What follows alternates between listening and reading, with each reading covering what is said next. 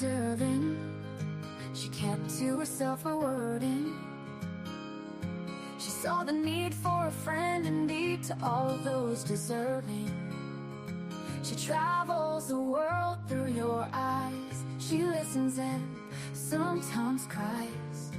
She wants to know what makes you whole and cares without disguise.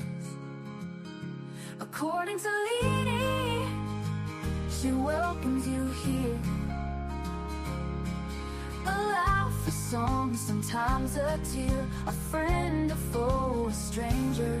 Your life story, your moments of glory. You're sad, you're happy, your dreams and your worries. She wants to know the ins and outs of all of you here. According to Lived, according to Lived, she welcomes you here. A laugh, a song, sometimes a tear, a friend, a foe, a stranger. Your life story, your moments of glory.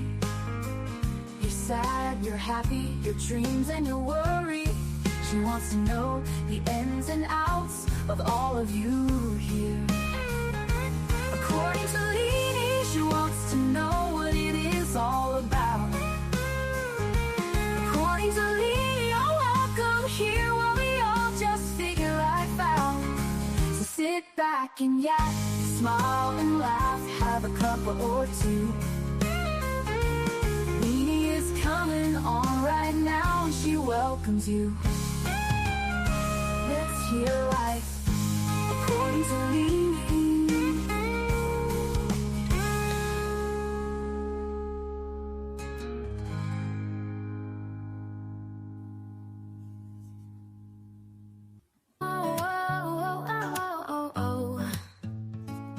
It started with a chat, just a few of us there, talking about life and the stuff we all share. From kids to chaos and the mess we make, we bonded over laughs and every mistake. From bad hair days to a joke or two, no topic was off limits, nothing taboo. We laughed till we cried, had each other's backs. A sisterhood formed in the middle of tracks. Sisterhood of the chat, we're strong and we're loud. From West Virginia, Liverpool, we're proud. From Texas to Australia, we've got the best. Lifting each other up, we pass every test. From the East Coast to the West, we cheer. From Indiana to New York, we're always here.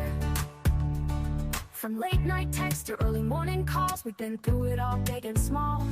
From talking fashion to the crazy stuff, we got each other's backs when life gets tough. We send memes and pics of the day gone wrong and the occasional "can you believe this song?" We share everything, no secrets to keep, like a wild dream that we never want to sleep. Sisterhood of the chat, we're strong and we're loud. From West Virginia, Liverpool, we're proud. From Texas to Australia, we've got the best. Lifting each other up, we pass every test. From the East Coast to the West, we cheer. From Indiana to New York, we're always here. From Tennessee, where the music plays, to sweet tea nights and lazy days. From England's hills to the country roads, our sisterhood's a bond that forever grows. Sisterhood of the chat, we're strong and we're loud. From West Virginia, Liverpool, we're proud. From Texas to Australia, we've got the best. Lifting each other up, we pass every test. From the East Coast to the West, we cheer. From Indiana to New York, we're always here.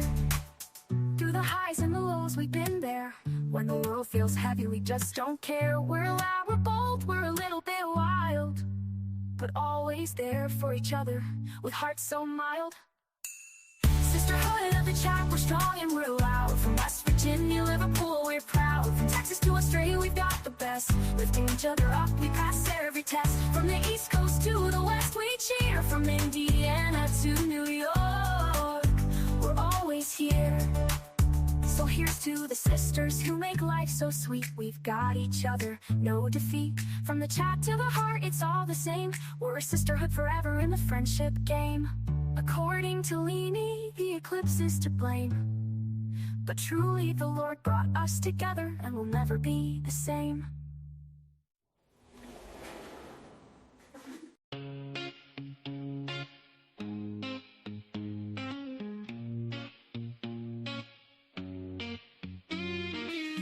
In the studio we laugh all day. She's got that sass in every way. Talking fast, not a pause in sight. Leanie's got my head in a spin tonight. Oh, shut up, Leanie, can't you see? You talk so much, it's drowning me.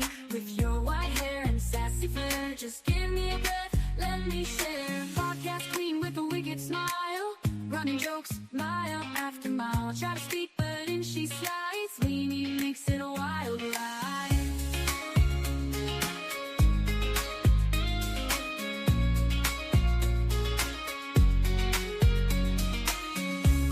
With a wicked smile, running jokes mile after mile. I try to speak, but in she slides. Leanie makes it a wild ride. Oh, shut up, Leanie, can't you see? You talk so much, it's drowning me.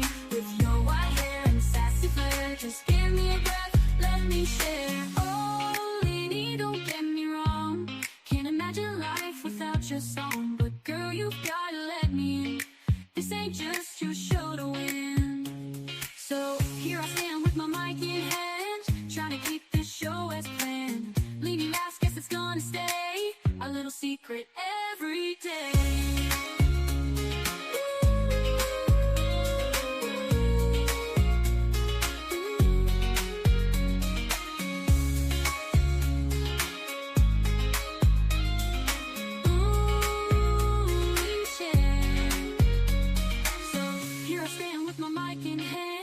Trying to keep this show as planned. Leanie laughs, guess it's gonna stay a little secret every day.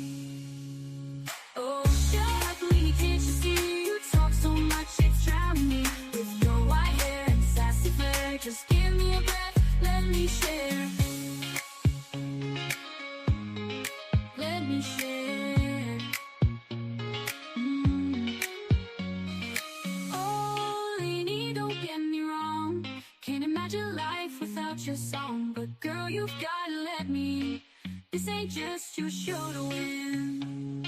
Oh, shut up, Leanie, can't you see? You talk so much, it's drowning me. With your white hair and sassy flair, just give me Give me just let me dance. Oh, Leanie, don't get me wrong, can't imagine your life without your song. That's the song.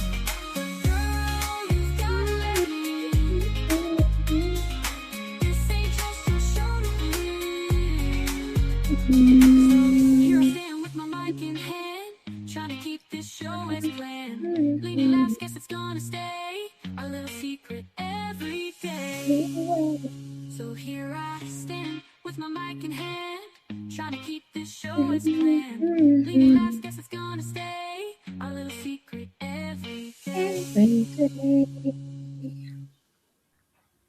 Hello, chatters. Good to see you in the chat. I'm made up. I'm going to do a roll call right away. So bear with me. Bear with me. Our host of the channel is coming in right now. Let me add her. Oh, I've removed her. I've added you back. Sorry, Lee. Sorry, Lee. Somehow I don't think. Oh, I can't hardly hear you. It's like you're away from the mic. Am I here now? Hello, you're still very low. Can I hear your mic up? Can you hear me? That's better. That's it. It's because my battery's gonna die. Then I'll have to come in through my phone, but that's okay. I forgot to. Shh. I forgot to plug up my headphones the last time I was on. Sorry. Well, do you know what, Carry on. Lee? I'd rather you not come in if you're not going to be professional about it, because you're just ruining the channel. Yeah, I know. Yeah, you know what? You know, I think You're it's best doing. if you step back if you just can't be professional. It is what it is, Leanie. Yeah, at this point, I'm pretty sure we probably should just change the channel name. Maybe according to according to Maggie. Maggie. Yeah, because Yeah, I Maggie, think. look, I've got it now. I know how to be professional. You got it. You don't need. Listen, I was listening yesterday, Maggie, and I was so happy to hear that you started off with a prayer. I loved it so much. Okay, You probably don't even know what because the hell I'm talking about, do you? oh no, I do. I was praying to God to give me the Mm-hmm. strength within, because he come in on the live having a fight with me on the live. Mm-hmm. What I did it was sound like? I laughing never my listened ass back. off.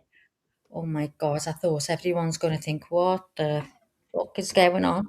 How am I supposed to be professional when I've got you and him coming in like that? You with your fucked up mic and him with his fucked up attitude. Do you know what I mean? These girls understand they're putting up with me for fucking hours a day. I know. Anyway, good morning to Lisa Dodson. Thanks for coming in. She's a case. She's here all the time. Hello to all you. You're another case. Love you all the world. Love you all the world. We've got our Melly Jo in too. Let's have a look. Let me go down. And wait till I tell you. So hold on a minute. Remind me in a minute about the late notifications. Yeah, we've got our Melly in. We've got our Lunchy in. You are, our Lunchy's beautiful, isn't she, eh? In real life, she's even better. Oh, fuck off. Shut up, you. I broke up with Lunchy. Go ahead. Anyway, sorry. Yeah, I broke up with you yesterday, so... Did you? Well, I broke up as soon as I got home. I texted Lunchy, told her I had to Did break you? up with her. Yeah. Hang on, did you? Because I never got a fucking text off you yesterday. Don't even speak to me throughout this live. If you call me name, you're not getting answers. Guys, just so you know, if she calls me, she'll have to go through you to speak to me. She can fuck off now. And I've said that on the live. Oh, she's messaging Lunchy. Eating Lunchy like that. Well, fuck you and fuck Lunchy. How about that? Now you fuck me whole show now. Because I was trying to be professional. See what I mean? See, Lisa? Everyone else knows. They know what we're like. And I was really doing good. And she comes in. And then see the way she thrown that one into me. I text Lunchy as soon as I got home. Well, I'm actually made up for you because you've shown your true colours. What a bitch with a capital B. Sick of her, guys, sick of her. She just gets my heart up and then fucking throws it on the floor, stamps all over it. Who does she think she is? Who does she really think she is? Hey, well, best you do roll call and feel shame. I'm muting. Oh, y'all, listen. It wasn't my fault. That's all I'm gonna say. It wasn't my fault.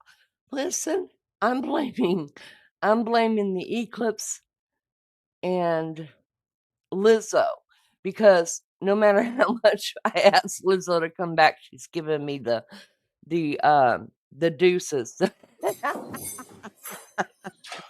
That's right. I am. Damn it, I wasn't done talking. Good morning, Your Honor. May I proceed? Yes, please. Your Honor, the matter before the court today, we Time have to Commonwealth mute our versus mics. Lindsay Clancy. Miss Clancy is present. She is represented by Attorney Kevin Reddington, and the Commonwealth is represented by Assistant District Attorney Jennifer Sprague and Assistant District Attorney Shannon Buckingham. All right. Good morning, counsel. Morning, Your Honor. All right. Good morning, Miss Clancy. Your Honor. All right. Before we bring the jury in, let me talk to everybody just a little bit about this morning's proceedings. All right, counsel.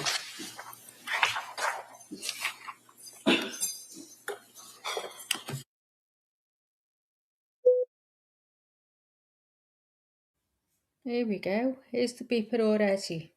Beep, beep. It's all I hear in my life is beeps. They're normally beeping me out for swearing. What they're normally doing. It is what it is. Anyway, she's in the chat. She's in capitals. And I'm in lowercase, as usual, lowercase. She's always got We'll to be better, switch it. hasn't she? Capitals. Well, I might just want capital tomorrow. I'll be writing in capitals. How about that? You can go lowercase. Okay, because tomorrow I have a dental appointment. What did you say? You have a what? I have to go to the dentist for more impressions. I'm not lying. Fucking are. You are. I'm not lying. I'll send you pictures You're coming of me in in now. the It's chair. not happening. Now, get in here tomorrow. Okay, then I'm gonna have to be live from the dentist chair while I'm getting impressions. That's what we want. We want the proof. Okay, You fine, can't be fine. trusted. You can't be trusted, liar. didn't lie. You I lied. didn't. I Hey, Maggie, said, I've got an appointment, Maggie, right. at the I did. doctor's. And I said, oh, No, God, fucking did. Don't be lying. no. I No, said, so I she's had, trying to make hold yourself on. look. No. Now, you hold on a minute. Don't get me all loud in here because Shut I up. can get just as ugly and more painful than you can. Really? You're the Have a sweet go. one. Go I'm the for it. mean Go one. for it. Go for it. Now, I said, let me calm it down so I can get on your good graces. I said, Maggie, I have an appointment on Wednesday. So, and I even talked to the moms. I was like, please help Maggie out because I had an appointment on Wednesday. And I didn't say a doctor or a dentist appointment. I said I had an appointment, and I did. I had an appointment with Lunchy. But now we're Call you broke up. Lindsay Clancy, premeditated. Good morning, John. Good morning, everybody. Sorry, How are you, John?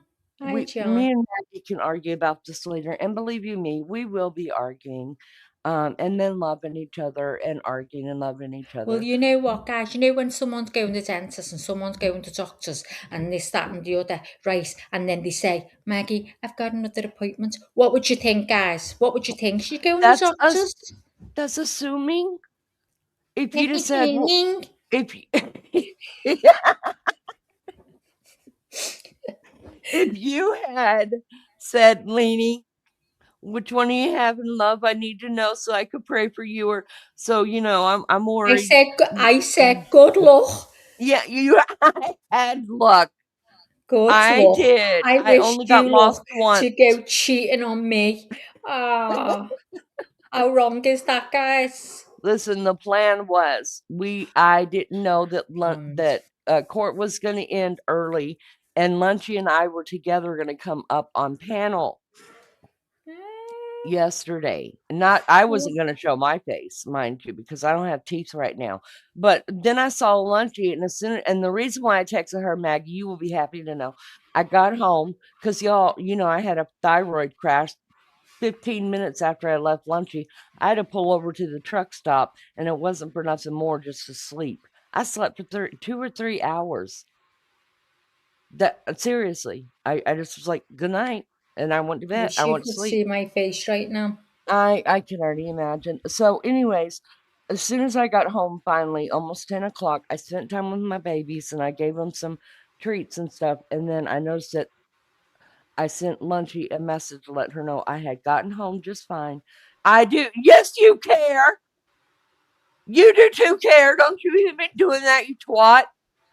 Anyways, so the reason why I didn't text Lunchy, you suck it, was to tell her that I had gotten home safely and that I had to break up with her immediately because you shut up.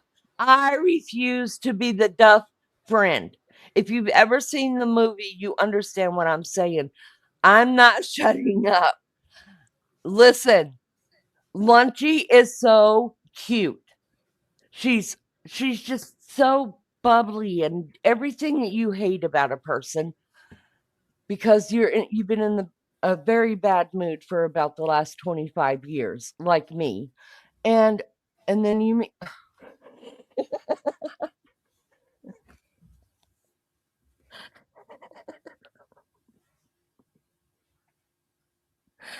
Lisa, I was either fall asleep at the truck stop or fall asleep on the side of the road. You know how them thyroid crashes are, girl. You have to go to sleep right then. Anyways, Lunchy's too cute. We can't be friends with her. We can't. She's just cute. I mean, I'm not going to be the ugly friend. I'm just not. I felt like I was walking in her shadow. So no, I don't have pretty cute little bouncy friends. No offense, Maggie. Oh, that didn't come out right. Oh, Maggie. Carry What I on. meant by that was, Carry on. Carry uh, on. I didn't mean it the I've way got it sounded. witnesses. I've got witnesses. Carry on. I You didn't see, mean that. guys, right, so severe mode. That's Did you hear me? terrible. Carry on eating me. Go on. It is terrible. Maggie, you're gonna die. You're gonna die when I walk up to your house one day. and not even knock, but just walk myself in, of course, so I don't get baby child over there in England all in a ruckus for having to answer the door to me. I'm just going to walk in and say, what the hell is going on in here? Baby child, go to your room. Maggie, go sit in the living room. I'll be right there. We're done with this. And I'm going to say, your invitation expired.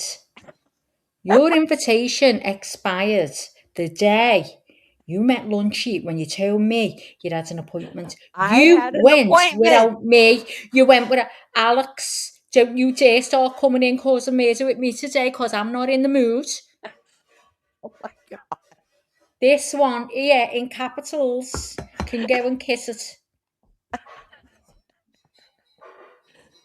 Okay. It was supposed to be a surprise for all of us. That's when you tell me. You know I the don't do idea of a surprises. surprise. I don't do surprises. Oh. All right, I'll tell you Well, from that's what now you want. on. You're going to get a surprise. Oh, you're going to get a surprise. I'm going to surprise you. Just wait and see. Wait and see. Okay, so let me break this down really quick. So what had happened was I told Maggie, I'm going to do it really fast. I told Maggie that I had an appointment yesterday. And you guys know that I have been having quite a few appointments since we started this, and they've been totally legit. I decided after baby child moved out, I was going to start taking care of myself and do everything that I needed to do to start taking care of myself. So I started the dental work and doing all this hospital work and, tests that I should have run 10 years ago that I haven't, stuff like that, and because it's busy, you're busy too. Get to the doctor. Anyway, so I'm going back and forth doing all the things that need to be done. And sweet Maggie's been running this by herself. And I think personally, I've done her a great justice because she's turned in to be, I think she's great. And I'm not saying that out of bias. If I thought she sucked, I wouldn't leave her alone. But, anyways, so I told her I had another appointment on Wednesday, talked to the mods, asked them, please, can we all be in there, especially when Maggie and I aren't together because it's too hard to mod too.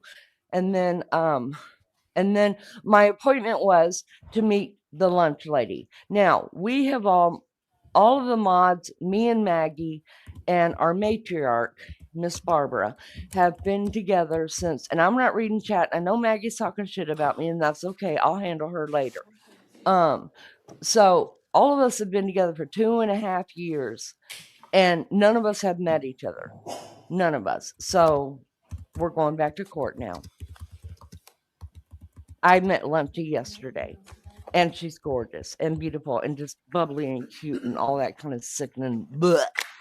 So I broke up with her. End of story. Court, all right. Jurors entering.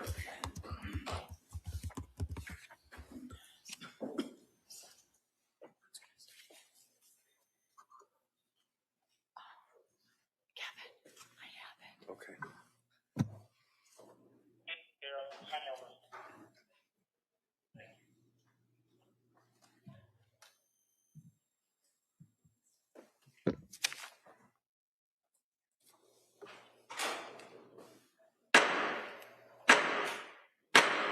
Yay. All persons having anything to do before the Honorable William Sullivan, Justice of the Superior Court now sitting in Plymouth, within and for the Commonwealth.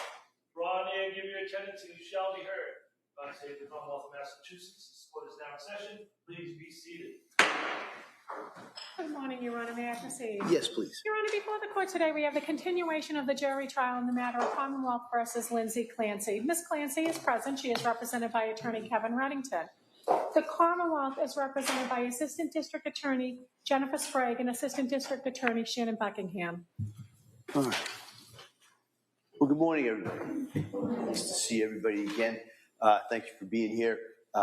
What I'm going to do is ask you those questions again, and then talk a little bit about today's schedule, and then we'll get right back into the Commonwealth's presentation of the evidence. And so the first question as you probably know by now, is has any member of the jury read, seen, heard, or overheard anything from any source about any aspect of this case that would affect your ability to be fair and impartial as a juror? Last question is there any other serious matter or concern bearing on your service as a juror in this case that anybody needs to bring to my attention at this time? Again, thank you for following those instructions. Today's schedule is we have a number of witnesses, so we're going to start as soon as I'm done talking, and then we'll get right back into the Commonwealth's case. We'll take a break mid-morning, and then we'll continue till 1 o'clock, and then I anticipate that we'll go somewhat into the afternoon, but we'll just kind of have to see what the evidence is, if any other issues come up that I have to deal with that doesn't concern you. So with that, I'm going to turn this over at this point to the Commonwealth. Ready to call your next witness? Yes, Your Honor. The Commonwealth calls Dr. Kimberly Springer.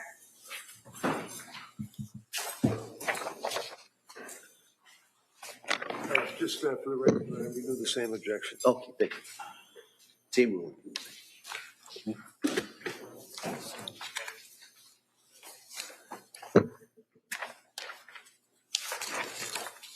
Good morning, ma'am. Stop right here, raise your right hand for the second. Good morning. You solemnly say that the testimony in the evidence you shall give to the court and the jury is not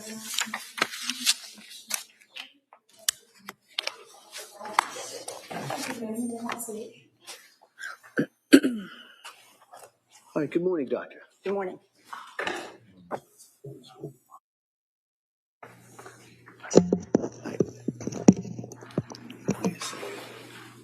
All right, Commonwealth, could I see Counsel just over here for a second? Just for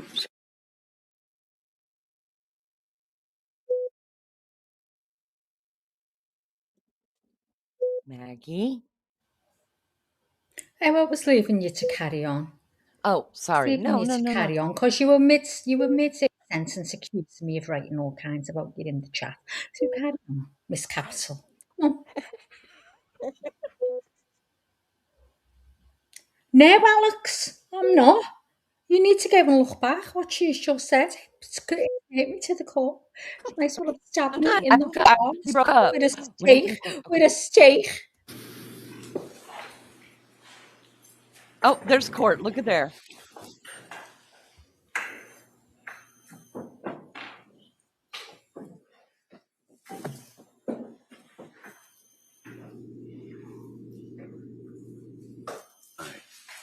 Does that work better for everybody? Okay, all right. All right, Commonwealth. Thank you, Your Honor. Good morning. Can you please state and spell your name for the record? Yes, it's Kimberly Springer, Kimberley, Springer. Where do you work? At the Office of the Chief Medical Examiner in Boston, Massachusetts. And are you a medical examiner? I am. How long have you done that? 20 years. Can you describe for us your educational background? Yes, 4 years of college at Wellesley College in Wellesley, Massachusetts. 4 years of medical school at the Chicago Medical School in North Chicago, Illinois. 4 years of residency training in anatomic and clinical pathology, which is hospital-based pathology at the Brigham and Women's Hospital in Boston, Massachusetts. And 1 year of fellowship training in forensic pathology at the Office of the Chief Medical Examiner, which is where I now work. And throughout that 20 years at the medical examiner's office, have you conducted autopsies? I have. Approximately how many? Over 2,000.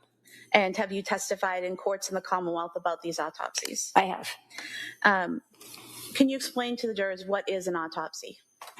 Yes. An autopsy is a tool by which we examine the whole body in an effort to determine cause of death. And it's comprised of two parts: an external examination, where we look for identifying characteristics such as height and weight, evidence of medical therapy, and evidence of trauma and disease. We may take evidence as appropriate, and then we turn to the internal examination, making surgical-like incisions and examining each of the internal organs, again looking for evidence of trauma and disease, and taking additional samples for other tests such as toxicology. Now, I want to direct your attention to January 29th, 2023. Did you perform an autopsy on Callan Patrick Clancy? I did. And when you performed this autopsy, did you follow the procedure you just described, where you did an external examination and then an internal examination? Yes. And can you tell us what your initial observations were of Callan when you started the external examination? Yes. So Callan had some therapeutic procedures in place, or therapeutic equipment in place, including a thermometer in the left nostril, a nasogastric tube in the right, an endotracheal tube down the throat, a Foley catheter draining urine, intravascular catheters in the right hand and right wrist, and an intravascular catheter in the left foot. There was some adhesive residue, possibly from other therapeutic procedures as well, on his chest. And there are additional needle marks that I saw on his body. In general, should I keep going? Or? Well, what were your general observations? In general, he was, we measured him at 26 inches long and 24 pounds. He had general edema, and those are the general. So when you were talking about therapeutic things, are those things that were done by a medical provider at a hospital or some such setting?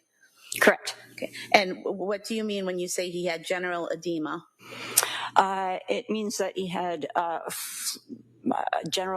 his whole body had more fluid than one would expect in a person, or an 8-month-old who had not been in the hospital. It's very common for someone coming from the hospital to have had been given fluids such that they have excess fluid and swelling. Did you make observations of any injuries or trauma to Callan? Yes. Okay. If we could have photo 9960. Hold on, so let me just, members of the jury, I just want to give you, kind of revisit that instruction that I talked to you last week about. You may remember we talked about before they played that tape. All right. I just want to remind you that sometimes evidence is presented in the trial that creates emotional reactions. But as jurors who've taken an oath to follow the law, I'm instructing you, as I did last week, that you must separate any emotional reaction on your part from the informational value and the weight from the evidence. You must not be influenced in any way by the unpleasant nature of the photographs and testimony that you're going to hear this morning or throughout the whole trial as well. So you must find the facts in this case based only on the evidence. But you can't find those facts or base those facts on sympathy, anger, passion, prejudice, or pity against either side. So I appreciate that. I just kind of wanted to remind you of that. And with that, come on. Thank you, Your Honor. So photo 9960. Is that on the screen, Doctor? Not yet. Yes. Okay, thank you.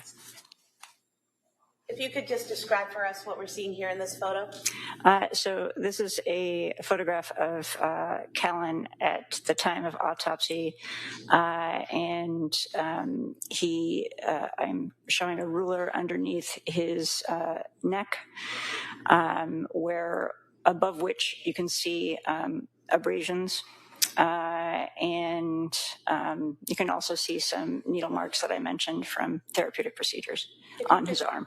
I'm sorry, if you could use the tool, pressing the top button there just to highlight the area you're talking about, the abrasions on the neck. Right here on his right side of his neck, and then in the middle of the neck, and on the left side of the neck. And if we could now have photograph 663.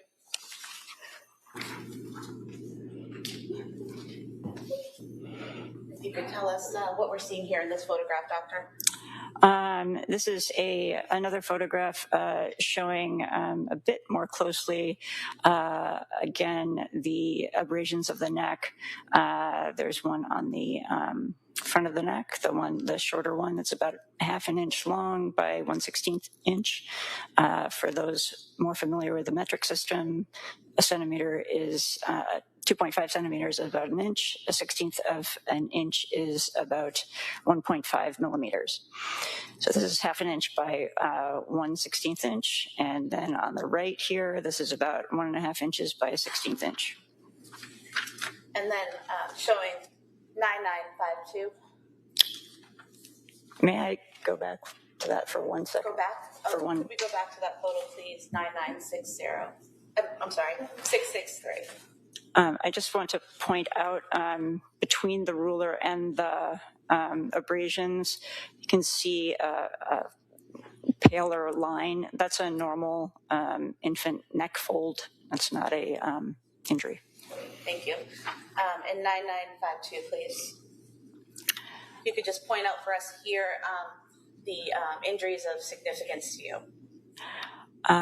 Here, sorry, I think I did that. We could go back to the prior photo, please. I got it. It's the top one. Yeah. Okay, so these again are the abrasions on the left side of his neck, and there's the one on the front of his neck.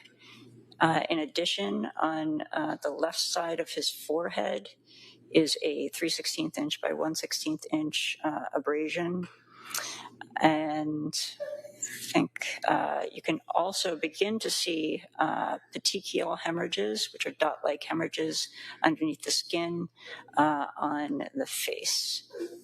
And what are petechial hemorrhages? Petechial hemorrhages occur when there is rupture of the small blood vessels underneath the skin surface, and they are from an overpressure of the small blood vessels such as capillaries or venules, and blood escapes out and makes a dot-like hemorrhage. We could have photo 9954. If you could explain for us what we're seeing in this photograph, please. In this photograph is Callan's right side, also showing the back of his neck. So that abrasion that could be seen in the first photo showing the front of his neck, that abrasion continues along about 3 inches in all toward the right posterior back of the neck. And if we could have photo 9955, please. Is this a close-up photograph of what you just described? Yes, I can show that right here. Thank you. Could we have photo 636, please? And if you could describe for us what you see here in this photo, Doctor. First the abrasion is in poor focus, but it's in the picture on the left side of the photograph, and then the most in the photograph, one can see those petechial hemorrhages better along the cheek, on the eyelid, all of those. We could have photo 654, please. Can you describe what we're seeing in this photograph, Doctor? Yes, this is an abrasion near the hairline on the right side of the forehead, and that is up here. That is about 3/8 by 1/8 inch. And then photo 656, please. Can you describe what we're seeing in this photo here, Doctor? This is looking at the top of Callan's head, and on the top right part of his head toward the front, near the forehead, is a 1/8 by 1/16 inch abrasion. And then photo 657, please. You can describe what we're seeing here, Doctor? This is a the abrasion on the left side of his forehead with a ruler this time. In addition, the petechiae are also in pretty good focus on this. And then photograph 9916. If you can describe for us what we're seeing in this photograph, please. So these are some of the, I forgot to mention at the very beginning, there's a intravascular catheter in the right groin. This is Callan before we took off his medical therapy, and it shows some of the needle marks that he had. So on this is his right lower extremity. This is a look of an intraosseous catheter attempt with a central puncture mark and a round abrasion around it. And then here's the right groin line and the left foot line. And if we could have photograph 9917. Are we seeing the same thing here on the left leg, those same IO attempt marks? Exactly, yes. Thank you.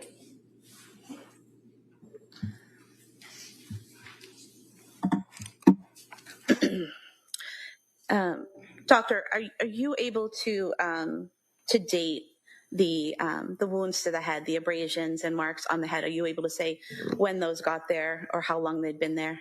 I can't precisely, but they have signs of healing in the form of scabbing. And would that indicate that they weren't fresh wounds that happened the day you saw him or the day prior? Correct. In terms of the marks around Callan's neck and the petechiae around his eyes and face, did that give you an indication here of the mechanism of death for Callan? Yes. And how so? So it is consistent with a ligature strangulation, given that the abrasions are linear around his neck and there are petechial hemorrhages above those lines of abrasion.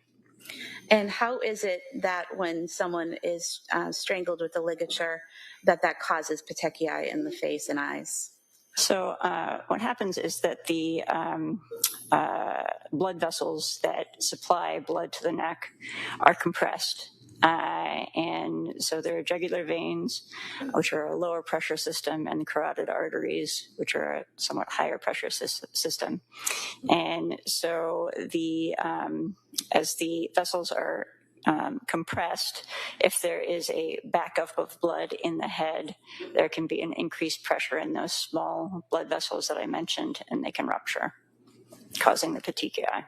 But basically, is it similar to a balloon filling up, but it's not air, it's blood and pressure in the face? Yes. And so when that pressure gets too great, is it that the capillaries are basically bursting and causing those little red marks? Yes. Most texts say capillaries, some say venules, the small blood vessels. And how is it that this process, the strangulation by ligature, causes death physically? How does it physically happen? So the blockage of blood, either both to and from the head or just from the head, will cause a lack of oxygen to arrive at the brain. And there can be an element of airway compression as well, such that the lungs can't oxygenate properly. So that lack of oxygen is what causes the brain to die and the organs to fail. And based on your examination of Callan, did you come to a determination based on your training and experience to a reasonable degree of medical certainty as to the cause of his death? Yes. And what was that? Complications of mechanical asphyxia. And why is it complications of mechanical asphyxia instead of just the asphyxia itself? Because he was resuscitated, and so his heart began to beat again. So from the 24th to the 27th, there was a continuation of support of his organs to in the hospital. And so if he had a stopped heart at the scene, and in that case I would have just said mechanical asphyxia, but since there was a 3-day hospital stay, I said complications of mechanical asphyxia. So the word complications doesn't mean that something happened at the hospital to cause his death. It's just that the strangulation caused his death, but he didn't die for a few days. Correct. Commonwealth would move to submit the autopsy photos as the next exhibit. Same objection. Same objection. They may be admitted.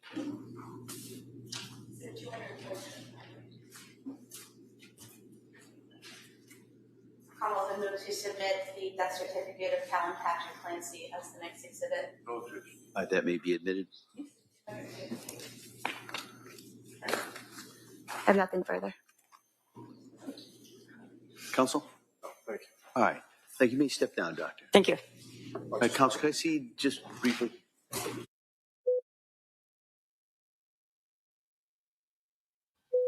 That was awful to listen to, wasn't it, eh? Absolutely awful. I just want to die. I mean, if I had done that out of my mind, you know, I didn't want to be here anymore. You know, my life is over. Short break at this time. They're going to take a short break, Maggie. Couple minutes, okay? Are they? Yeah, I just heard them say it. They were going to take a short break. Sorry about my dogs. You guys, oh God, that was terrible to listen to. I know. It was awful. Absolutely awful. You put it in your brain, you know, like you're actually seeing Callan and you're actually putting the wounds on his body. At least that's how I do it. And I know. Is she wailing? Why Is did that they why only took the do break? the one kid? Why was there? I thought these have to go through the All right, 3 this court will be in children. recess. They're gonna have to. Yeah, but Right, okay. this I is thought that was it. When he told, but obviously he's telling to step down because there's a break. well. I think there's going to be a different medical examiner because remember, Callum was taken to another hospital. Yeah, true. That's right. So it's probably going to be a different medical examiner that does the 2 oldest ones. There was a couple Alex, questions. yeah, it's alive. This is live. Yeah. There was a couple Morning, questions I love. had for you guys. Good morning, everybody. Thank you guys for being here. So when I was listening to your live yesterday about the blood evidence, you know, the one thing I was zeroing in on, and I think a lot of us were, because all of us wanted to know that blood stain that was in the basement next to Cora's body. And so we were listening to the DNA and all that and how they come about, figuring out whose blood belongs to who. And I understand that us that watch true crime, we've pretty much got DNA down. We know how it works.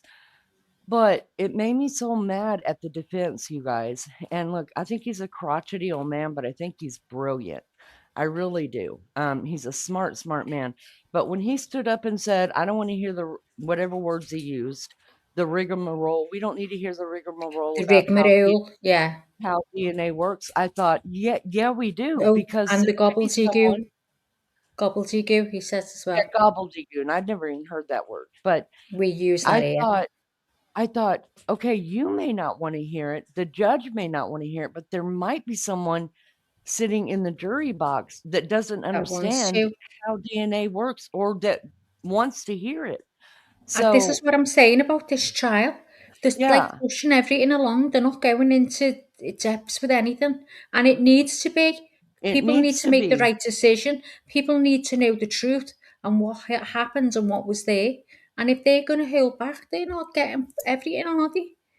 It's kind of like the defense is almost handing it over to the prosecution because they're the ones that are making all of these stipulations, like we don't want this shown in court, we don't want this shown in court, we don't want this shown to the public. Look, I get the pictures, okay? I get it. I understand that. But not to hear the 911 call. We're not jurors, obviously. Yeah. But some of the Mm. stuff that he's like, no, we don't need to see all that. I'm not, I agree to all of that. Push that along. She doesn't have to, to Yeah. submit it to court. You don't need my permission because I've already granted all of it. No. That's not how our court system is run. It's not our fault if you've got other things going on. You know what I mean?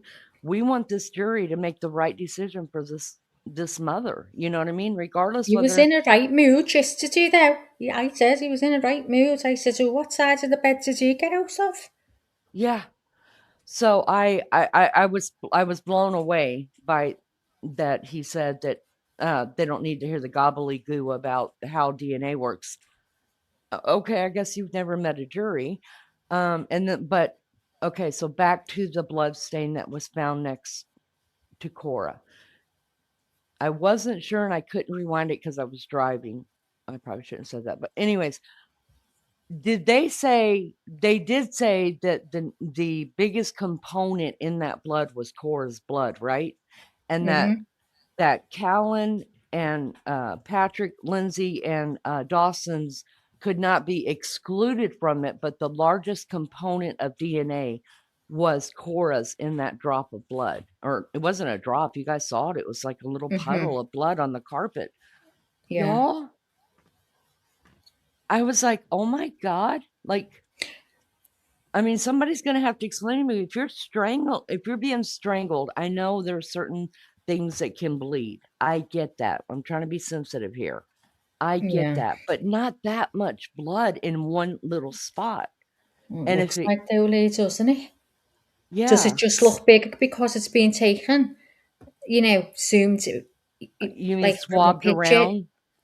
It might just look bigger because of the way the photo's being taken. Because I know this is going to sound mental, guys, but on Temu, I was looking at a chair. Oh, it was gorgeous, and I was going to buy it. And then I seen the measurements, and it was for a doll's house. And I thought, oh my God, imagine if it's a bossy. But there you go, but it looked big. I I know mean, that's that terrible. very well could have been it, but I mean, as many pictures as I saw of it, and like with the couch next to it and different things, well, they'll have a ruler next to it. Hopefully, we'll be able to see that. And obviously, the medical examiner, well, the medical examiner doesn't have anything to do with the blood in the carpet. I think they've covered that as if to say, um, they couldn't rule out all family members because they all carry the same DNA in one form or DNA. the other. But the most DNA was Cora's. So that tells me that was Cora's blood. Did Mm. did you get that from it? Did the chat get that? Is that what you I thought? did pick that up. Does anyone else's? I just thought, it's zoomed in, and people saying here, Lou said she cut a bit of tongue, Oh, I didn't think about that. Yeah, good point. Good point. and it comes from the ears as well, doesn't it? Yeah, and I know that your eyes can sometimes bleed as Yeah. well. I don't know. That's Me just neither, what Lou. when I heard them talking about that blood, I mean, like I turned it all the way up so I could hear it. And then I was like, wait a second, did I really just hear what I heard?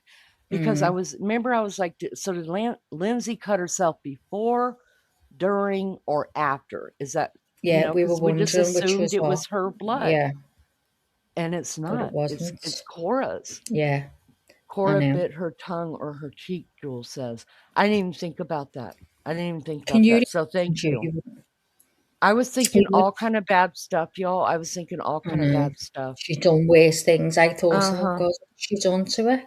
But I think that would have been mentioned. It wouldn't have been one of them. They can shut up or, play it down like they have been with a lot. They've been playing down a lot, a whole lot. And I don't think I know. well, even the evidence of the children's bodies, I think they're just leaving it to strangulation.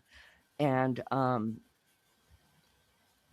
I mean, I don't know. I'm so confused as to why this trial is going like this.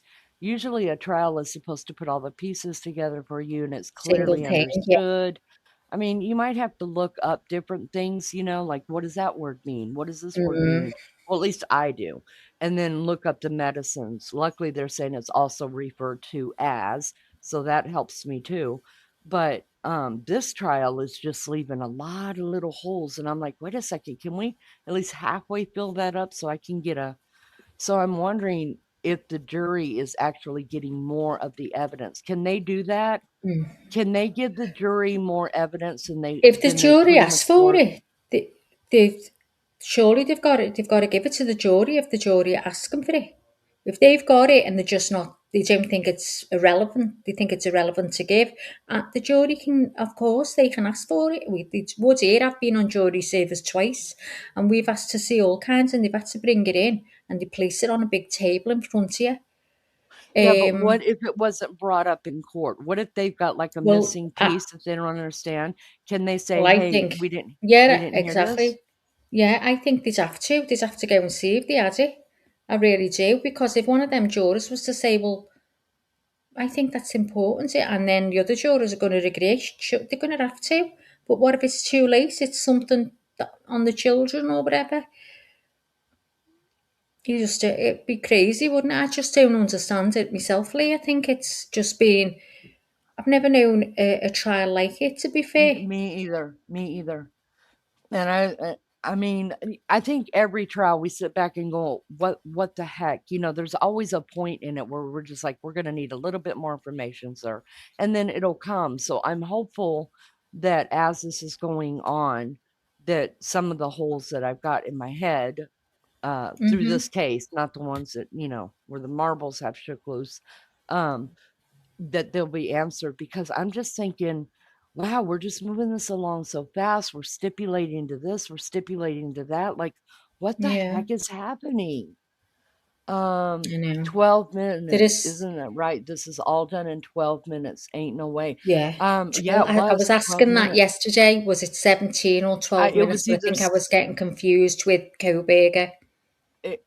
yeah, it was either 17 or 12. I forget what it was. Yeah, But it was one of those two. But that's see, and that's another reason to go back to premeditated. Like I know. she I am fed called up with it. and she looked up how long it was going to take to get from point A to point B and back home. So that's what's sticking me to premeditated. That's That's why I me wanted to too. know from people, Me, can you actually do that in a psychosis state? well, I read it off play and it says no, you can't. You cannot control. You can't. You know, work things out like that. That's what it says when I looked it up. Eddie, thanks very much. Hey, this is a great chat, by the way. I'm impressed. Some are not so great, but you were all doing something right. Oh, Eddie, thanks very much. It Yeah, means a it's lot. probably me not doing so great, but listen, Eddie, I mean, we're Oh, Eddie, we're just don't doing the best start it we're just off. doing the best we can around here. That's it, Eddie. We're just, you know, like we got problems. We have Le- situations going on, Let Eddie. me just explain. Leni is a part-timer, Eddie. She turned up today on the panel as a guest. And she won't be coming back, Eddie. Just let me tell you that. Lolly. She's probably going on an appointment, Eddie. Right She's got away, the this. channel will be changed to according to Maggie. At Never Leanie. a month at Sundays.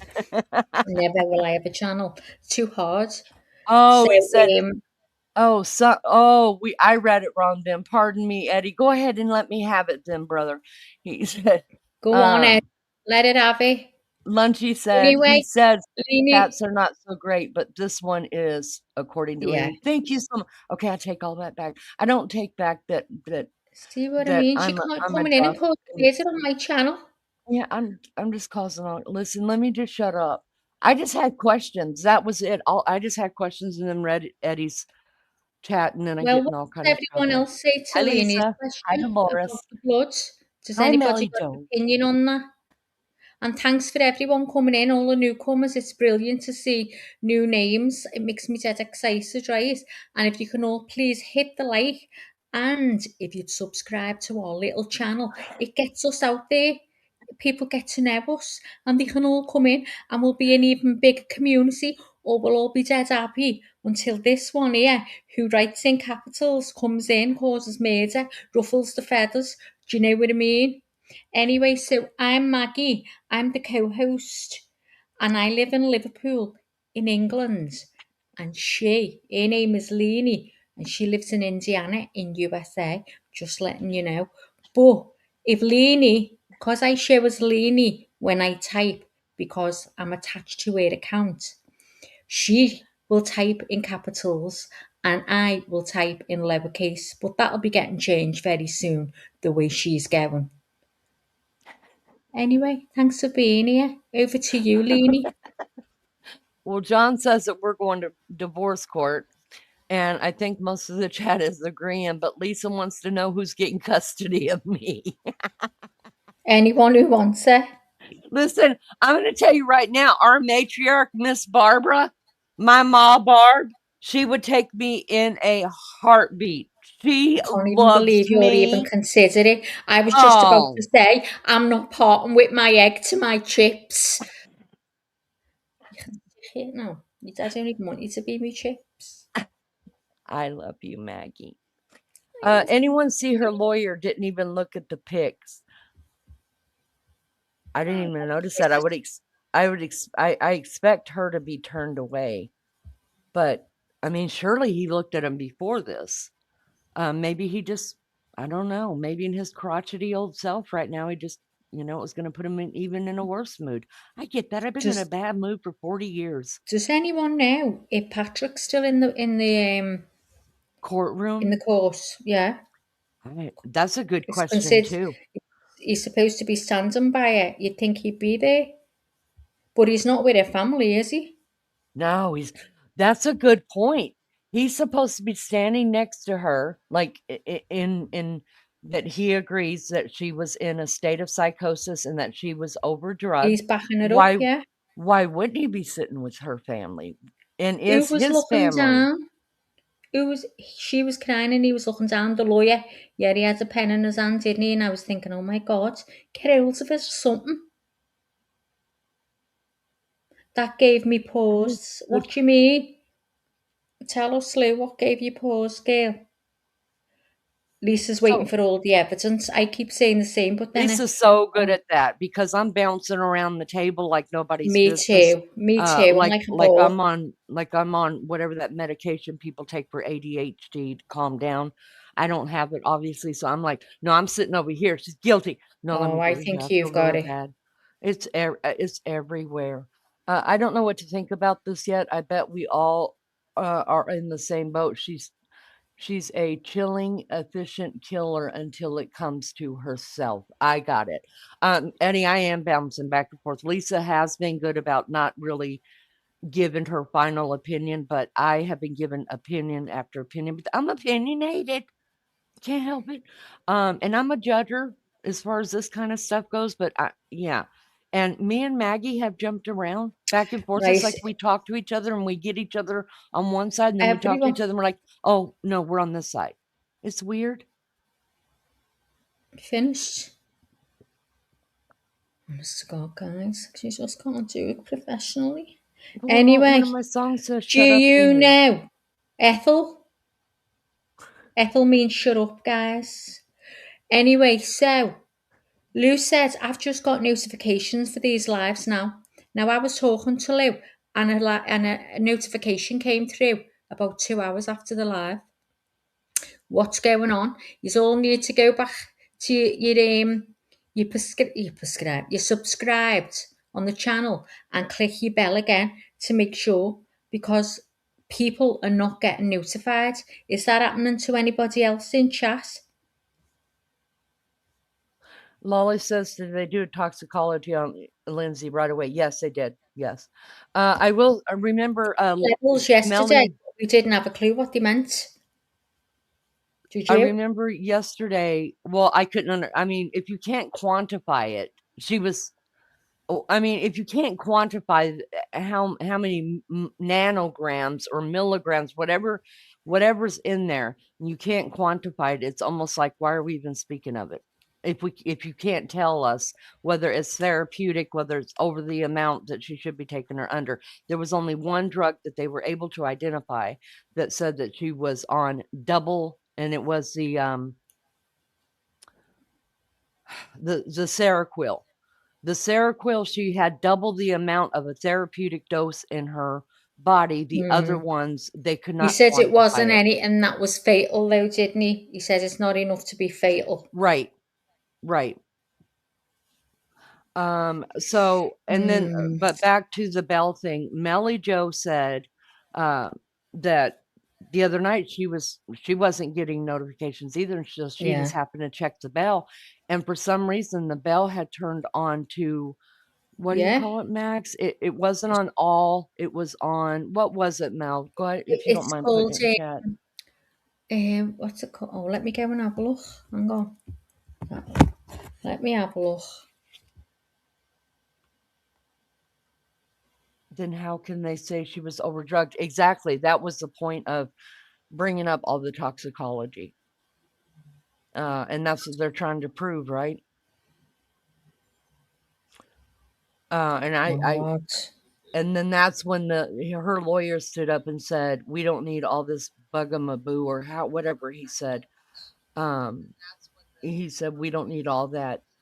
We know about how DNA works, so we don't need to hear it." And I just wanted to walk up to him and say, "Sir, you have a jury sitting over there. They want to hear it. Even though it makes the trial last a little bit longer. Look, I'm tired of these appeals, y'all. How many appeals have we got going back? That do you guys really want to have to hear poor Gannon Stouck's death again? I really don't, but we're gonna. I can't seem to do it on this phone. It was on personalized. That's what it was on. Personalized, okay. She had never ever pushed that. She always just has hers on. Yeah, because it was Melly that first told us about it, wasn't it? And now Lou. Yep. So I wonder if it's anything to do with where they are. I know that sounds silly, but the only thing I can think. Dolores is getting everybody. She said that she got an alarm 4 times. Wow. Something's happening then. Let's see what Sarah, please forgive me if I mispronounce. Please forgive me if I mispronounced your name. Can I just call you Sarah? Is that okay? Seroquel just makes you want to sleep. I take it every night, mixed with benzos, and you will black out. I used to be on both. Okay. Thank you for that. I appreciate that. So the Gannon Stout. she'd taken Lee. Was it enough to make? Because I couldn't make sense of it. Is it enough to make her out of her mind? The Seroquel she was on would make. From what I understand of it, now the benzos they said that they couldn't quantify it. In other words, they can't tell us how much of that was in her system. So let's just go off of people who know what they're talking about because they've done it themselves. Sarah says if she took if that isn't that meaning, sorry Lee, isn't that meaning there wasn't enough in the system for them to get a reading? To get a count? Yeah. No, because remember, there is one drug there were 5 drugs that they were testing for. One of the drugs out of the 5 breaks off. Let me just talk in layman's term. It breaks down to the component that is in the other 4 drugs. So it's going to detect those 4 drugs as well when it could only be one of those drugs. Do you see what I'm saying? Yeah. So that's why it can't be quantified, because that's why it can't be counted how much she had in her, because it could have been all or any of those drugs. But they did say that those other 4 drugs, there was not even a therapeutic level, meaning she was not taking those drugs prescribed. Okay. Yeah. They only know the Seroquel was the one that was what she was prescribed. Now I don't know if it's enough of a dose because we're all prescribed something a different and dosage, it has different effects on everyone. Yes. Like I'm just looking there. One says it gives it energy and whatever. Right. And then Sarah says that it'll knock her out. So it also depends on what our dosage is. So she could have been on a very Yeah. low dose. All he said was that according to her prescription, she was on 2 times the amount. Yeah. So, Yeah. but she could be on the lowest dose. Who knows? I mean, Yeah. that's what we're talking about, and I know you guys know it too.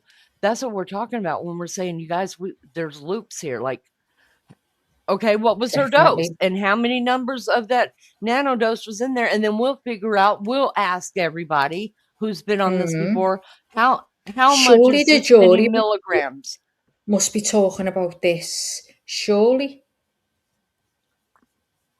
They're not allowed to talk. They're not even allowed to talk to each other. No, to each other when they're in No, if they go in no. the room, Oh, they if can they read. go Yeah, when when they they go go to in the deliberate. deliberation room, yeah, Mm-hmm. when they go in there, they can talk, can't they, amongst each other. Now I'd be going, hang on a minute, I don't understand why this isn't going fair. I'd be so confused. They'd have to go on unanimous because I'd be up the wall. I'd be going now. I can't come to a decision. I need to know fully what's what. Okay, let me jump right here just a second.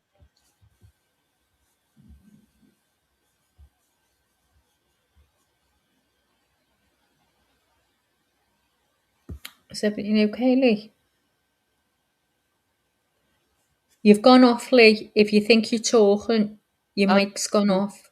Yeah, I need a new mic. This one's just not going to work. Newt's right here, so he keeps knocking it out. Listen, we are so grateful to y'all that come in here and educate us, because Yeah.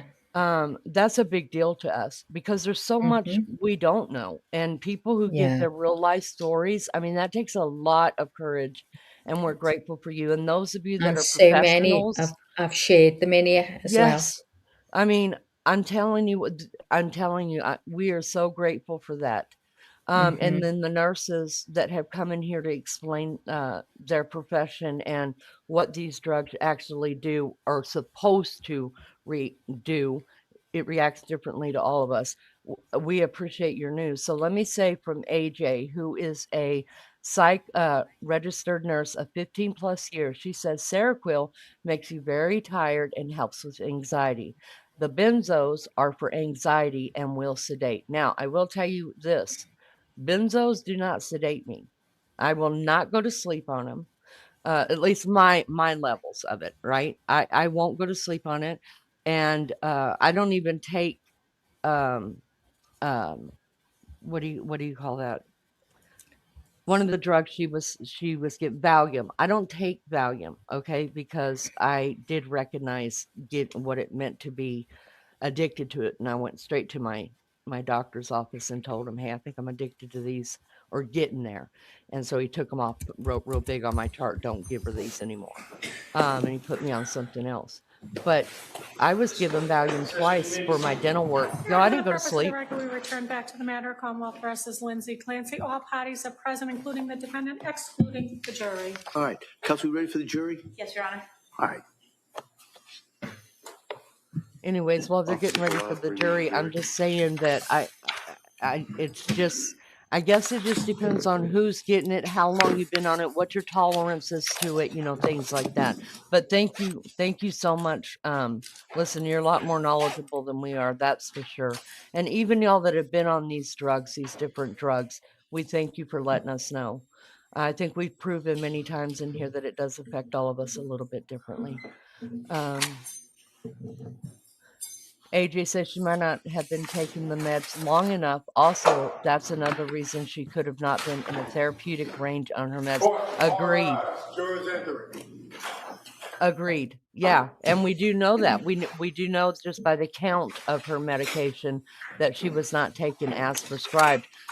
And y'all, thank God she wasn't. Well, maybe she should have been, and then the babies might still be alive. I remember seeing a picture of her prescription bottle somewhere, and it's the same as my prescription amount, and it makes you tired. Okay? Okay? This court's now in session. Please be seated. All right, let me hush Your Honor, just a for the minute. purpose of the record, we return back to the trial of Commonwealth versus Lindsay Clancy. All parties are present, including the defendant and including the 18 jurors. All right. Thank you, everyone. So we're going to now return to the Commonwealth's case. Attorney Sprague? Thank you, Your Honor. Commonwealth calls Dr. Lindsay Rochert.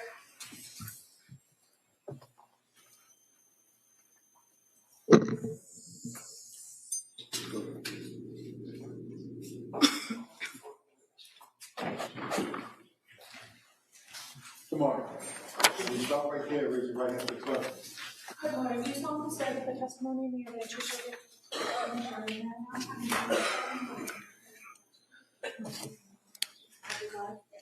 yes, you may have a seat. Just watch your step, please. Good morning, Doctor. Good morning. Tree Sprague? Thank you.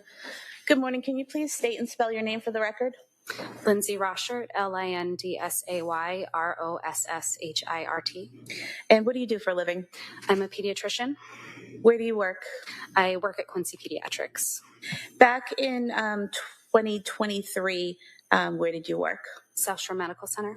And how long did you work there at that point? In 2023, I think I had been there for about 7 years.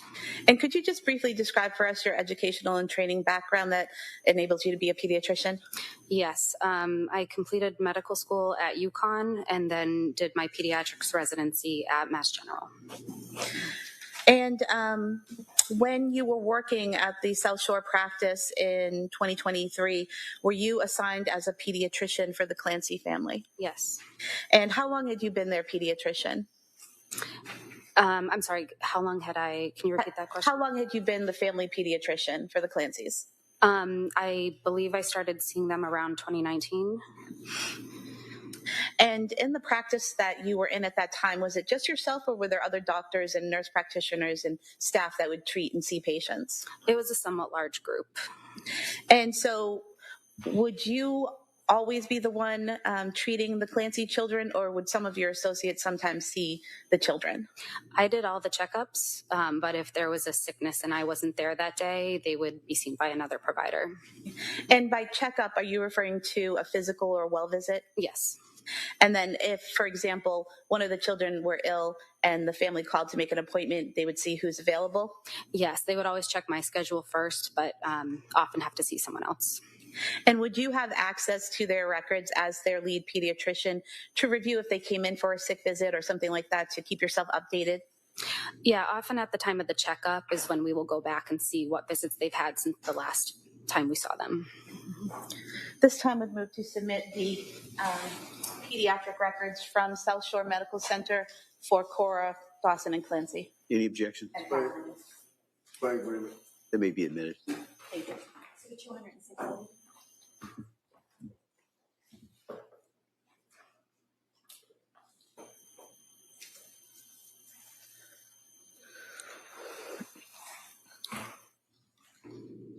If we could focus for a moment on Callan Clancy. He was born in May of 2022, correct? That sounds right, yes. And you were his pediatrician from the time he was born? Yes. While you were his pediatrician, did his mother, Lindsay Clancy, ever talk to you about Callan having issues taking a bottle? Not that I can remember. Was there anything out of the ordinary health-wise with Callan? No. Was there any issues, or were there any issues with him meeting his milestones? No. What about Dawson Clancy? Did he have any health issues or concerns that you were aware of? If I recall correctly from the notes, I think just a peanut allergy, if I remember, but otherwise he was healthy. And Cora Clancy, did she have any medical issues? I think asthma, that was pretty well controlled, but she was also healthy. Now, in your role as a pediatrician, are you aware of postpartum issues, and are there certain things that you look for in new moms when you're treating babies? Yes, we're certainly aware of it, and we try to look for any kind of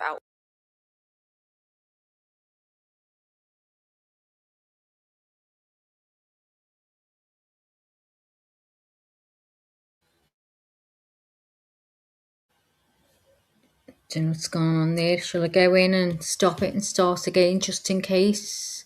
Sure, you can. I don't think it's us. I do think. I don't think it is. Poor TV. I'll just It's stop and go in case. It's never us, y'all. signs at Here we some go. initial newborn visits. What do you do in terms of? Yes, so since we're obviously caring for the child, we are not really able to diagnose or manage anything for the mom, but we do try to connect her with resources, whether Massachusetts has some postpartum resources, or often we'll refer to have her try to contact her OB. When you were interacting with Lindsay Clancy, when you were treating her 3 children, did you ever see the need to refer her for any of those services? No.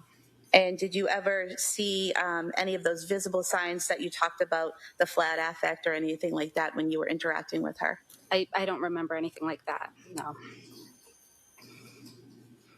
I want to ask you about some of the things that are in the medical record that the jurors will see, so that you can just kind of explain what they'll be looking at.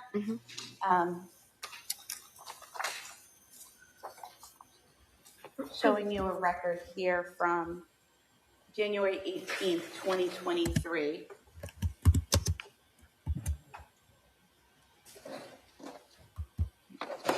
Issues with the brightness, I'll just bring it to you. You just look that over, and is that consistent with the medical records from your practice? Yes.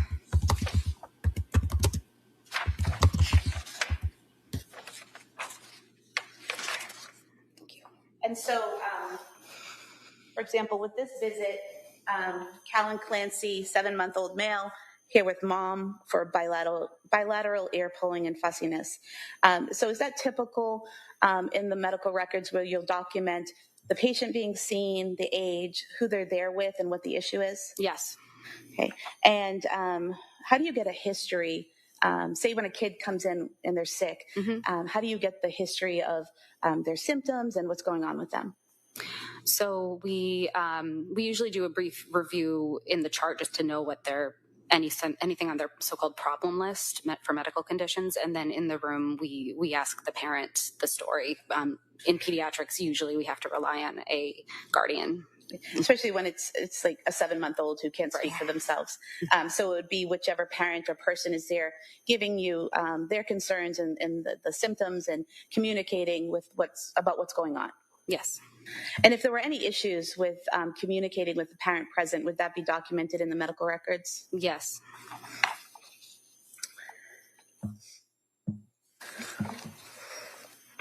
And you saw Cora Clancy on January 24th, 2023 for a physical, correct? Yes. And as you stated earlier, prior to seeing her for the physical, did you look over her chart to see if she had been in recently with any illnesses or anything like that? Yes, I would have done that.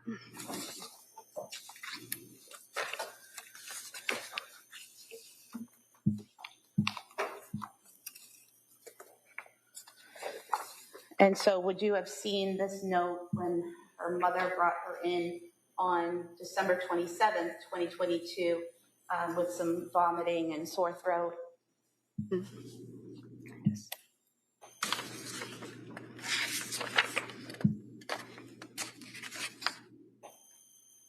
Yes.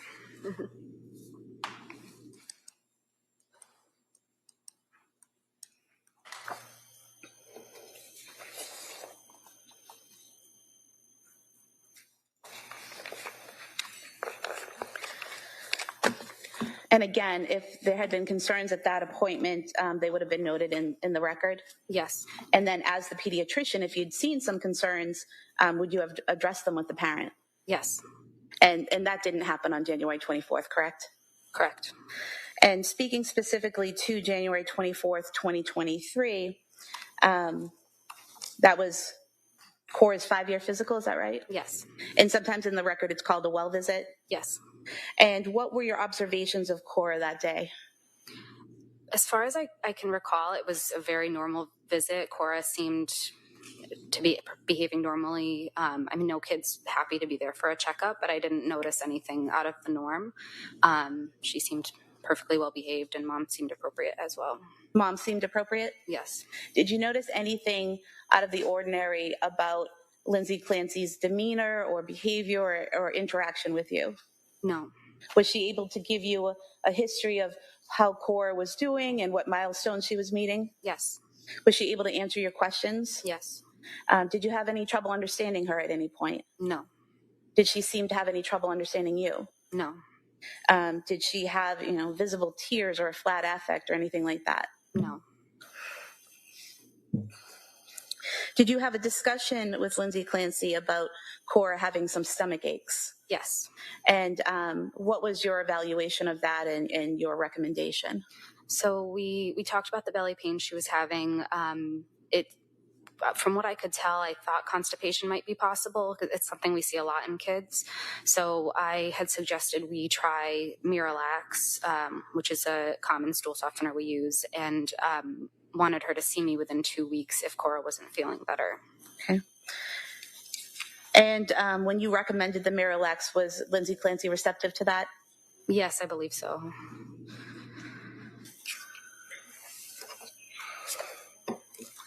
I have no further questions. Thank you. Attorney Reddington. Morning. Good morning. What's the time frame that you dealt with the Clancy children? Because you took care of all three of them, right? All three. Right. Yeah. Cora, I believe, was around 9 months old. So I want to say that I saw them from about 2019 until 2013. And when you would see the children, who would bring the children to see you for the checkups? Was it Lindsay, or was it Lindsay and Patrick, or was it? I think that Lindsay and Patrick came together for one of Cora's checkups, but as far as I can remember, every other visit was always Lindsay. And being an experienced pediatrician and being very protective of your patients, little kids, you're always looking to see if there's anything out of the ordinary, bruising, anything indicative of any type of psychiatric problems they may have, stunted growth or anything. Is that correct? Yes. You're always on the lookout for anything else, even if it's not mentioned to you, right? Right. Mm-hmm. Did you ever notice anything like that on the Clancy kids? No. Did they seem healthy? Yes. Did they seem happy? Yes. And in all the times that you would see Lindsay with the kids at your office, mm-hmm. Did she appear to be a doting or concerned mother for the children? Yes, she did. One of the questions that the DA had asked you is whether or not you're familiar with postpartum depression, postpartum psychosis, things of that nature. Mm-hmm.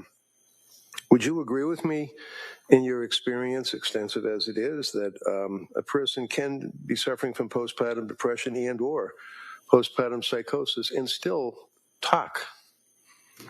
I'm not sure I have enough expertise to explain to answer that well. That's fine. That's fine. Thank you. Yeah. Was Lindsay the type of person, to your observation and your treatment of her, that she was kind of like, was she like a complainer? Would she complain to you about the kids being a pain in the neck and that she was aggravated with the children or anything like that? Not that I remember, no. In all of the times that you had seen her, let's focus, say, on the year of 2022 up through 2023, January 24th, when you saw the children, I'm sorry, Cora, I believe it was, last. Counsel had asked you whether or not you made any observations that you would have noted if she appeared to be suffering from any symptomology of postpartum. Do you recall her asking you that? Yes. And in your treatment of the children and in your observations of Lindsay, did you know, or did she indicate to you, or did Patrick indicate to you, or anybody indicate to you, that in October of 2022, she was seeing a psychiatrist? No. Do you know Dr. Tufts? No. Did you know that after seeing Dr. Tufts that she was placed on a selective serotonin reuptake inhibitor, SSRI, Zoloft? No, I didn't know that. And again, you're the pediatrician. It's not your job to pry. I mean, if you see something, you would make note of it and try to help them out. But I mean, if they don't tell you, you don't know, right? Did you know, fair to say that you didn't know that she was then seeing a Dr. Paul, and then Paul left the practice and nurse practitioner Gelada? I didn't know that. Okay. Do you know them? No. The only reason why I ask if you know them is that South Shore Medical Center, is that affiliated with South Shore Hospital? I believe it was already owned by the hospital at that time. Okay. Latasha Dukes, nothing about her. No. Any medications? Did you know about her being on any medications? No, I didn't. She didn't complain to you and say that she had insomnia and that she was unable to sleep or having difficulty like that? Not that I can remember. Did you know that she called the suicide hotline twice towards the end of December? Overall. I did not know that. Okay. Did you know that she had been to Mass General Hospital and then ultimately on New Year's of 2022 into 2023 self-admitted to McLean Mental Institution? I didn't know that. So when you saw her on January 24th, you did not know that she had been to McLean Hospital and had been on medications or anything, right? That's correct. Because again, she wasn't a complainer. Correct. She was a hell of a mother, wasn't she? I always thought she was a good mom. Thank you. Redirect? No, Your Honor. All right. Thank you, Doctor. Thank you.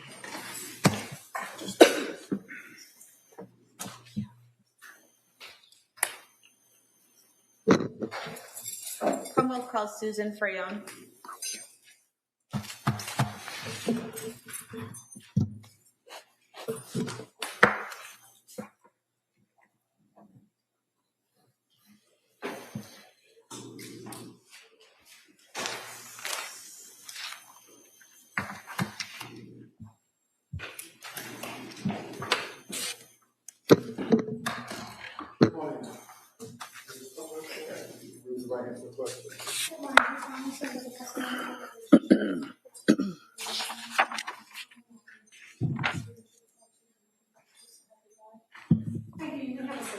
Watch your step, please. Morning. Morning. All right. I'm going to ask you to keep your voice up and speak into that microphone. All right. Attorney Sprague, please. Thank you. Can you please state and spell your name for the record? Susan Freone, SUSAN FRAONE. And your date of birth? 11/26/82. Where do you work? Learning Sprouts. And how long have you been working at Learning Sprouts? Almost 6 years. What is Learning Sprouts? Preschool daycare. What age range of kids attend Learning Sprouts? 15 months to about 5 years. And what age range do you teach? The about 3-year-olds to 4-year-olds. And back in January of 2023, what age range were you focused on teaching? 3-year-old, 4-year-olds. Was Dawson Clancy in your classroom? Yes. When did he start in your classroom? September of 22. And did you know Cora Clancy as well? Yes. How did you know Cora? Most of the teachers help out in all the classrooms, so we get to know all the children. And did you teach Dawson from September of 2022 until you went on maternity leave later on in 2022? Yes. Do you remember what month that was in that you went on leave? November. Prior to going on leave, so from September to November of 2022, were there any issues with Dawson? He started having harder drop-offs around mid-October, I would say. Is that typical for that age, or is that something unusual? Sometimes, yes. It was a little not typical for Dawson. So prior to that, he was fine at drop-offs, and then sometime in October, drop-offs became a little harder for him? Yes. And did that resolve over time? Sometimes he would have better drop-offs, other times. But then I went on leave, so. And after you went on leave, sometime after Thanksgiving of 2022, did you see Lindsay Clancy, Dawson's mother? Don't really remember. I think I did. Do you recall having a conversation with Lindsay where she asked you how your baby was and how you were doing? Yes, we did have a conversation at some point because I was still bringing my oldest daughter to school every day. Okay. And so you had your child in November, and then this conversation is sometime either around or after Thanksgiving? Yes. And when you had this conversation and interaction with Lindsay Clancy, was that at the school? Yes. And how was her demeanor? Fine. Was it any different than any other time you had seen her? No. Did she appear to understand you? Yes. Did you have any trouble understanding her? No. Did you have any concerns about her at that time? No. Was that the last time you saw her? Yes. And you're a mandated reporter, correct? Yes. So if you had seen anything about Dawson's behavior or about the parents' behavior at any point that caused you concern, you would have had to report that, correct? Yes. And at no time did you make any reports about the family or the children or the parents? No. When you had that conversation with Lindsay Clancy sometime in November of 2022, did she ever say anything about insomnia or not feeling well or being depressed or anything like that? No. Thank you. Cross. Morning. So how long did you, in your capacity as a teacher at Learning Sprouts, know the Clancys? I started at Learning Sprouts in November of 2020, and Cora was in preschool at the time. Okay. So you obviously saw the kids on a fairly regular basis. Yes. And forgive me, what is a drop-off? What does that mean? I'm sorry. When the parents drop the children off at school. Okay. And when district attorney asked you were there difficult drop-offs, what does that mean? Sometimes when parents drop the children off, they'll be a little clingy or they cry. Excuse me. Okay. Or they cry. And that would be the child would cry, maybe the Yes. parent either. I don't know, but Times. So did they have difficult drop-offs on occasion? I guess that Dawson Yes. would cry. Yes. How would Lindsay react? Was she okay? Did she seem concerned as a parent? I wasn't seeing as much of Lindsay. I was seeing more of Patrick. Okay. And Dawson appeared to be healthy and happy and engaged? Yes. As well as Cora? Yes. Thank you. Nothing further. All right, thank you, ma'am. Please sit down. Thank you. Watch your step, please.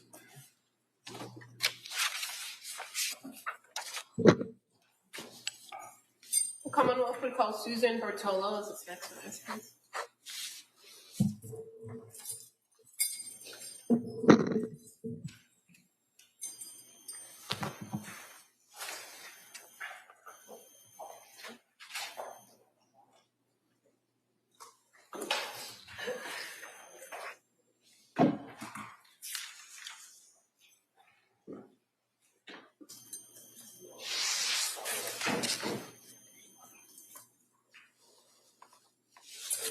Morning, ma'am. Stop right there and raise your right hand to the clerk, please. Good morning. Just solemnly swear that the testimony you give is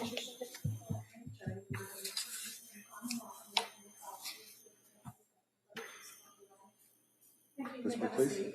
Watch your step, please. Good morning. Good morning. All right, I'm going to ask you to speak into that microphone. Okay. All right. And keep your voice up so we can hear you. Okay. All right. Come on. Thank you. Good morning. Could you please tell the jurors your first and last name? Susan Bertolo. And if you could just speak as loud as you can into that microphone, okay? Yep. Can you spell your last name for the record? Bertolo. And what city or town do you live in? Plymouth, Massachusetts. And where do you work? Leaping Frogs Preschool. Prior to working at Leaping Frogs, did you work at another preschool? Yes. Where was that? Learning Sprouts in Duxbury. And how long had you been with Learning Sprouts? 4 years. Did you teach a particular age group at that preschool? Yes, I taught the older preschool group. Okay, and at Learning Sprouts, are the classes kind of divided up in some way? They're divided by age, like toddlers, younger preschool, older preschool. And is there a particular label to the rooms that they're in? Are they referred to in a particular way? Yes, we were sunflowers. So your group, the 3 to 5 year olds, is the sunflower group. Yes. And can you tell us a little bit about how the day is broken up for kids in the sunflower group? Sure. So some children came in early at 8, and then the rest of the kids came in at 9:15. And then some were half day and some were full day. And as far as, excuse me, your role with the kids in the sunflower room, you primarily interacted with them in the mornings, correct? Correct. And when the kids get dropped off, is it fair to say the bulk of the kids get dropped off around 9? Yes. And does that happen kind of like in a wave where parents drop off and they're kind of taken into the room as a group? Yes, so the way our classroom was set up, we met them. They were dropped off to us at the door, and then we brought them into our classroom.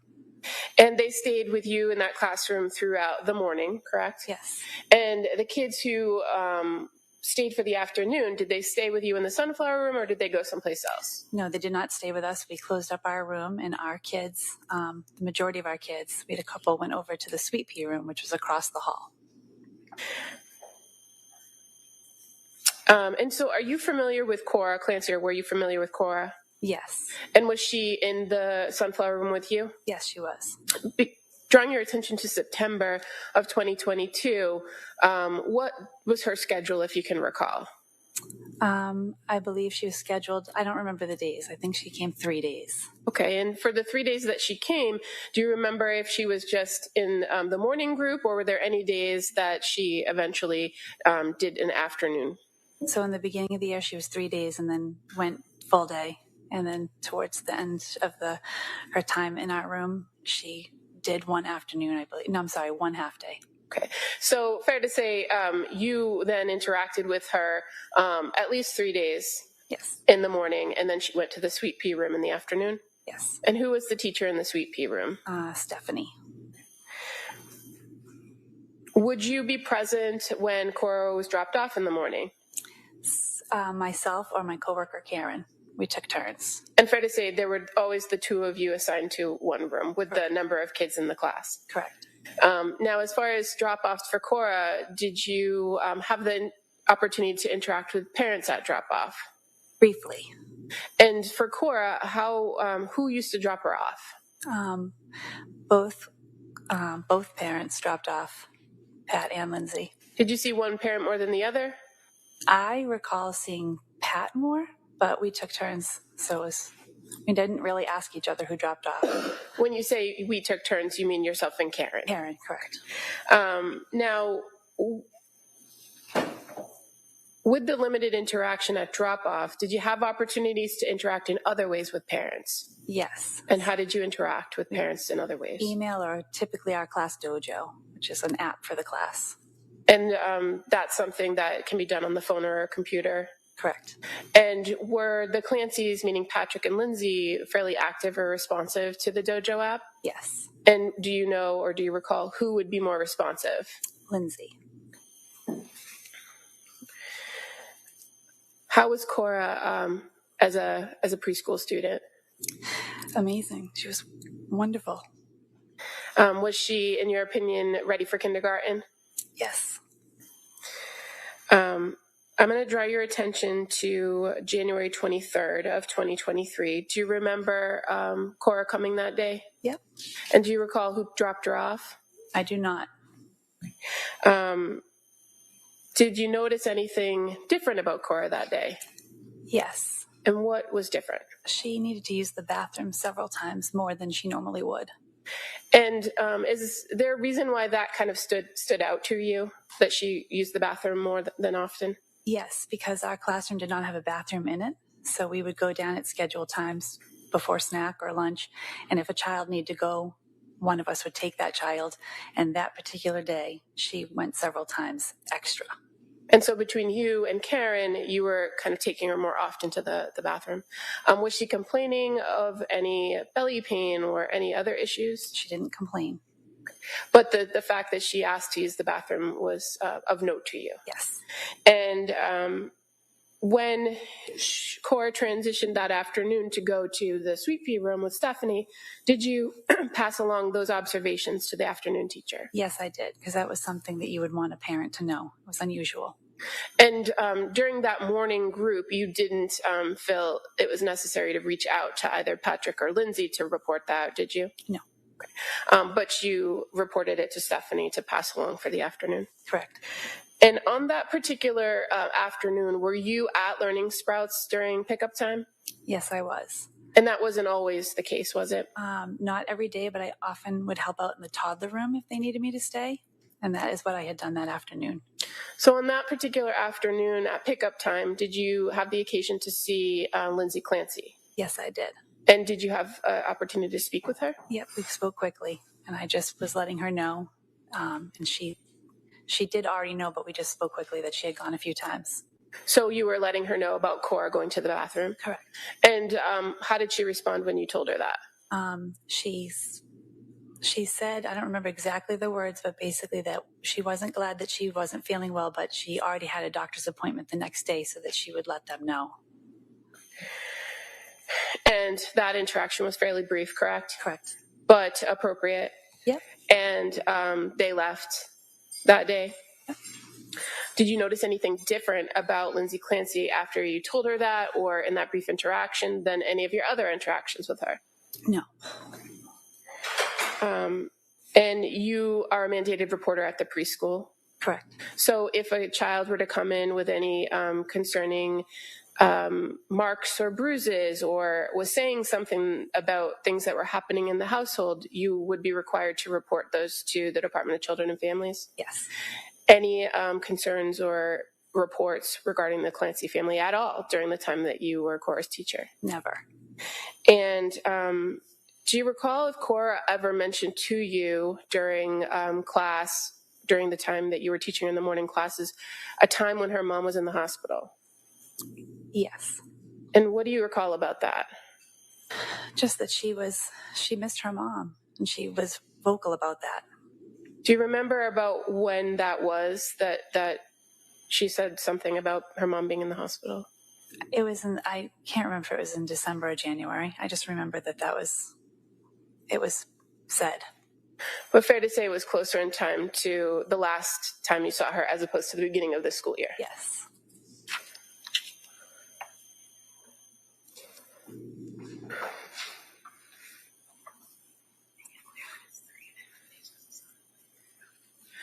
Just to briefly go back to Cora's schedule, I know you say you can't remember exactly which days she came, but by January of 2023, Cora was coming for 3 full days and 1 half day, correct?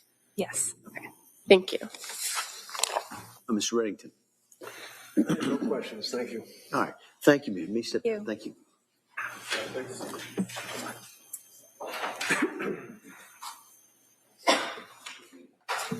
The Commonwealth would call Stephanie Williams as its next witness, please.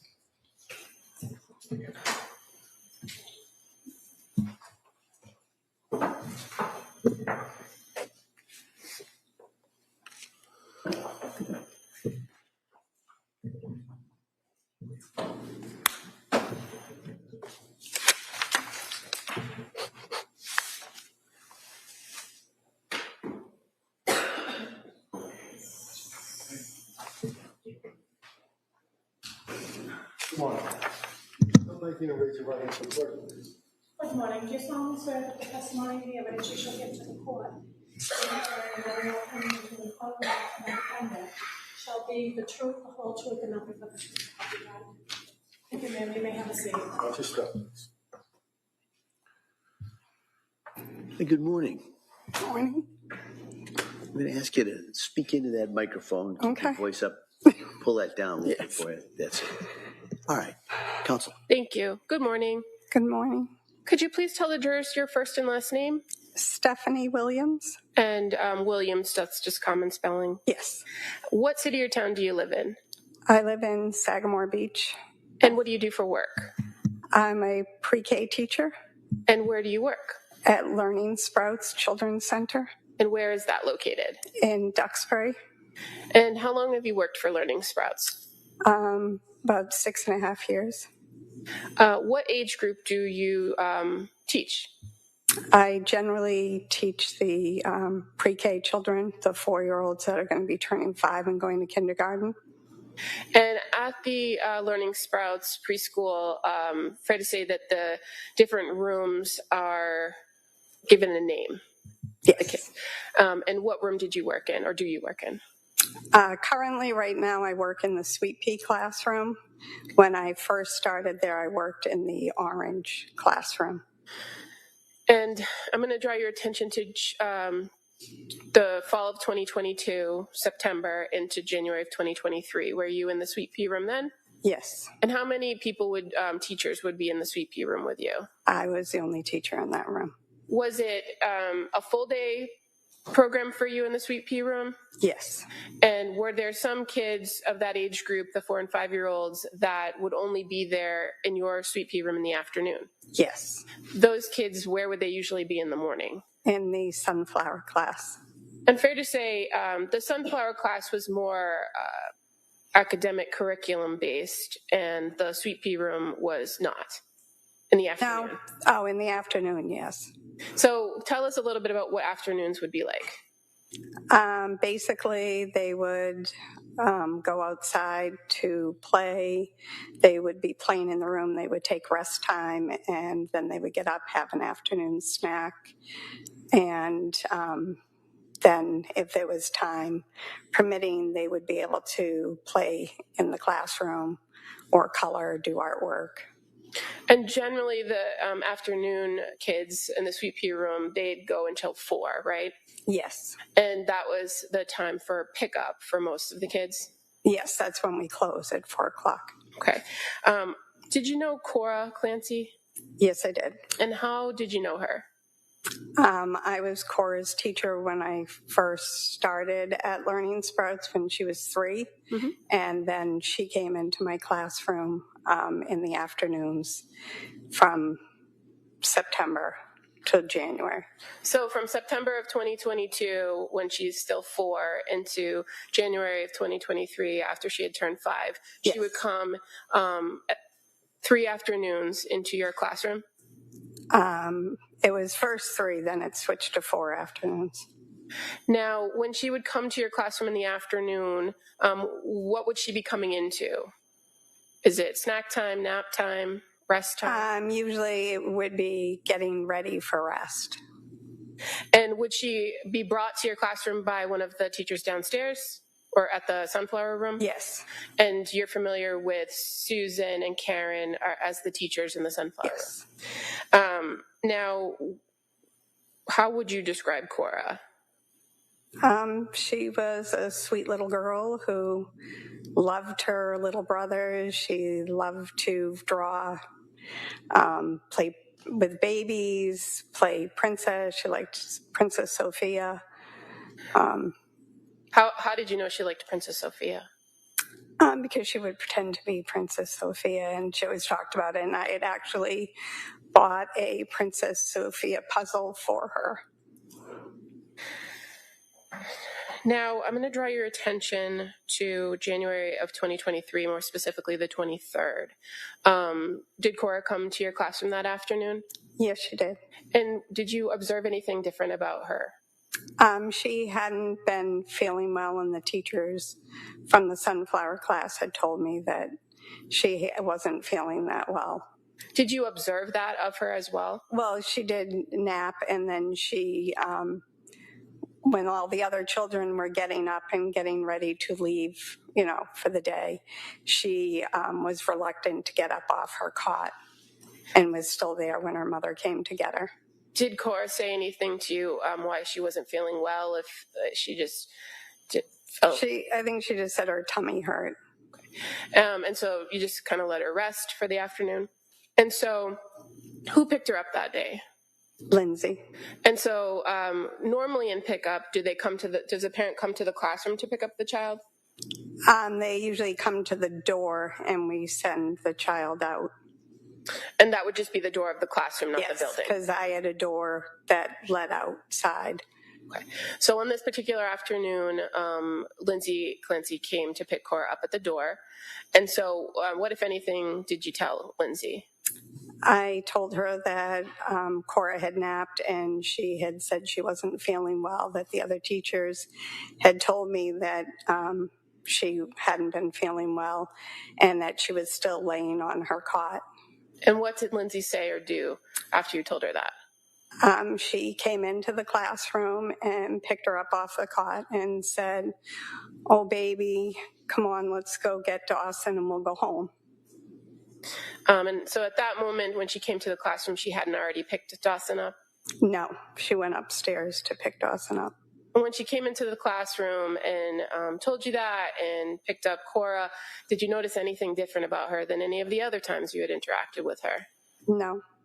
In any of the time that you had interacted with Lindsay Clancy from September of 2022 to January 23rd of 2023, did you notice anything different about her? No, she was just a very loving mother who cared about her children. And did she share anything with you about her family or about anything that was going on in her household at that time? No. And you, as a preschool teacher, are a mandated reporter, correct? Yes, I am. So if you were to observe something either on the child or from what the child said or behavior of a parent, you would be required to report that? Yes, I would. And as far as the Clancy family went, you didn't notice anything and you didn't report anything, did you? No. Thank you. All right. Mr. Reddington. Thank you very much. All right. Thank you, ma'am. May step down. Thank you. Watch your step.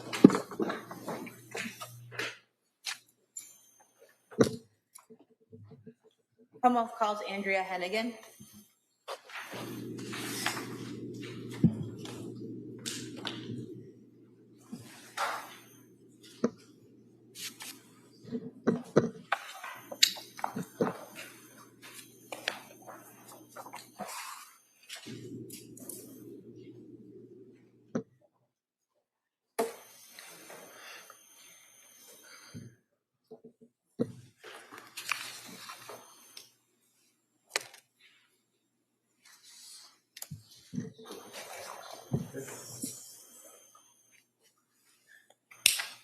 Good morning.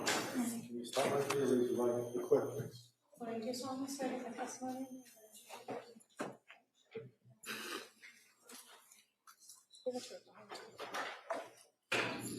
Thank you. You may have a This seat. way, please. Watch your step, please. You're welcome. Good morning.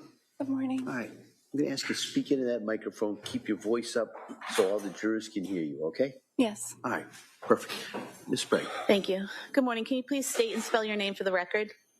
Andrea Hennigan, AndreaHennigan. And your date of birth? March 11th, 1976. What do you do for a living?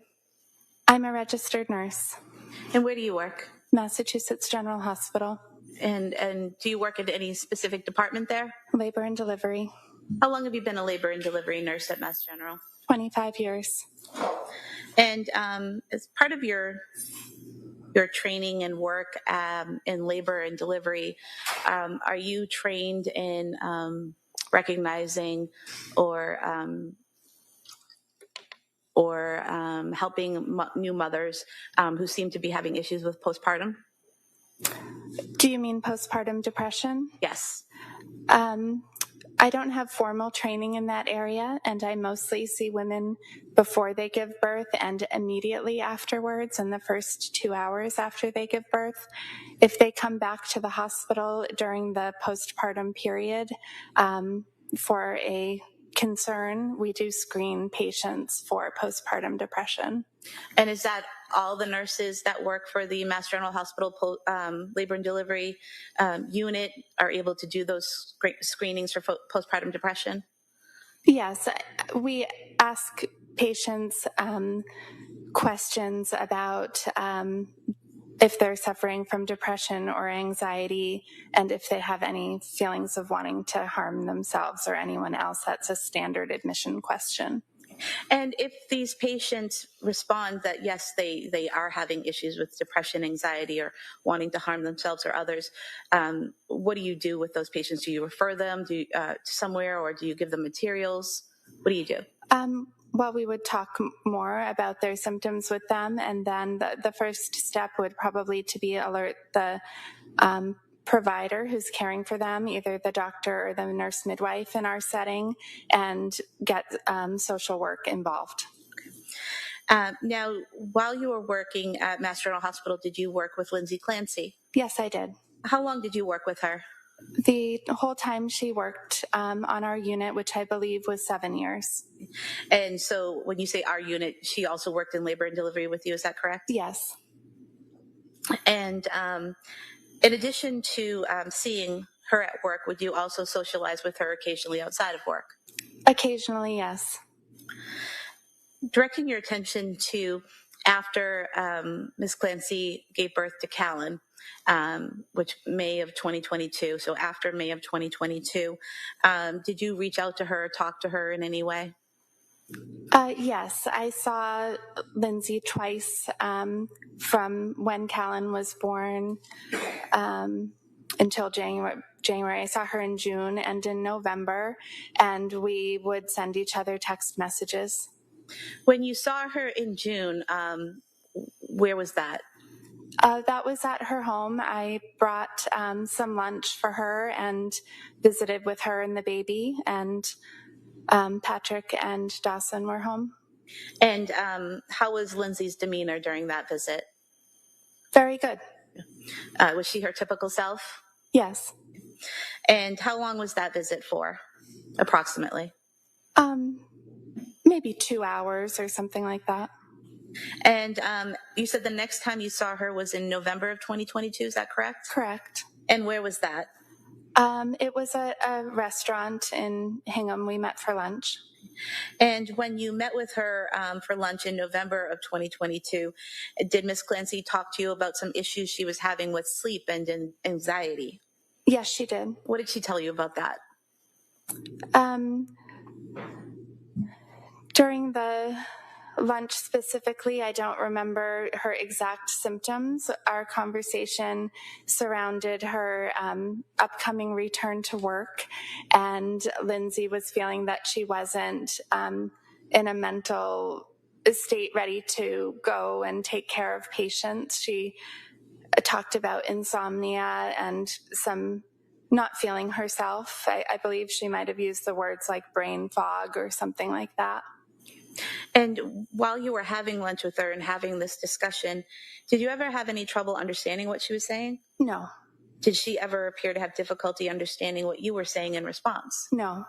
Was there anything different about her speech pattern? Not that I recall. When you were discussing these issues with Lindsay about having some insomnia and being concerned about going back to work, did you give her any advice or do anything to help?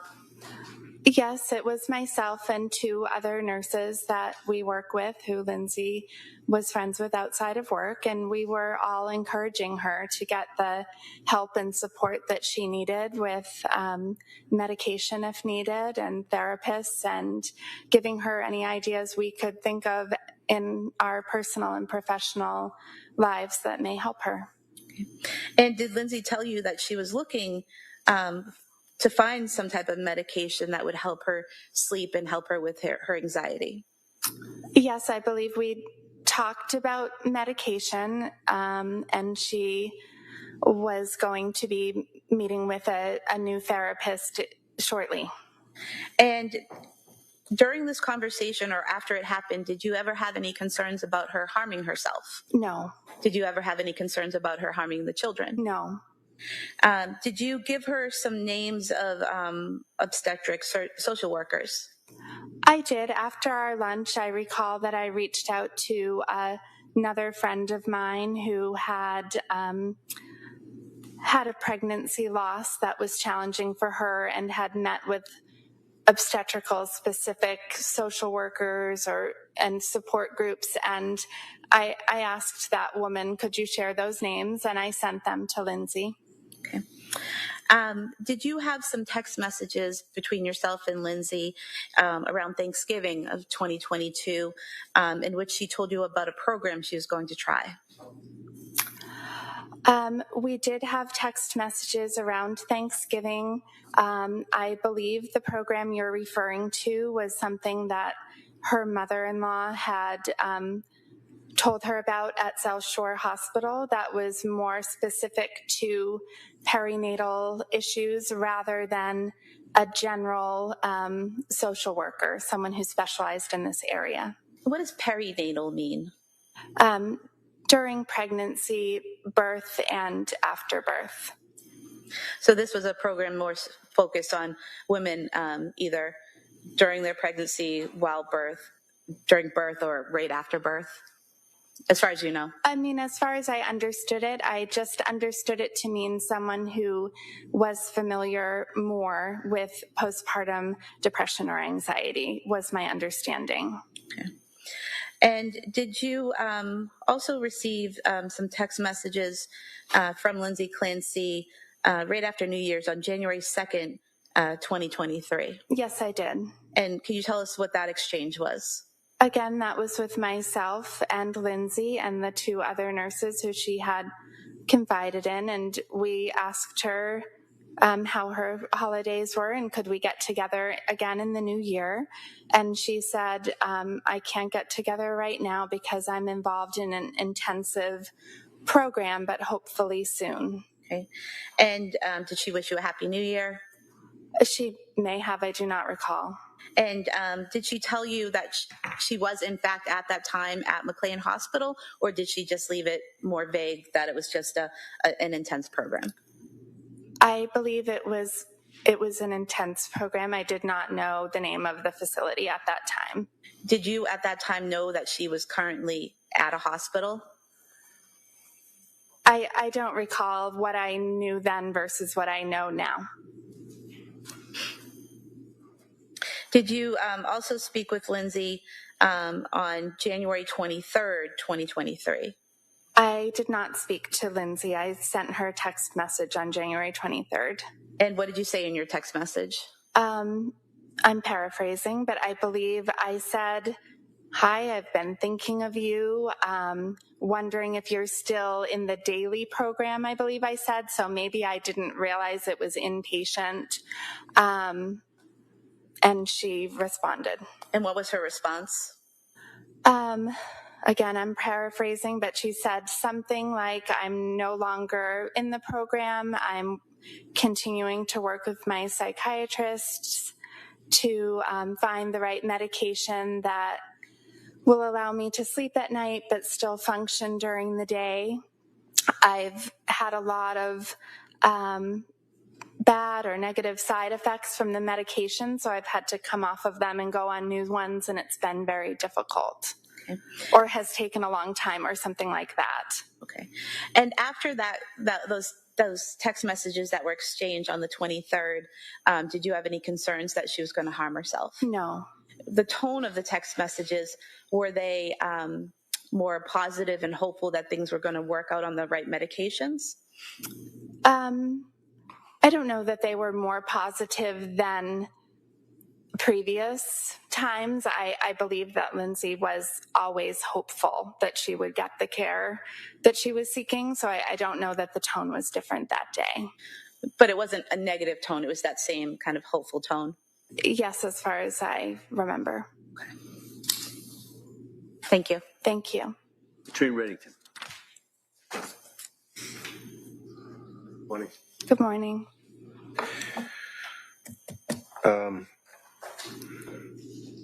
So even during the, let's say, the difficult times that she had, she was always trying to be hopeful and always tried to have a positive outlook on her health.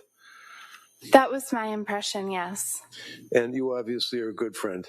Yes, I believe so. And you've known her for what, 7 years? 9 years now, right? Yes, I believe since 2015, if that's when she began working at Mass General. Right. So she was like a 24-year-old kid when she first started there, right? Yes. And you basically knew her right out of nursing school, all the way up through, yes, till she finally had the last baby, right? Mm-hmm. Can you tell us, what was her work ethic? Was she a good nurse? Was she a caring nurse? Tell us what your observations were. Granted that you're a friend and you might be biased, but tell us what you thought. Yes. Lindsay loved being a nurse and was excellent at it. It was a second degree for her to go to nursing school. And you could tell with Lindsay, it was more of a calling that she really cared so deeply, specifically about caring for pregnant women and women giving birth. She was very attentive to all of her patients' needs. She was very smart. And mostly she was incredibly nurturing and caring. Thank you. And during the period of time in the fall of 2022 up through Thanksgiving of 22 and then into 23, you obviously, as a good friend, stayed in close contact with her, texting, seeing her, dinner, lunches, and everything, right? Yes. And then when you and some of the other nurses would go to a lunch, for example, if I understand correctly, on one of the luncheons that you had in the fall of 22, she was telling or sharing with you the fact that she was going through a difficult period. Yes. Told you that she was not in a good mental state, that she had a lot of insomnia, and she even described it as brain fog, right? Yes, I believe so. She definitely used those words in our text messages, as the fall progressed, but I believe she used those words during the lunch. She definitely said that she was in a difficult mental place and didn't think she'd be able to go back to work. And she told you that she was actually actively treating with medical personnel. Did she say a psychiatrist, psychologist, or just seeing doctors, or what did she say? Yes. She talked about therapists. She talked about going on medication. At some point in that month of November, she said she had even gone to the emergency department. Did she tell you that she was having negative side effects with the medication that she had been prescribed by these doctors? She did. She did not elaborate on the side effects, but she did say that multiple times. So as close as you were for all those years working together, and you guys worked together through the COVID too, right? Yes. Is that a bonding experience for nurses? Yes. During that period of time, did you ever observe her? Was she a complainer? Like, would she come and complain to you, or was she pretty much private but would share her opinions of what was happening inside of her with you? She was not a complainer about work or home or anything, but we were friends, and she did share more personal details with me. And when she was working, would you guys be working on the night shift, or would you work in the afternoon? Or the night shift? Night shift. Mm-hmm. So did you ever see her go on her phone and access cameras to see what was going on at home with the babies or anything like that? Yes. Is that something that she would do on a regular basis, staying in touch with the family and looking at the cameras? Yes. Did she ever tell you why she was doing that? Not specifically. Okay. She, to your appearance or to your observation, appeared to be very concerned about her kids, right? Yes. Did you ever hear her complain that she wanted to leave behind the life that she had and basically move on, something better? Oh, no. Lindsay, from the time I met her as a young woman, very much desired to be a mother and have a family. And she did share with you that her mother-in-law actually referred her to somebody for some help as well, correct? Yes. In the holiday period, you guys stayed in touch again. You were texting her, and that's when she was, now we know she was in McLean Hospital, but she told you she was in an intensive program, right? Correct. In other words, she didn't say, I can't go to lunch with you guys because I'm in a mental hospital. She basically said, I'm treating my problems. Correct. To your years of dealing with Lindsay and seeing her with her kids and her family, what's your opinion of her as a mother? Lindsay was a very loving, caring mother. This is exactly what she wanted to have met. She wanted a big family. She was happy to have her children close in age. Thank you. Thank you. The redirect? No, Your Honor. All right. Thank you, ma'am. Be stepped Thank you. Watch your step, please.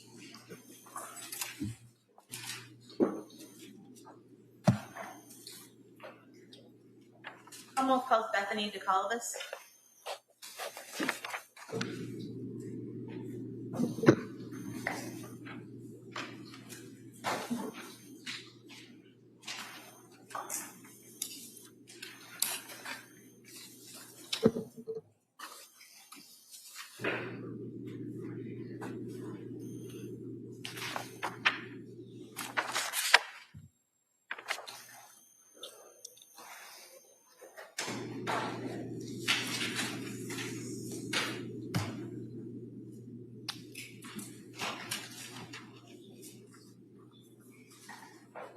Good morning, ma'am. Stop right there and raise your right hand for the clerk, please. Good morning. Do you solemnly swear that the testimony in the evidence you shall give to the court, the jury, the matter now before you on the law, and the facts shall be the truth, the whole truth. What? You may have a seat. Watch your step, please. All right. Good morning. Good morning. All right. Counsel? Thank you. Can you please state and spell your name for the record? Bethany DeColibus, BETHANY DECOLLIBUS. And your date of birth? 6/29/89. What do you do for work? I'm a licensed marriage and family therapist. And do you have your own practice? I do have a private practice. How long have you been in this line of work? I've had the private practice for about 6 years, but I've been licensed for close to 12. And in your practice, do you do in-person therapy or telehealth therapy? I do telehealth therapy right now. Do you know Lindsay Clancy? I do. How do you know her? We were friends, met as new moms in the same town. Would that be Duxbury? Yes. And how often would you see her? I'd say probably weekly. And where would that occur? Our kids were involved in similar activities, music classes, gymnastics classes. We'd schedule play dates. What was her typical demeanor? She was active, engaged, friendly. Did you ever notice any distinctive changes in her rate of speech or the way she spoke? No. Did you ever see any extreme changes in energy or weird behavior? No changes in weird behavior, but I did notice that she appeared more tired. I'm sorry, I didn't do that. Could you repeat that? You could state that again. Oh, I was answering the second part of your question. I didn't notice any changes in behavior, but I did notice her appearing more tired over time. And was that after she had Callan or before that? Afterwards. And how often would you see her after she had Callan? Weekly. So still going to the same types of places where you would run into her and engage with her. Is that correct? Yes. And other than seeming more tired, was there any other change in her demeanor or personality or behavior? No. Did she tell you during that time that she was having trouble sleeping? Yes. And did she give you any specifics on that? Just that it was very difficult to get sleep, difficult to fall asleep even when kids were asleep, and that it was an ongoing struggle. Did that cause concern for you at that point? I think for a period of time, it felt normal, but after it seemed to continue and not let up for her, I definitely worried about her and was concerned. When you say it seemed normal, what do you mean by that at first? I would say for a period of time seemed reminiscent of, sleep troubles that, I remember having and that, remember friends talking about. But I think over time, I started to worry more and realized that it wasn't improving for her. And what you're talking about, is it, typically after having a baby, new moms are tired from, late night feedings and changings and all of that? Yes. And then with Lindsay, she stayed tired? Yes. Okay. Did she talk to you about seeking out help from doctors? She did. And did she talk to you about seeking out medication to help? Yes. And do you recall any specifics about those conversations, about what types of doctors or what types of medication she was seeking? I don't know about the different types of doctors or the types of medications. Did you ever talk to her and she relayed that she was looking to find a therapist? Yes. Okay. And do you know if she ever found a therapist? At some point, it did sound like she had found a provider to work with. Being a therapist yourself, did you ever offer to give some referrals or anything like that, or did she ask for any? I can't remember. And you said that she continued to appear tired, correct? Yes. But other than appearing tired, as the weeks went by, did you observe her and having any problem interacting with people or doing the typical behaviors that you would do at the events you would usually see her at? No. Did she appear to have any trouble doing day-to-day tasks or interacting with anyone? Not that I saw. Did she ever tell you that she was depressed or suicidal? No. Did she ever tell you that she had thoughts of harming anyone else? No. Did her physical appearance change in any way? Not that I noticed. When you would engage with her, have conversations with her, were they usually in person or text or both? It was a mix of both. And did you ever have trouble understanding her, either in person or in a text? No. Did she ever appear to have trouble understanding you? No. At some point in time, did you have dinner with Lindsay and a woman named Erin Renault sometime in November? Yes. And was that something that the three of you typically did? Yes. How often would you do that? Probably once every couple of months. Was this the first time you'd done that since Callan was born? I can't remember. Okay. And what was Lindsay's demeanor during that dinner? She was engaged in conversation with us. Do you recall saying previously that she seemed normal? No. You don't recall saying that? Not specifically, no. What about her speech pattern? Was there anything different about her speech pattern? No. What did you guys talk about during that dinner? I remember catching up as we usually did, giving each other updates on, what our kids had been up to, what our families had been up to. And I also made it a point to check in with her about how her sleep was and how she had been feeling lately. And did she give you responses to those questions? She did. Did they make sense? The responses made sense. Yeah. What was the tone of this conversation? I'm not sure how to answer that question. Well, when you're asking her about how things are going with her sleep and other things, and she's responding, does she seem negative and depressed about things? Does she seem hopeful about things? Like, what's the tone? It was a serious conversation. I was concerned and wanted to check in. It had sounded like she had been able to connect with some providers, and I would say at that point, I remember her expressing feeling hopeful about the possibility that things could start to get better.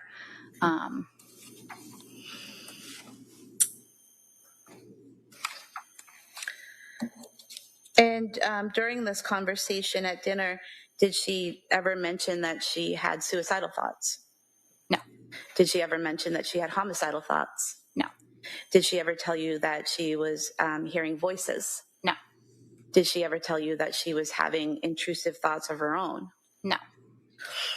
At any point in time while you're engaging with her, did it look like she was responding to something internally, like a voice, or seeing something that wasn't there? No.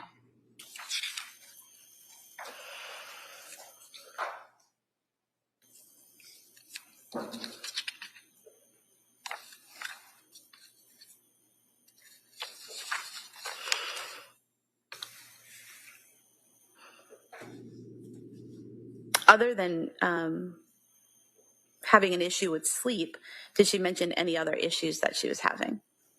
She mentioned feeling anxious.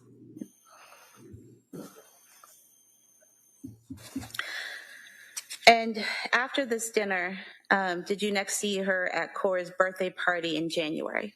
Yes. And at that birthday party, did you see her interacting with other people and parents and children, as a mom would usually do at a birthday party? Yes. Did you interact with her yourself? I did. Did you notice anything different about her demeanor or her behavior at that party? No. Did you have a conversation with her briefly about sleep? I did. And was it you basically asking how the sleep issue was going? Yes. And what was her response? She responded that things haven't gotten any better and that she feels like a zombie. Was there anything about her appearance or the way she was interacting or behaving that when you saw her, you thought she looks like a zombie? She seemed tired. But there's a difference between being tired and looking like a zombie, right? She didn't look like a zombie, no. And she was able to engage with you and the other parents there, engage with her children and the other children, correct? She was. And do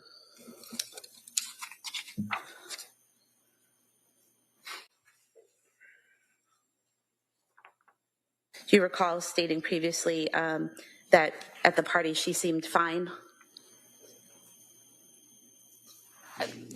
And no, not specifically. Page 11. Have you look at page 11 and bottom line 24, and then to the top of page 12.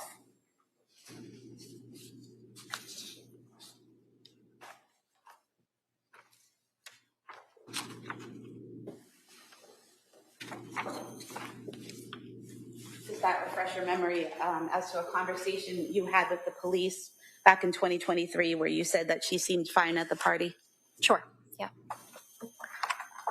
I have no other questions, thank you. Brenington. So, Money. Morning. Fair to say that you were obviously pretty good friends with Lindsay? Yes. And fair to say that in that regard, you had occasion to observe objectively things like she looked tired, she was complaining that she was tired, yes? Said that she was anxious, yes? Told you that at one point towards the end of time frame into January that she felt like a zombie, correct? Yes. Did you ask her any questions like the district attorney was asking you? Did you ask her, well, what are your symptoms and what do you feel like? And what do you, is there anything that you can tell me about how you feel? Did you probe in that regard? I don't remember probing about specific symptoms, no. So in other words, you're friends and you and Erin and Lindsay were out to dinner or lunch and you're trying to have a good time, right? Yes. How was she as a mother to your observations? Did she, as far as taking care of her kids, being happy with the kids? Did she not like her kids? What were your observations? She loved her kids. She was warm, kind, consistent, loving. And you actually were summoned to be here today by the district attorney's office, correct? I was. And you actually were interviewed by the state police. That's what she was questioning you about, page 11 and page 12. It was a recorded interview and things of that nature, right? Yes. Would you agree with me that although she may not have been telling you that she was seeing something that wasn't there, or hearing voices or drooling or acting in some unusual fashion while you guys were out having lunch, she did express to you that she was having some difficulties, correct? She expressed that she was having difficulty, yes. And would you say, knowing Lindsay as you did, that she was a type that was not really a complainer? She would not try to be a downer when you're out to lunch and having a good time with your friends and complain about her symptoms? No. But she did tell you that she was somewhat hopeful because she was seeing healthcare providers? Yes. And one of the things that they had asked you about, fair to say that when you talked to the police, you told them that you had spent a lot of time chatting about over this period of time that she had been having a lot of trouble sleeping, and that she referenced the postpartum period, right? Yes. And when you were talking to the police, the troopers, did they try to divert you? Did you feel that they were trying to get what your observations were, or did they want you to focus on their questions when they were questioning you? Could you repeat that? No, that's a bad question. Never mind. Sorry. It's a bad question. I'm sorry. But nevertheless, you actually told them that you had been in touch with her. You'd been to the house, right? I had been in touch with her, yes. Yeah, and you knew Patrick. Yes. Other than socializing with your friends and with Erin and going out to lunches, you guys would also text, correct? Yes. And that's a way of keeping in touch with each other. Yes. And she would respond to your inquiries about fun things and about kids, right? Yes. But also, on occasion, you were concerned about her and you'd ask her how she's doing, right? Yes. And when you would ask her those things, she would tell you, for example, that she didn't know what medications were doing to her, but she in fact mentioned to you that the medications did not appear as though they were helping, and she still wasn't able to get any sleep. Correct. And further, in the statements that you gave to the police when they were asking you questions about your observations, she did indicate on a couple of occasions that she had obtained a therapist and a prescriber, and she would reference her relationship with Pat and tell you that Pat's great, things like that, right? Yes. You said yes. I'm sorry, the door Yes. closed. So in those occasions, did she ever complain about Pat, or would they seem to be getting along pretty good? They seem to be getting along great. Was he supportive to your observations of her? Yes. Then when you went out to the other dinner, did you indicate to the police that in that conversation that her mother knows everything, or she told you my mom knows everything, and she's working it out as far as the therapist and the drugs, correct? Yes. And you still felt that it was readily apparent that she was struggling, right? Yes. Still having difficulty sleeping and being anxious, right? Yes. And as a friend, you were concerned, right? I was concerned, yes. Now, one of the questions the DA had asked you is that she was supposed to go back to work, and that she indicated that she had canceled that date to go back to work because she still wasn't sleeping well. Is that right? She had, yes. And those were her words, that she canceled going back to work because she still wasn't sleeping well. Yes. Did she ever talk to you about work? Did she seem to like her job as a labor and delivery nurse? She loved it, as far as I knew.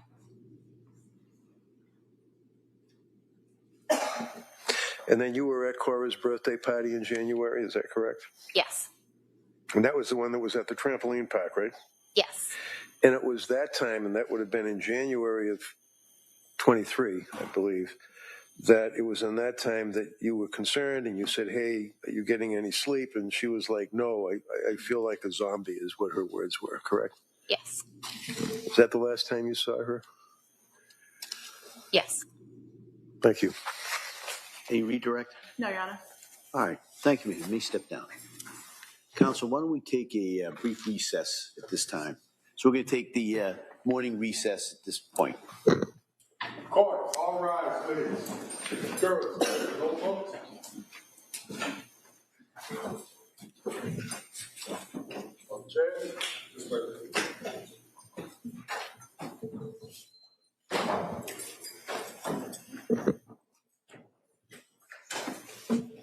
So what do you make now?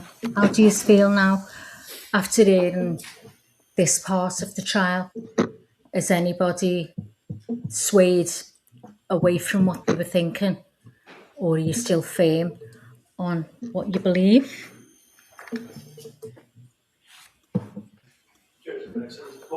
God, I put my glasses down, I can't Counsel, see. anything we need to talk about before the break? No, Your Honor. No, All right, thank you. so we'll be in recess at this time. Thank you.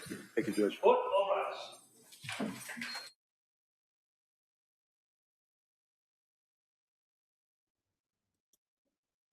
All right, y'all. Yep, we are on break now. We're on break now. If you guys need to grab something to drink or eat, now would be the time to do it. Go pee if you need to go pee. or just come down here and chat and tell us what you think. Maggie just asked the question, what do you guys think? Have you swayed in your opinion at all? Are these witnesses that are being brought up making any difference to the way you believe about this case right now? I'm still throwing my feet over this side of the fence and then throwing my feet over on that side of the fence. What says you, Maggie? What are you swayed? Well, yeah.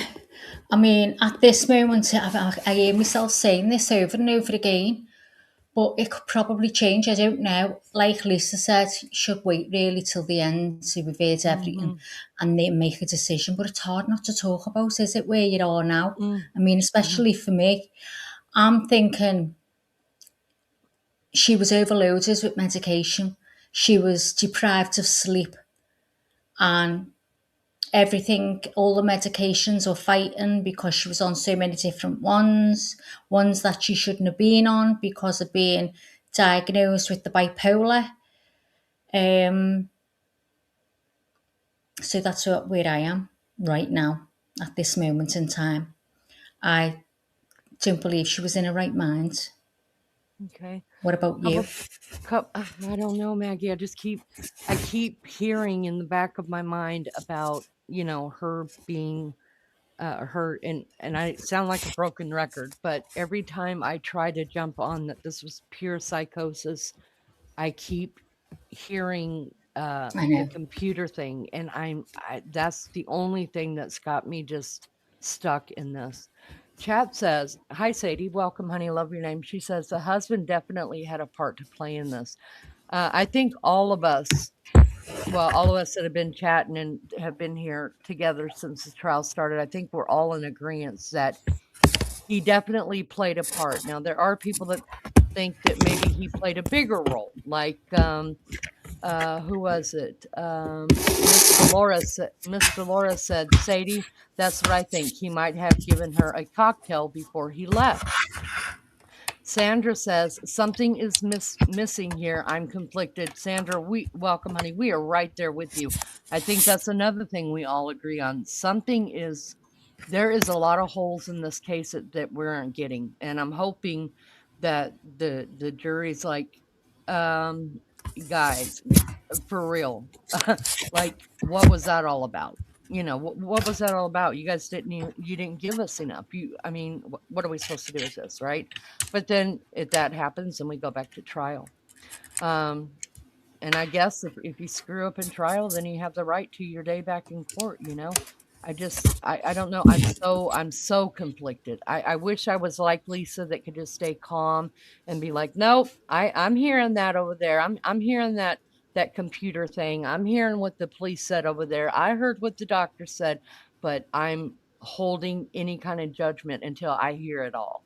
I respect that a lot. I wish I could do it. I'm Yeah. just too frazzled, and listen, I'm up, down.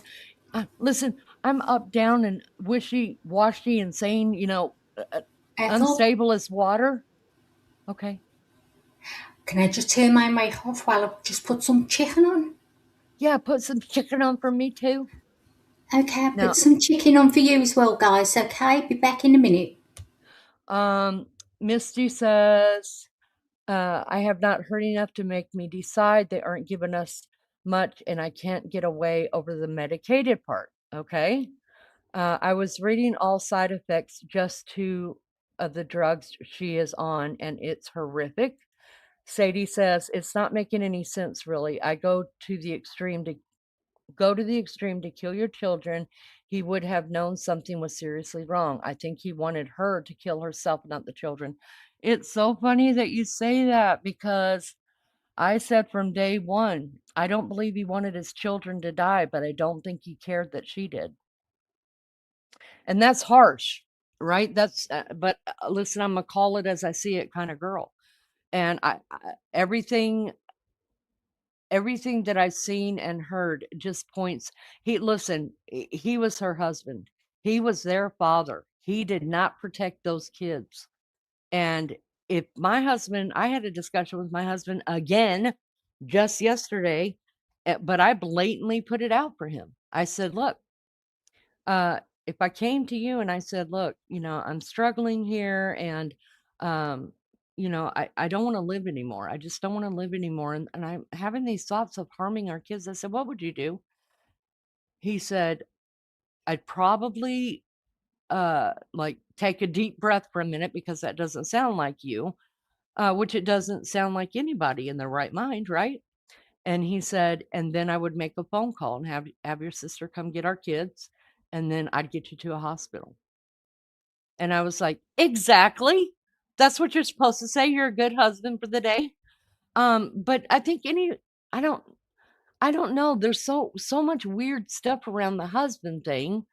Um, and look, I don't care if he was having an affair or not an affair. You know, that doesn't excuse his 3 children being brutally murdered in my view.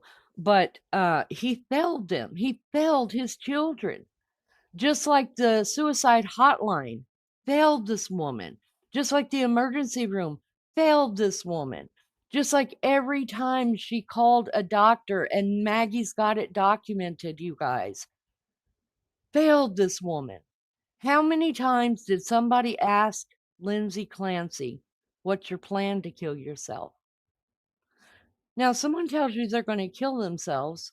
Is your first question to them, well, do you have a plan? What's your plan? How are you going to do that? No, you're all freaked out and you're like, you're kidding me. You're going to grab them, give them a hug and say, let's go get some help. You know, let's do something together. Let's fix this, you know? But he was directly told at least twice. He said it himself on stand twice. He was told that by her that she wanted to she had uh, thoughts of hurting her children and that she wanted to kill herself. And he asked her how she wanted to do it. I don't know where he got that from, if he got it from the suicide hotline that she called or from a doctor, and they say that's one of the protocols, that you ask this question. If they don't have a plan, then they might be just crying wolf. Well, I mean, if you're calling the suicide hotline, I think that is proof enough that you're screaming for help. You know, I'm sure she didn't just call because she was lonely at the time and just wanted to chit chat and have a cup of tea with someone. So even if she didn't have the plan, she had those thoughts. You know what I mean? So I can't get past that. I mean, I just can't. I couldn't imagine somebody telling me that they are having these intrusive thoughts or random thoughts or weird thoughts or evil thoughts of killing my children. Y'all, they wouldn't be in my life anymore. They would be gone, gone. Now, if it was my husband, then I would have sent my kids to, because I married him. I'm responsible for him now. He's sick, right? So my children would be safe somewhere, and my husband would be safe somewhere too. And I get loud. I get real loud when I get upset. You don't have a choice to listen to me, but to listen to me if you're going to be in the room with me. You could choose to walk away, but then I'm just going to get loud with somebody else. I mean, I've got a chronically ill daughter, and I've had to get loud with doctors many times over what I thought to be injustices. And they listened. And sometimes I was wrong. And I was like, I'm sorry. And I'll start crying, because who am I to tell them about their profession? But I'm just a mom who's scared. Where was he as a husband who was scared? All he said on the stand was he was, what did he say? He said he was aggravated. Now, I think that's a normal emotion coming from somebody who's a caregiver in any sort of way, whether you're caregiving for your elderly parents or, you know, your children just at times. I mean, it's hard to raise kids with your spouse. I think that is a normal emotion to say, but not once did that man on the stand say, I was petrified for her. I was scared to lose my wife. I was scared to lose my kids. No, because fear makes us react quicker than anything, right? The fight or flight. That's what fear is. Fight, or you're going to fight it, or you're going to run away from it. So that's the number one trigger to make us react. And then the second one is anger. Those are the two things that make us react quickly. And then everything else will fall in line. That's just my thoughts on it, you guys. Lou says Lindsay was definitely a victim of her mental illness, even if the crimes were done in a fit of rage or during a psychotic episode. I do think it was the perfect storm, sadly. Hi, Liz. Good to see you. Liz says, I definitely feel like she was failed. Absolutely. She should have never been left with them when she made it obvious she was seriously struggling mentally. Agreed 100% with that. Lisa says, it's cool to have this discussion. Absolutely. And listen, y'all that are up in the bushes, you could disagree with me. I'm not going to blast you at all. I love having discussions. And listen, if I wanted just only to hang out with like-minded people, then that's the kind of channel I have. But there's no way to grow if you don't have other opinions.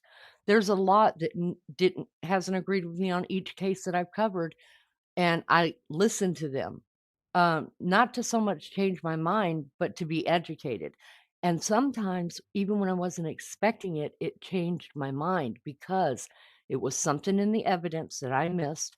I was looking at it from a different perspective, and they gave me a new perspective to add to it. So now I've got something else to work with. It is good to have conversations with people that don't necessarily agree with you, as long as you can respect their right to have a different opinion. And it's how you present it, especially when we're in text, because things can get heated that way really, really fast. And I'm grateful that we are adult enough here to be able to handle that. You know what I mean? And just sometimes you just it's an overused term, but it is true. Sometimes you just have to agree to disagree and wish them well. You know, that don't mean that I'm going to kick them out of here. They can have, you don't have different opinion all you want to. Because listen, I just because my name's on this channel, I'm not the end all be all. I'm not. And I'm wrong a whole heck of a lot of times, y'all, because I'm only human. Lolly says some men just aren't sensitive to women's mental health issues. I think some just don't believe mental health is a real thing, and maybe he was telling her to get over it. I wonder about that too, Lolly. I think that's a great point because we remember within how many months was it, ladies? Maybe Maggie remembers. Was it that within a month, 6 weeks? No, 6 weeks. Within so many months of having Callan, who was 8 months when he was murdered, um, she ran 2 5Ks. And I know one of them was early enough where she should not have been running a 5K, only because that has to make your bleeding worse. Like when I had my first baby, nobody told me, the doctor just said, don't have sex for 6 weeks. Okay, got that. Nobody said a thing to me about exercising. So me, 3 weeks later, I think I'm good. Even though, there's still a little bit of blood. I started doing sit-ups. Y'all, I almost hemorrhaged to death. Oh, God. So I ended up in the emergency room and ended up with the blood transfusion. So what did she go on the 5K because she was so fit and into it? And that's, because a lot of times exercise is people's therapy. And so was that her therapy? Did she think she was okay? I thought it was okay. Nobody told me, but this is a labor and delivery nurse, you guys. So I'm not giving her a pass on that running when she's still Maybe bleeding. she just thought, right, I'll get me. Oh, sorry, hang on, Lee. No, you're The okay. mic's all twisted. Maybe she thought, well, you know what? I'll get us. I feel like I'm okay to run. So maybe she felt she was okay to run, and it would help with the mental health because a lot of people do exercise, don't they? Yes, When they're and that's having that's mental so health. Yeah, possible. Yeah, yeah. that's so possible. You're right. Lady Pac-Man, welcome, honey. She said, is she still struggling with mental health issues or are they resolved? She is being held in, I have to be careful what is the correct way to put this? A mental health institution. So instead of Yeah. being in prison or waiting trial in jail, she has been waiting trial in a mental health hospital. Yeah. Which if she is found not guilty malice in this and that it was not premeditated, she will not go to prison. She will be like, let's just say, what's her name that we were talking about the other day that killed her 5 children, Andrea Yates. She will be left in the mental hospital there to serve out her time or the rest of her days. Will she do life in there? Will she do life, Lee? She will do life in there, I think. I think for 3 kids, yeah, I think she'll do life. Yeah. Now, I don't know though, because Andrea Yates killed all 5 of her children by drowning. She's Yeah. already been up for parole and just didn't take it. Oh my She could have been God. walking today probably. Because she got off on she got off on an insanity plea though. She was Andrea Yates got off on insanity. Obviously Lindsay Clancy did not. She was sane enough to stand trial, so that's why we're here. So it may be different. She might get life. She may not get parole. But hell, what does that mean? I Yeah. mean, everybody's paroling out Might these want to live days. anyway, so. We're going to be busy all winter covering these cases for all these people that have gotten their paroles. I just want to slap people around. She's not talking altogether. I'm pretty sure she's probably about stable on medication now. She's been in there long enough. Yeah. It's been 3 years. So she's probably got the right amount of medication in her finally. Dolores says, "Don't get me wrong. I feel so bad for the babies." Dolores, we know that. We know. Um, Natalie says, "I can't help but think of the husband cheated and she found out." Natalie, I thought that too. We've been there, What? haven't we? We've been Yep. everywhere. I think we've been everywhere too. What if she felt she has nothing to live for anymore and wanted to take her kids with her? Yeah. Yes. We brought that up the other day too. I mean, anything is possible, you guys, and I don't know that we're ever really gonna find out. Do we ever really find out the call unless there's I don't know. Is Do this you noise coming through too loudly on my mic? Do you want me to turn my mic off when I'm not speaking? No, it just sounds like an air conditioner, but it's okay. We can hear you just Okay. fine. But that's a good point, Natalie. Lulu says so much gets thrown out prior to trial. You never know what goes on behind the scenes, especially considering there is a case going on with the doctors. That is right. Lisa says she's not calm, Lee. Oh God. Oh, now I'm upsetting Lisa. What No, would but you know happen what I to mean. them? Like you're a In the level-headed situation? Lisa, you're a level-headed thinker though, and I don't feel level-headed sometimes. Sometimes I feel like I'm just gonna explode with my thoughts. He didn't take notice of her, Sue says. I agree. I agree. Yeah. Lisa says, I just don't want to eat my words. I have too many times. Oh, it's on the daily here. Lolly says, I totally agree with you, Natalie. Dolores says, no, I think that's the truth. Misty says, I think it's very possible he was having an affair and was driving her nuts, wanting to get rid of her, and it backfired on him. I mean, you can't take it off the table. You just Yeah. can't, Been because there, like haven't we? Lulu said, what happened in their marriage happened in the marriage, and that's not the marriage isn't on trial here. So Mm-hmm. and we watched the video, y'all, and all of us had an uneasy feeling about what we were seeing. Those two didn't even look like they were together. They just looked like they were just trying to keep the kids And you like know what? happy.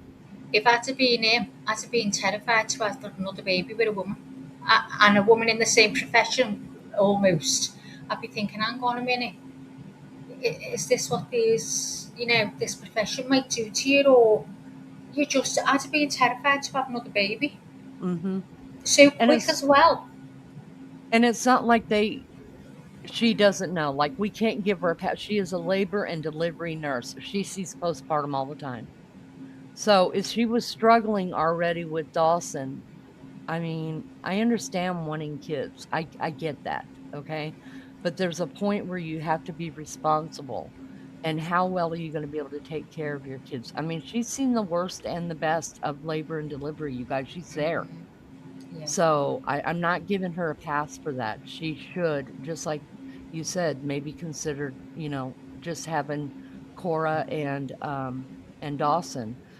Not to negate little Callan's life, and I hate saying stuff like that, but I mean, I don't know. I'm always scared I'm going to say the wrong thing. I don't want to make light of Callum's little life, No, and I I'm know, it's grateful for hard. it. All babies are a blessing, but this isn't how it's supposed to end up, you guys. Not a mother murdering her children.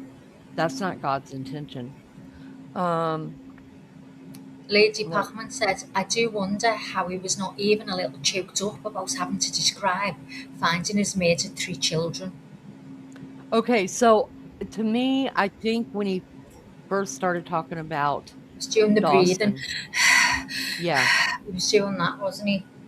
yeah, and I think when he first started talking about Dawson, that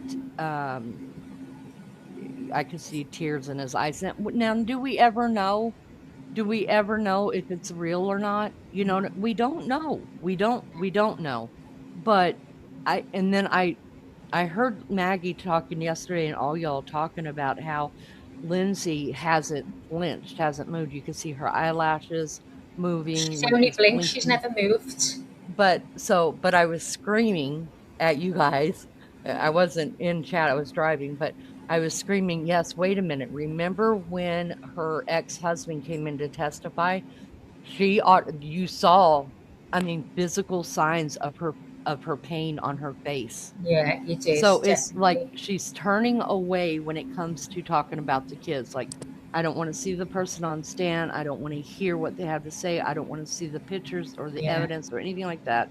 And I can understand that if that yeah. emotion is true.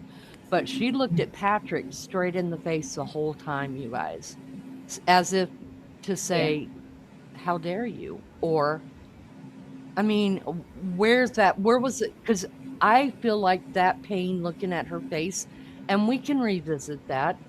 Maggie, why don't you just let me pull up just that part real quick while you read chat real quick, and we'll Go just look on, at go her on. face while she's Yeah. listening to Patrick. So Lulu said, my childhood friend's mum tried to take the lives of her kids and herself. Fed them eucalyptus oil. All survived. She jumped in front of a train 6 months later on day leave from hospital. Dad was having an affair. Oh my God, Lou. When was that, Lou? Oh, and how old were the kids? Oh God, you know what? And what happened was she had she lost her mind? Was she on drugs, or you know what I mean? What was the reason? Did she mean to do it, or what? Dolores says the marriage needs to be brought up.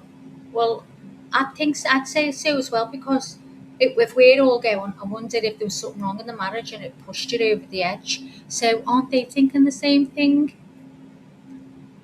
Sue said, oops, how long after did you get married? 13 months later. You moved 4 months after the murder, and then he was seen out running with someone. He did a 5K marathon. Now that's what him and Lindsay used to do. So we're wondering, did they both know her prior to him meeting her? So yeah, he married her 13 months later, and they've now just had a baby. They married in April this year. Thank you, Melly Joe, member for 27 months. Thank you, Misty Woohoo! Blue. 2 Jules, thank you so much. Maggie, I found it. Let's just pay attention Okay, to her. let me move this off the screen. Thank you. Let's just pay attention to her, um, the way that her face just looks like painful. And it's the only time during the whole trial that I've seen it. So I'm trying to read into it and I'm probably wrong. But to me, it just says, um, like, what are you doing? Like, you should be ashamed. All right, so let me bring this up right here, share the screen. Just hear my mic off a minute, All just right. doing something.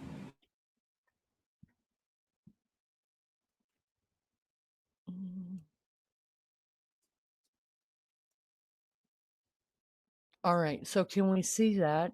I'll try to make it bigger, guys. Let's play. Watch your ears because I can't control your ears, okay? Your volume, should I say.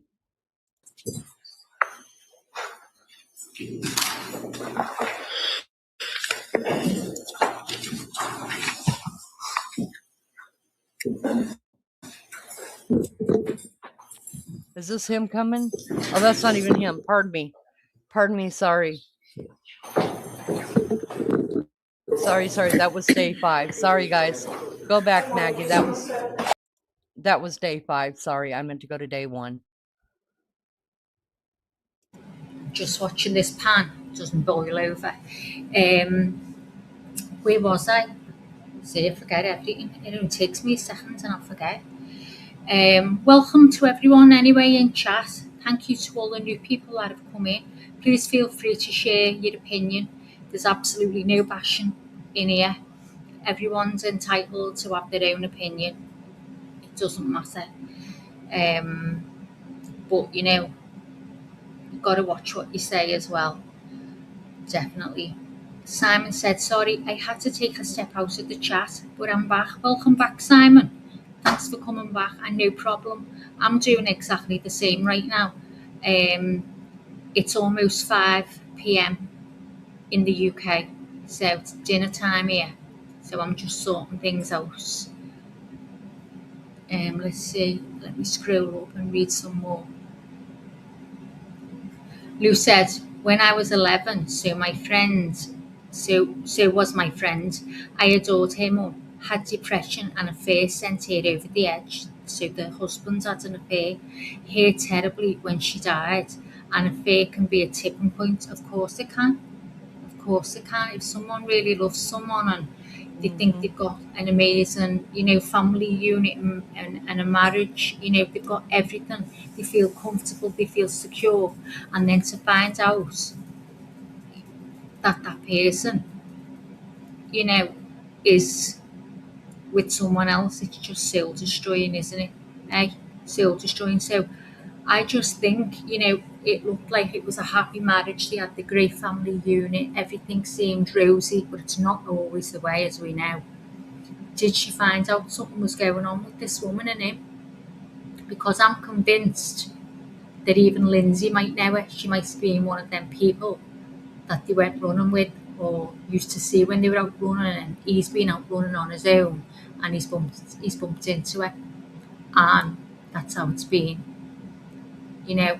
So who's to know? What do you say about that? It is possible, that, isn't it? That is possible. I went back to yesterday, and the DNA lady said Lindsay's DNA wasn't on Dawson's cord. I didn't hear that. Does anyone else hear that? I didn't hear that at all, Dolores. Ooh, we'll have to look into that later. Okay. Let's go ahead and play this. I just want to remind people what we're playing. This is from day 1 when Patrick Clancy took the stand. He was the very first witness in this trial. And the reason why we're looking at this again is we're not going to watch the whole his whole testimony. We want to see Lindsay's face, because the only time I ever seen Lindsay's face change, or that we could see some kind of human to her, that's not, medicated or whatever, like, because you think maybe she just doesn't feel emotion. I mean, we see her shoulders moving when they're talking about her children, but I mean, I can make my shoulders move. To you behind me might look like I'm crying, but I'm not. I don't know. I'm not saying one way or another she is or not. I don't know. But we definitely see emotion in her face as her ex-husband takes the stand, and that's what I'm looking at right now. You guys be careful of your ears. We're gonna watch him walk up to the stand, get sworn in, and it's gonna keep panning back over to Lindsay to see her reaction to seeing her ex-husband. Here we go. And this sets up here on the thing. This is from the other day, y'all. This isn't new in chat. This is old chat. It up. He stepped up his Oh, game, there's you my guys. voice. Nobody needs He to hear is that. remarried to an infertility doctor, now living in Manhattan. He moved on up to the east side, y'all. Got him a deluxe apartment in the a sky, new apartment in the sky. That's exactly right. what he did. He Tell left. us about it, Leanie. Yeah, of course. Well, I'll let Maggie. I'll do that on the handle next. that. Yep, we'll talk about the timeline of events when we come back, you guys. And with another child already. That's right. I think he's got more than just one, though. All right. I want to say this real quick, though. Chelsea said, no, where was that I wanted to read real quick? Was it so many good. Is it Kay Frick, the one that was on the line? Yeah. So she said, I live 40 minutes from where the Clancys used to live and knew people that knew them. I did not know them personally, but everyone I've talked to said Patrick tried very hard to help her. And Irish said, that's what I heard. Stitch, Okay. do you want me to carry on? Yeah, you can. I just want to say that I am willing to be wrong on my mistrust of Patrick. I am. But I look in on this and I'm like, he did not do enough. Her parents didn't do enough, and neither did his mother, who was the nurse, do enough. I'm sorry. Yeah. I have 10 grandkids. I would have taken them out of that house. All of them. And I would have said, y'all figure you out. You can come to Sunday dinner. That's what I would have done. But I also have experienced not psychosis, but anxiety and depression. So I think it's different when you experience it, you know. Your Honor, for the purpose of the record, we return back to the trial of Commonwealth versus Lindsay. It hasn't showed him in the court, has she? Has he? Well, members of the jury, No. thank you for your patience. They're not allowed to be in the room until they testify. Oh, right, okay. Call your first witness, please. Thank you, Your Honor. Commonwealth calls Patrick Clancy. Here we go, y'all. Here we go. Welcome in. Welcome in. Turn your mics off.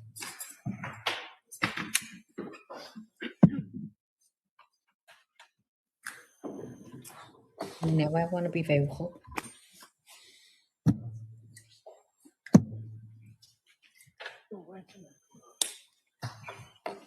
Good morning, sir. Can you stop right here? Raise your right hand to the clerk. Good morning. Would you solemnly swear that the testimony in the evidence you shall give before and adjourn the matter now pending before the Commonwealth will determine the fact shall be the truth, the whole truth, and nothing but the truth, so help you God. Thank you. You may have a seat. All right, good morning, sir. I'm going to ask you to speak into that microphone. You can be seated if you'd like, if you're more comfortable. Okay. All right, come up, please. Your Honor. Good morning. Can you please state and spell your name for the record? Yeah, my name's Patrick Clancy. It's Patrickclancy. And what is your date of birth? June 15th, 1988. What city do you live in now? New York. And what do you do for a living? I work in tech. How long have you worked in tech? 14 years. And were you previously married to a person named Lindsay Clancy? Yes. And you're divorced now, is that correct? Correct. Do you see that person in the courtroom today? Yes. Could you point to them and describe something they're wearing? She's wearing a pink shirt. Record will reflect the identification of the defendant. Thank you. Where did you meet the defendant? In South Boston. And when was that? I think it was May 2013. And how did you meet her? Through my cousin. And would it be accurate to state that your cousin had been college roommates of the defendant? Yes. And at some point in time, did you start dating? Yes. And around what time was that? July 2013. Did you eventually move in together? Yes. Do you remember when that was? September 2015. All right, guys. So we could keep going with it, but if you guys want to go back to day one, he's the first person on the stand. I'm telling you, Maggie, that is the only time I have ever seen any kind of, I'm sure when she turns her head, away from the camera and her hair's in the way, maybe she is showing emotion. I don't know, but I'm saying what we see here, she's not, and she even looked over at the jury at that point, like in desperation. I didn't see her doing that. Yeah, because I know where the jury is and I see her eyeballs move that way. It's just like his. If you watch him, you could see exactly when he's looking at her. When they've shown the kids' clothes and them bands, and as you've seen before, she was sobbing. She was sobbing at them times. All the in-betweens, she's just like stone. Yeah. But when they're showing the actual kids' stuff, that's when she loses it. That's right. And her lawyer grabs her hand and grabs her hand, yeah. Although he didn't do when she was sobbing. He had a pen in his hand and he was looking down, so I think he was looking at the pictures because the screen's empty. Yeah. Yeah. I mean, y'all, I don't know. I don't even know what to say. This is just a case for the, I mean, That's gone off, Lee. I know I took it off. So Oh, everybody okay. can go back. Are we back? Hang on. Are we back? We're back now. Okay.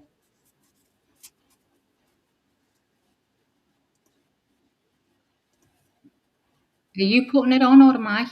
No, you are. I'm just changing the settings so that we can put it big. Oh, you took it off. It's not even back Hang on. anymore. Sorry, guys. Thank you guys for being here. Appreciate you so much. Appreciate you so much. Friends for almost 29 years. So you met her when you were children? Yes. Did you go to school together?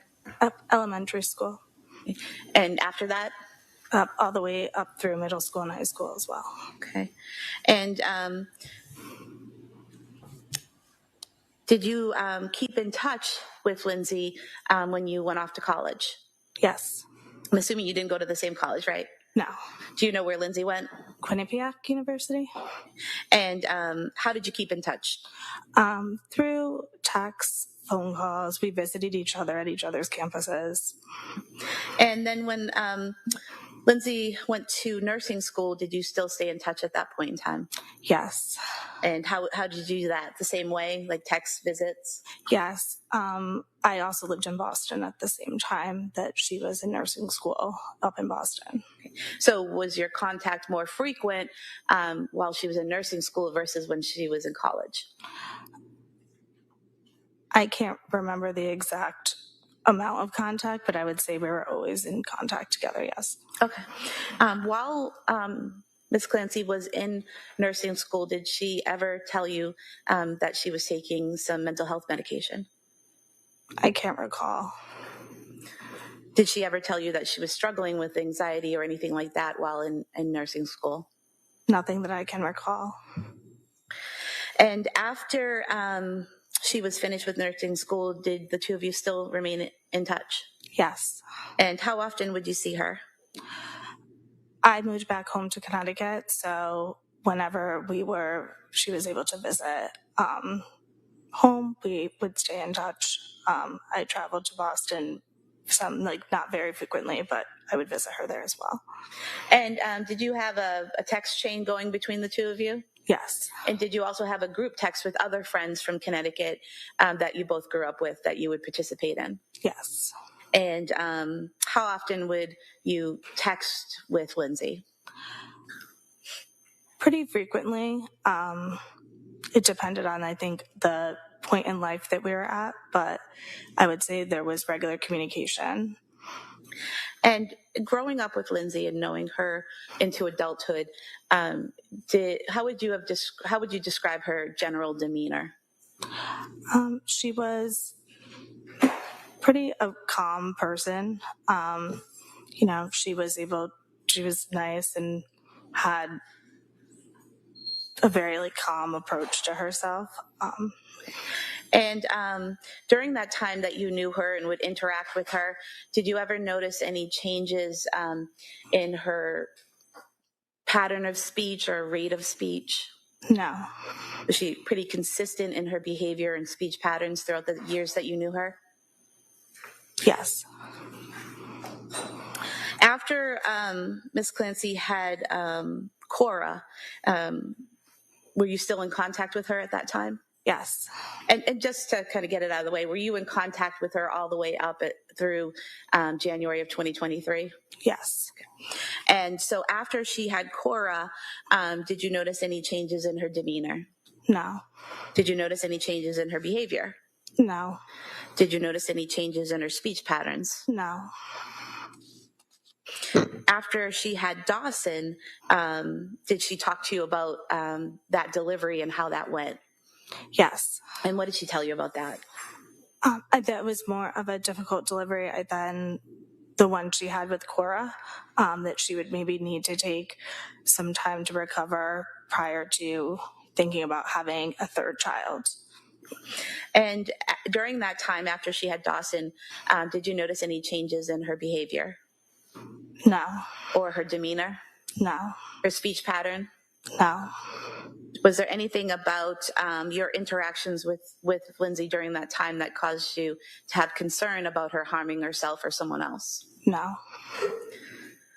And then after she gave birth to Callan, did you notice a change in her demeanor at that time?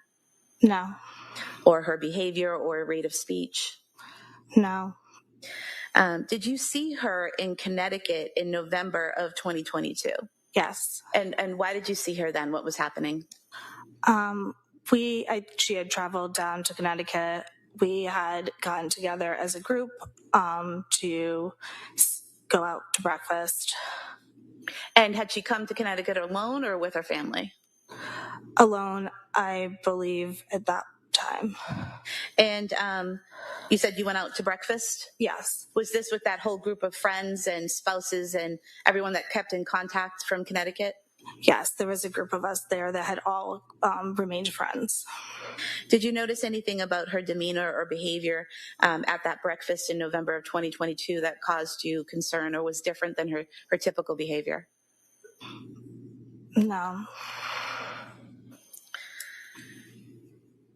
Did you have some text conversations in January of 2023 about some issues that Lindsay was having? Yes. And do you recall when those messages started? I don't recall the exact date of the messages, but it was only, I believe, one night. And in terms of what happened on January 24th, 2023, how close in time was it to that? Can you repeat the question? I'm sorry. So in terms of January 24th, 2023, when the children were killed, how close in time were your text messages to that incident? Only a few days. Okay. And what was that text conversation? She had shared that she had been taking a medication that caused her to have some dark thoughts, but that she was going to, or had been tapering off that medication and was trialing new ones that would remove those side effects and be more helpful and therapeutic to what she needed. And did she tell you what those dark thoughts were? No. What was the tone of the conversation? Hopeful, I would categorize it. I remember it being something where there was conveying of hope and that it was going to be we were moving in a positive direction. So basically, would it be fair to say that Lindsay was telling you that she'd had some side effects and some dark thoughts because of medication, but was weaning off of those and moving on to something else that would hopefully help her? Yes. Did she ever express at any point that she wanted to harm herself? No. Did she ever express that she wanted to harm the children? No. Did she ever tell you that she was hearing voices? No. Other than saying that she had had some bad thoughts, did she say anything else that was concerning in that conversation? No.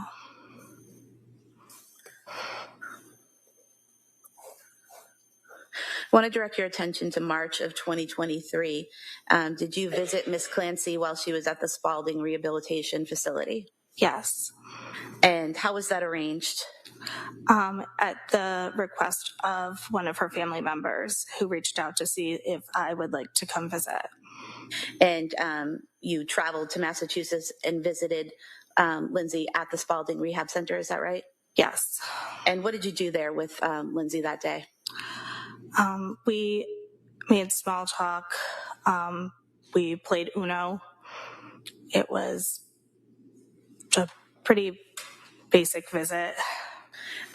When you say you made small talk, what did she talk about? I remember her asking about my daughter. I remember her asking about any updates to life events for our friends. We talked about some hobbies that she was doing while at Spalding and then played a game. Do you remember what hobbies she was doing at Spalding? I can't recall specifically now. At any point in time, did she mention the death of her children? No. At any point in time, did she break down in tears and cry at her children? No. What was her affect during that meeting?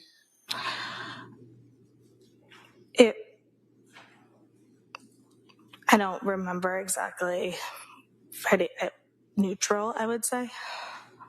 Did she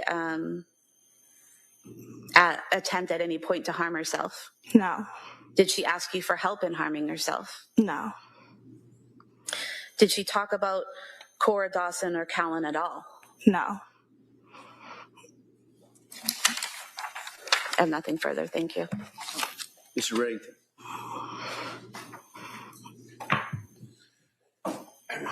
Good afternoon. You're nervous. Don't be. Okay. You guys go back how far? Almost 29 years.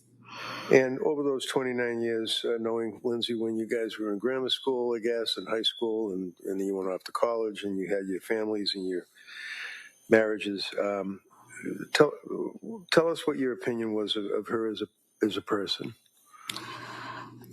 I knew her as a good person, a good friend, a good mom. And you had occasion to see her with her kids and how she acted with her kids, Cora, up till Callan? Yes. And did you ever observe anything out of the ordinary, or did she appear to be a loving person and taking care of her kids? I never saw anything out of the ordinary.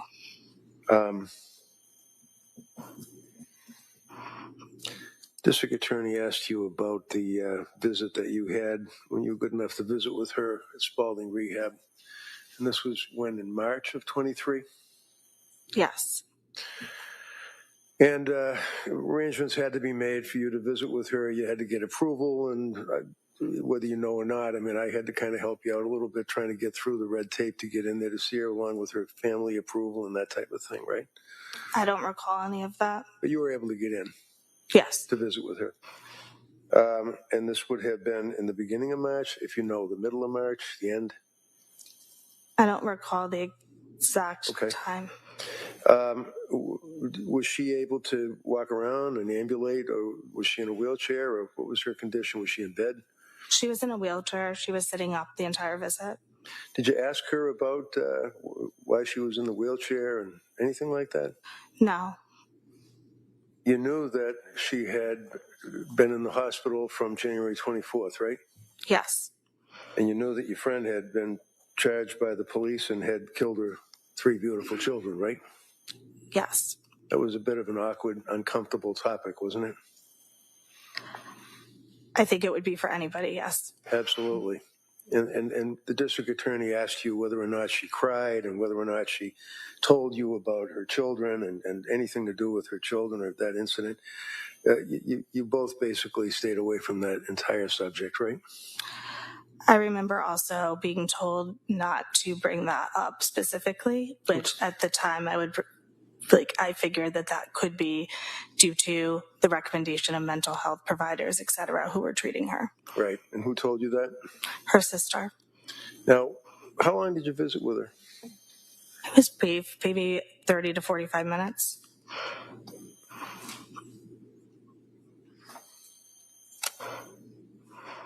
That's all I have. Wait a minute. Did you guys have a group get together in December of 2022, if you recall? I don't recall. Do you recall seeing her after Thanksgiving around that time frame in December of 22? I don't recall no. Do you recall having conversations with her around that time frame, which would be in December of 2022, that she was talking to you about medications and asking you questions about a particular medication? I don't recall the exact time frame of those conversations. Okay. You were summoned here today by the DA's office, is that correct? Yes. You were also on my witness list as well, right? Yes. And when I ask you about the conversations, the reason is you were questioned by the state police back in January of 23. Do you remember that? Yes. And one of the troopers had asked you whether or not you had any conversations with Lindsay, your friend, about medications, and you indicated that, and I quote, page 12, She knows that I'm pretty open about mental health, that I'm a big advocate of mental health, and she asked me if I knew, like you know, if I had tried a medication. Do you remember saying that? Yes. Okay. Does that refresh your memory at all as to approximately what time, when that was? Would that have been in December of 22, after Thanksgiving? I don't know. I still don't recall the exact time, but I do remember that being a conversation that we had. Okay. Do you remember where you had the conversation? It was over text message. Okay. Do you recall her asking you what your experience was? Because you had some knowledge of medications, correct? As a patient. Okay. And as a result of that and being close and good friends, that she had asked you what your experience was. And again, it's page 13. And she would say, how was your experience? Did you ever take this? What was your experience with this? That type of thing. Do you remember that? That conversation? I don't recall this specific conversation. Do you recall the medication that she asked you about? Yes. What was that? I remember it being Lexapro. Do you recall in your text message exchange that she had asked you about or told you about some of the medications that she was taking and that there were some difficulties with it? Yes.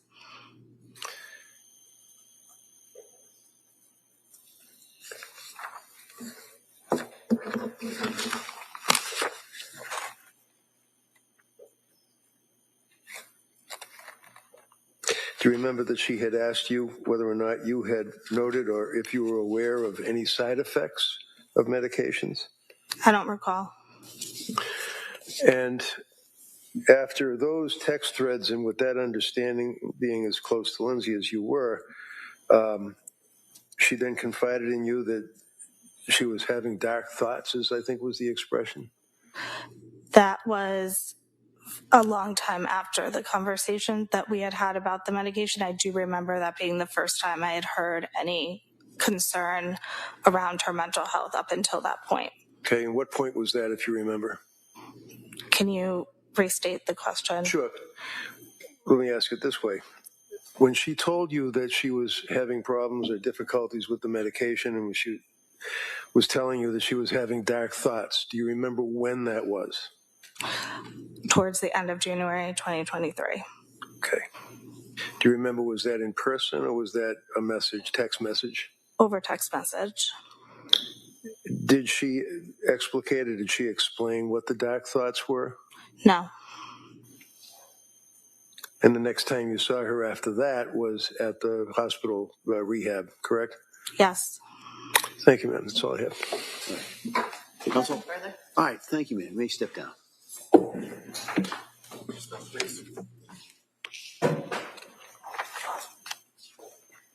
Commonwealth calls Christopher Clancy.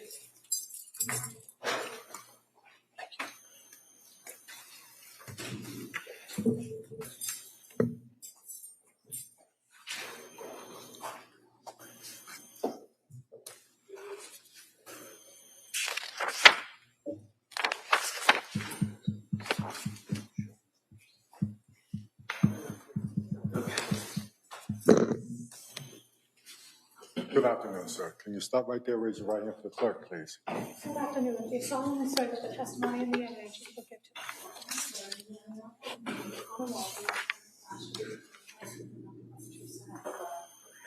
Thank you, sir. You may have a seat. Stop, please. Thank you. Is this my water? Yes. Okay. Good afternoon, sir. Good afternoon. Hi, call up. Thank you. Good afternoon. Can you please state and spell your name for the record? Say that again, I'm sorry. Could you please state and spell your name for the record? Yes, Christopher William Clancy. CHRISTOPHER WCLANCY. And what's your date of birth? 7/26/61. Where do you live? Situate, Mass. And do you work?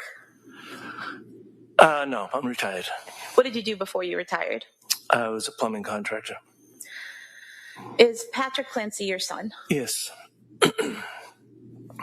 When did you first meet Lindsay Clancy? I don't know what the year was, but I believe I met her for the first time at my at the cottage in Hull. That was my parents' house, and I believe that's when I met her. I think he brought it down there. Was that before or after she and Patrick had gotten engaged? That was before. And eventually they got engaged and got married, correct? Correct. And had 3 children, correct? Correct.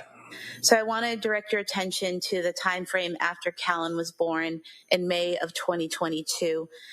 Did you have a chance to observe Lindsay interact with Callan? Yes. And what was Lindsay like with Callan? She was very mothering. And was she protective? I would say yes, like any mother would be. Do you recall describing her previously as very protective of him? I would say that she was very protective of him. Was she, in terms of how protective she was of Callan versus Dawson and Cora, was she more, less, or the same? I would say she was more of the same when the babies were little, when the babies were young. So was that something typical when she would have one of the children? She'd be very protective when they were first born? Yes, I think that's like any other mother, though. And how often would you see the family? We saw them regularly. They lived not too far from us. They lived in Weymouth first, and we saw them regularly. And then eventually they moved to Duxbury? Yes. And directing your attention to the time frame between November 16th, 2022 and Thanksgiving of that year, did you see them at your house? I think they did come up to our house one time. Might have been a Saturday or a Sunday. Okay. And why did they come over that day? I think they just came over to say hi. And what was Lindsay's demeanor that day? Very good. And was there any difference in her behavior or speech pattern than what you've seen with her previously? Not that day. And how was that visit? Very good. Did you then see them at or around Thanksgiving? Yes, we did. Okay. And where was that? That was at my daughter Laura's house in Hamilton. I'm sorry, I didn't mean in to. Hamilton. And did you interact with Lindsay that day? Yes. What was her demeanor that day? She seemed a little, how do you say it? Let me think for a minute. She seemed quiet. Okay. And did she seem to interact with everyone there as she normally would? Yeah, she was very close with my daughters and her sister-in-law. Do you recall them wearing coordinating shirts that day? I think so. And during dinner that day, did you make observations of Lindsay getting the kids settled down for dinner? I did. And did you see her interact with Dawson? Yes, I did. And can you describe that interaction, please? Mm-hmm. She was getting a little frustrated. Dawson was being a little silly, and she was trying to get him to sit down. And she was just a little bit getting frustrated with him, and I noticed it. So I got up to help her. And when you saw her getting frustrated with him, did you see her do something to get him seated? She took him by the arm to get him seated. It wasn't anything crazy. Right. It's not like she hit him or anything like that. No. Right? She just took his arm and guided him to the seat. Is that correct? Correct.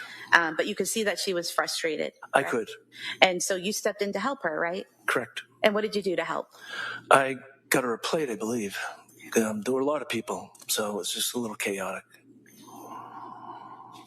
Now, directing your attention to the weekend before Christmas 2022, did you stop by their home that weekend? I believe we did, yeah. And who was there? Her parents.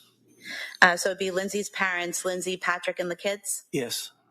And were you by yourself or with your wife? I was with my wife. And was there a specific point for everyone stopping by and gathering that day? I don't recall that. Okay. Were you and your wife checking in or helping out that day?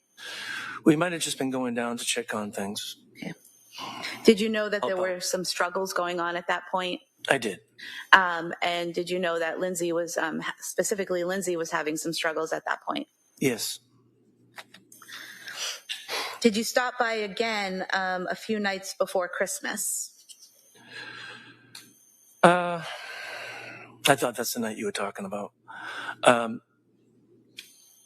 Yes, I guess we did. Okay. And when you stopped by the night before Christmas, do you recall who was there that day?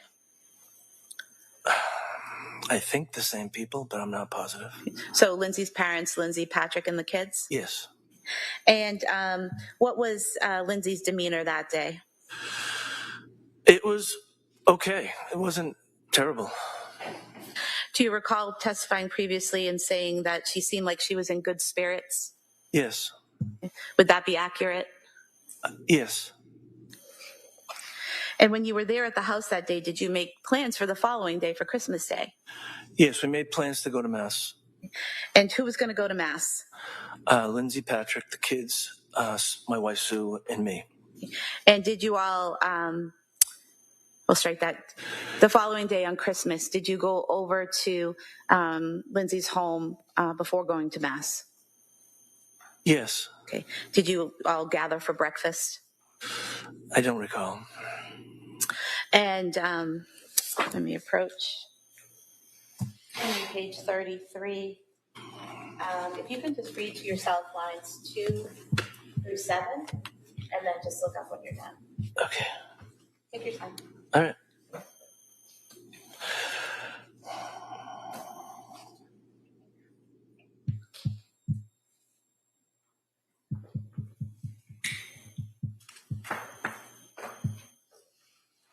Okay.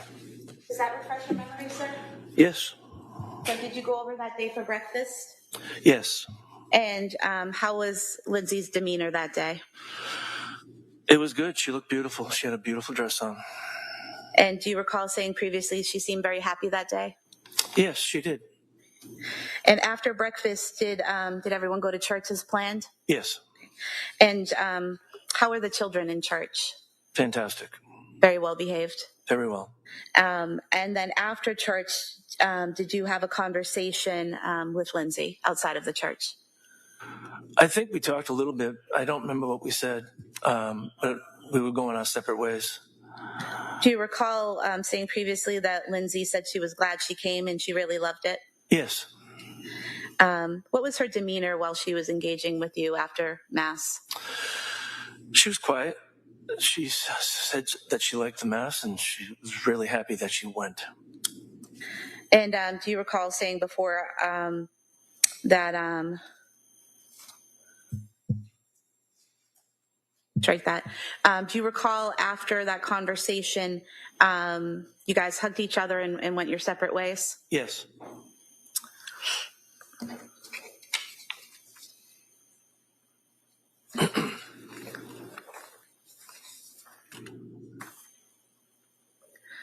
Did you see the family again after Christmas?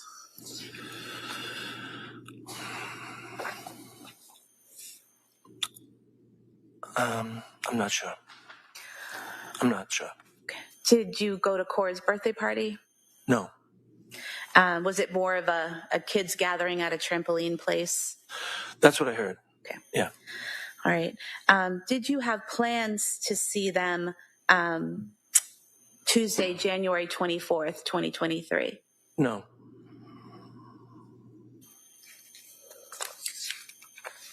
Do you recall saying previously that there were plans to get together for dinner that night, but they changed because your wife had plans with her brother? No, we never had plans to go there Tuesday night. They asked us to come to the Tuesday night, but we already had plans with Sue's sister Joan. Okay, so there weren't set plans, but you were asked to come to their house that night. Yeah. Okay. And then you couldn't go because you had other plans. Right, we were going to make it for Friday. Thank you for clarifying that. In terms of your interaction with Lindsay and Patrick and the kids, while there were some struggles going on. Did you and your wife offer to take the kids to your house overnight to kind of give them a break? I did mention that to my son. And was that offer declined? Yes. And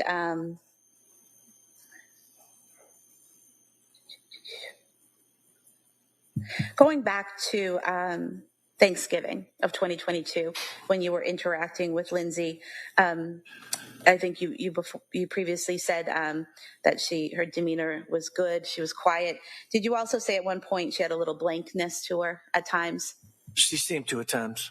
And can you tell us like what that was? Just like a stare. Kind of staring off into the distance, distracted? No, just not totally interacting. Just sort of. Okay. So at some points. Almost like nervous, kind of like. Nerves. Almost just like, something like that. Okay, so at some points she was staring a little bit, seemed a little nervous, but then in other times she was interacting with everyone as she normally would? Pretty much. Okay.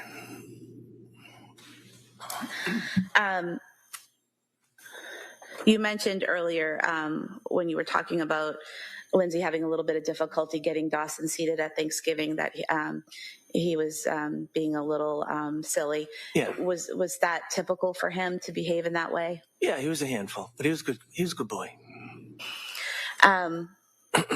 Going back to the night of January 24th, 2023, at some point in time that night, did you get a phone call from Patrick? In January? January 24th, 2023. Yes. Go ahead. Yes, we did. And what was his demeanor during that call? Is this the night of the... Yes. Okay. Yes. It was terrible. And did you and your wife leave your home and head to the hospital to be with him? Yes. Okay. Thank you. Attorney Reddington. Thank you. Good afternoon. Good afternoon. Mr. Clancy, just a couple of questions. You were summoned to be here by the DA, is that correct? Correct. And you gave statements to whoever wanted statements. You were very cooperative with the investigation, is that right? Yes. And being as you're the obviously grandfather and father of Pat, over the years, from the time they were dating, engaged, married, kids, you and your wife were pretty close with both of them, were you not? Yes. Do you have an opinion as to how Lindsay was as a mother that you could see? She was very, very good. She fed them great. She did a lot of things with them. They did like the all-American family. And district attorney had asked you about Thanksgiving of 22, November 16th of 22, and she made reference, I think you had responded that she appeared to be quiet, and then she used the term, did you know about the struggles? Can you tell me what the struggles were? Do you know what she meant by that? I knew. Go to sidebar. Sure. Yeah.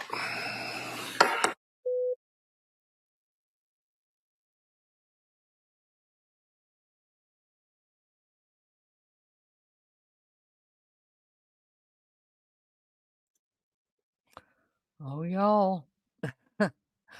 Listen, I appreciate that the grandparents offered to take the kids for one night, or however, even if they offered to take the kids for a week.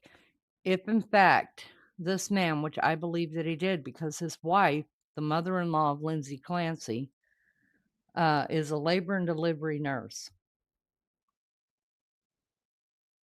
We know that she knew the struggles that Lindsay was having as far as postpartum and depression and all of this stuff, because she actually offered a doctor's name for Lindsay to start, going and seeing. Maybe you should try this one. She gave advice about this doctor and gave him the number and the name. So she knew. She knew. And look, I know it's harsh. Listen, I'm a very harsh person. I know that. I hold no prisoners. When you're wrong, you're wrong. And I'm not saying these grandparents are responsible for the murders of their grandchildren. But what I am saying is they neglected their grandchildren and they failed their grandchildren. I have 10 from the ages of 17 all the way down to a year old. And I'm telling you right now, no, sorry.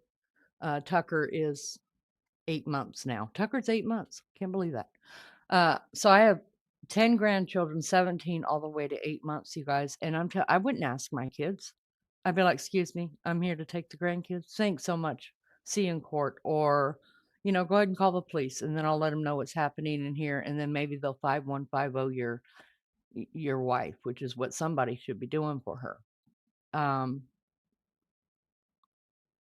So yeah, I do hold the grandparents responsible in some sort of way. Now, what is maybe just the knowledge that there's something that they should have done or could have done, and the what ifs, maybe that's enough punishment. Maybe it is enough.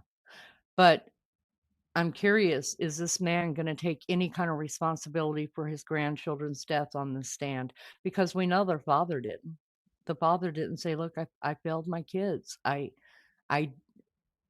should have done things differently the minute she told me that she felt like harming our children. I should have done it differently, and I didn't. Maybe that's enough, because I don't know what a punishment for this should be. I just know that there's other people responsible. There are. You were neglectful. You left your children with your wife, who has spoken that to you at least 2 times, according to your own testimony. According to Patrick's own testimony, his mother knew about it because she is the one that recommended a certain doctor. And I guess we're fixing to find out. That's what Lindsay's lawyer is asking him. What does that mean? What did the prosecutor mean when she said, "Did you know about the circumstances," or however she worded it? So we're fixing to find out. What did you? Unless they wiggle their way out of it. They've done that a lot here, where we've been left with a lot of holes in this case. But ask yourself, what would you have done? What would you have done? Do you think that the grandparents, here, and who knew about it, and at least Patrick, that they're responsible for something here? Anything? Thank you, sir. I think I was asking you about the word "the struggles," and can you just This tell isn't the jury coming back, is it? Is the this an Hills struggle one? was meant by the struggles? No, this is I what's knew she was happening having right a hard now. time sleeping. I knew she just didn't feel well. I know Hang she on a had gone to minute. the emergency room. Lee, and we are where my watching a wife was replay, working. aren't we? Those types of struggles. And just I've so, never seen this. obviously, for the record, your Unless wife we're Is just it? behind. Yes. And Is she's this a the? nurse, Is labor this? and delivery Can at you South see a man Shore. with a Yes. moustache? Yeah. And Yeah, Are we Melly's did saying. Lindsay confide to your knowledge, yes or no, No, Melly's saying we're not watching the to your replay. I wife thought this was a about replay. some of her issues as a result Is of this court which back your on? wife referred her to Yeah, the a court is person back to on, speak but to? Yes. Do you know who that person was? I don't remember the person's name. Rosie, Would that see, be I the wouldn't South say Shore that to me. Perinatal, I think is what it's called? Yes. Okay. Because we could rewind that. If we're playing the wrong thing, we kind of need to know about that. Would you Okay, agree that's that why think we're we're talking. okay. you and Lindsay had That's why a we're pretty good talking over it. relationship? Okay, Yes. so Very be good. kind.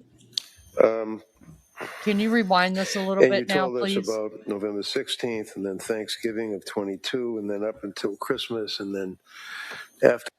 See, we can rewind, but we have to find out.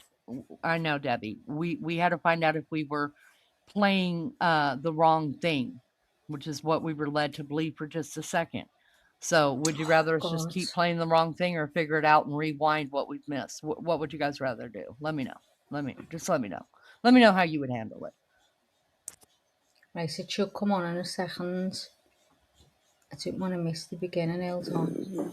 Did Lindsay confide to your knowledge, yes or no? And you told us about. Sorry, She was it's so having a hard hard. time sleeping. Nice. That should be okay. Yeah, just leave it right there, Max. Yeah, sorry about that. I wasn't sure if this was.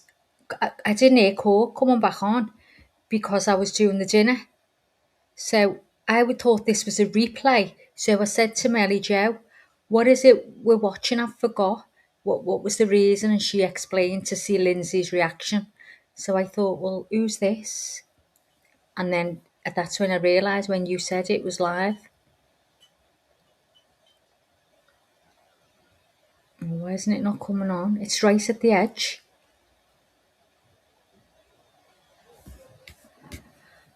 Let me go back. It's literally right at the edge. Thank you, Here sir. we I think go. I was asking you about the word "the struggles," and can you just tell the jury what was meant by the struggles? I knew she was having a hard time sleeping. I knew she just didn't feel well. I know she had gone to the emergency room where my wife was working. Those types of struggles. And just so, obviously for the record, your wife would be Sue? Yes. And she's a nurse, labor and delivery at South Shore? Yes. And did Lindsay confide, to your knowledge, yes or no, to your wife about some of her issues as a result of which your wife referred her to a person to speak to? Yes. Do you know who that person was? I don't remember the person's name. Okay, would that be the South Shore perinatal, I think is what it's called? Yes. Okay. And understanding that you're the father-in-law, would you agree that the two of you and Lindsay, had a pretty good relationship? Yes, very good. And you told us about November 16th and then Thanksgiving of 22 and then up until Christmas and then after Christmas, and the time frame actually right up to January 24th. You guys were supposed to get together that night, right? Correct. Well, no, we weren't. We were asked to come to dinner that night. But you had other plans? We had other plans. Okay.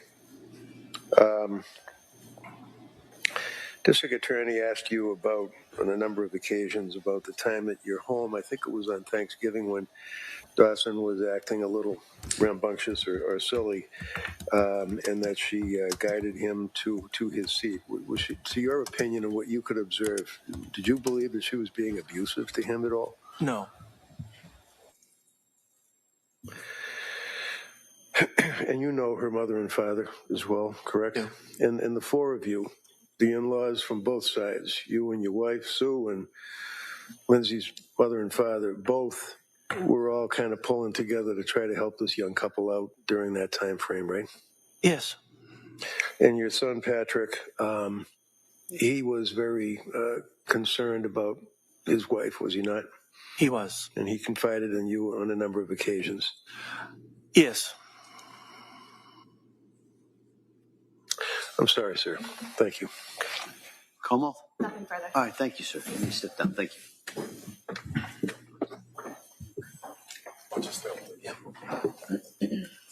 Come up. Could I see you over here? Just getting.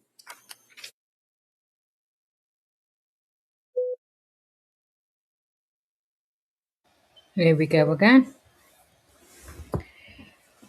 So, sorry about that confusion before. I didn't mean to talk over it. I just didn't know where we were because I'd left the screen. So I don't know whether we can play it forward now and we can catch up. What do you think, Lee?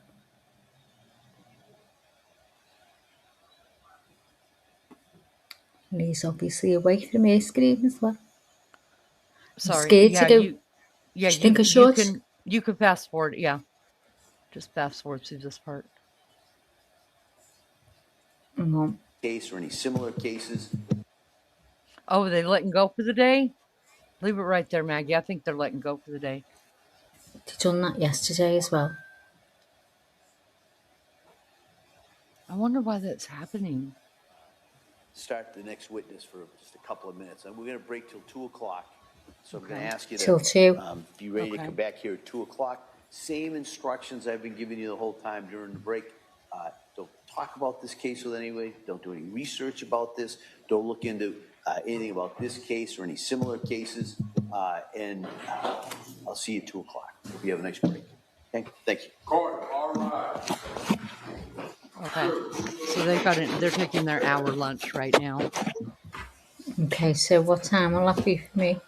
1 hour from now, babe. 6, right? 6. 1 o'clock. Now It's almost 1 o'clock now, so it'll be 6 your time. well, it's nearly 6 now.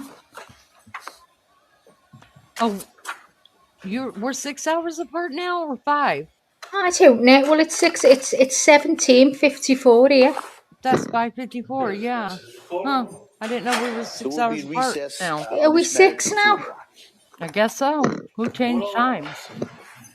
So it's only 1 o'clock where you are. Yeah. Oh my God. So 7 o'clock my time. Yep.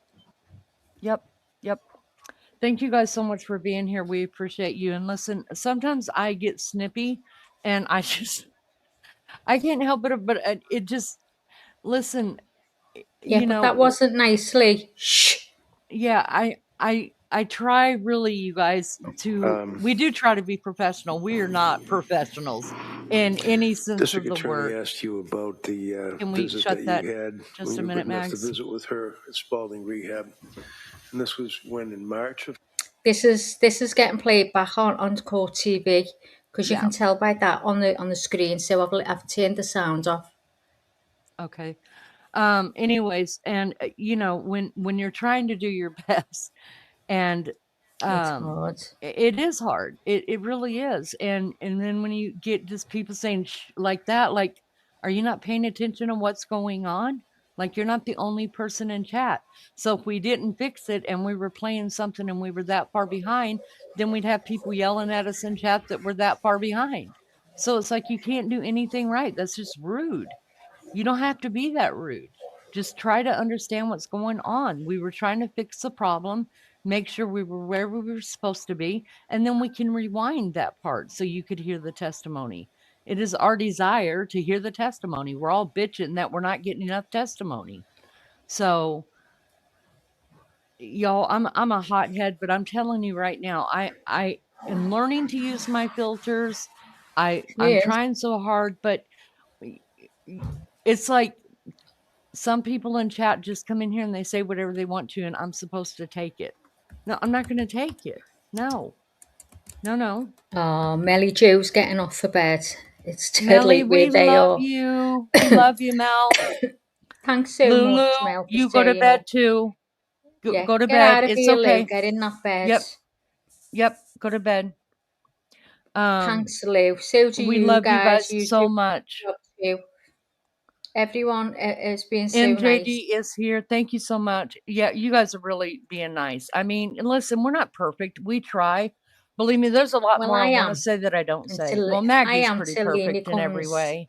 She just ruins it, hasn't I do she? ruin it. I do. I've aged her like 10 years, you guys, being in her life. And the rest.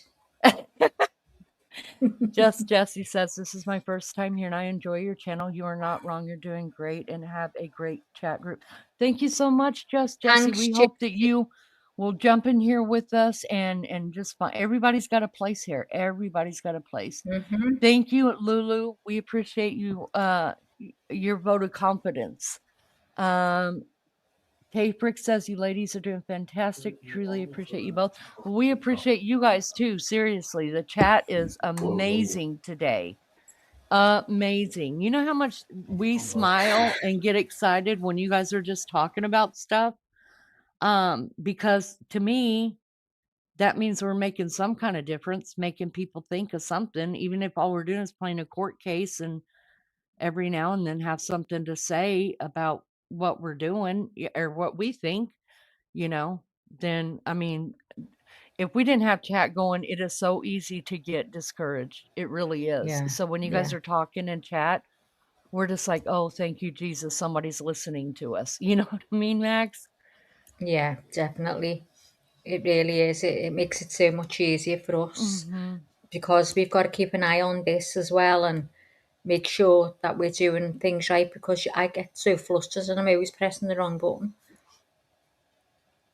Dolores We need says to be the jury. Yeah, you know what? I would like to be the prosecutor. I really would. I would not like to. Oh, yeah, maybe the prosecutor. I think Yeah. you'd be good, but couldn't Yeah. be on the jury. No 'Cause I'd chance. be But I asking think all you'd make a different kinds of brilliant. questions. I think you should go in for that. The only reason I wouldn't make a good prosecutor is because I have an idea. because I do swing back and forth a little bit, and I have more of a softer I'd heart lose than your you shit. think. Yeah, I do have more of a softer heart than what I put off, so I would look over at Lindsay and go, "Honey, I'm gonna come over and hug you just a second, okay? Just hang in there. Can't do that on camera." But I definitely would. I mean, I think her lawyer's brilliant. He's an old, fussy, grunky kind of guy, and he's seen it all, done it all, but he forgets that there are people like me who have never been on a jury, and I may want to hear the DNA. So we don't care how many times you're getting paid, sir. I'm not. So hush. So I would be mouthy with. I'd be fighting a lot with. I'd be in trouble. That's what it would boil down to. Big trouble. Yeah, Be made to I'd go be to mouthy. lawsuit. Yeah. Mhm. Not to. I can pretty much respect those that are over me, like the judge, but in opposition, and I think there's some injustice being done. Oh, I'll be so loud. The judge would be like, we're going to have to fire you from this case, honey, because Just showing some pictures. You're just mouthy. Y'all, there's my babies. Let me take that down. And look, they all look at me because they know that's what I call them. There's little girl Laramie and Newt. We need to take that off the screen. No, so we do. Oh, the back of it. No, we've done it. Okay. No, it was a comment. So show the other one real quick.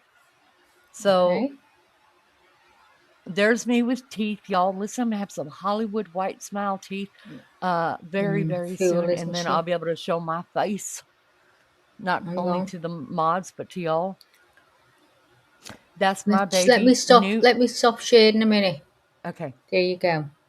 So that's Newt. I'll show some pictures so you can get with it.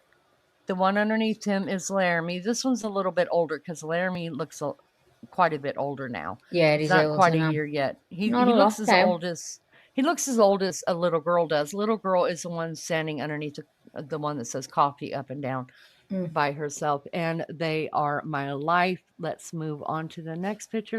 And she's got a little cat called Wednesday. Who thinks he's a golden retriever. He really does. Ask Maggie. Ask everybody. That cat is wild. And not as wild as Leni Lizzo's when she cat. got a degree. I got a degree. From YouTube Leni. University. Yeah. I mean, I don't look like that, you guys. To tell you the truth, this is our Nancy Grace. Yeah, that's She's my boo thing, y'all. Nancy Grace. She's my boo thing.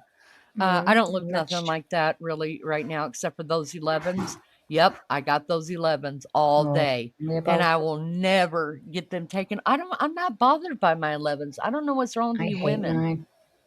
And you don't I've never had them. any. I've never had them all my life, and now I've got them all automatically got them.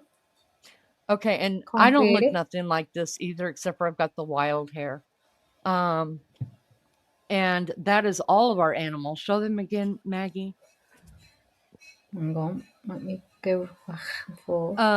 And this is a point to our little Jessie, you guys. Our little Jessie. The rice for rice. Jessie And passed away, but I had to add her. She appeared there when it is on AI. I couldn't believe it. Because she can't be left out. So I left her. Yep. I left her and then Wednesday up and yep. These animals, you guys, we are big time animal lovers here. Big time. We hurt for our animals. We put our animals on the channel. I do live sitting in my living room just watching the dogs do silly stuff. And I wish Lizzo was here. God bless it. I need to just can you check? I don't have her private stuff. Do you think you can message her and get that? No. Do you think you can message her and get that video of the cat? Y'all, Lizzo. Okay, climbing. So climbing the freaking walls. No, I had that because she sent me it, but We need to delete stuff on here, and this is the problem. Oh, I'm Everything so on tired of here deleting stuff.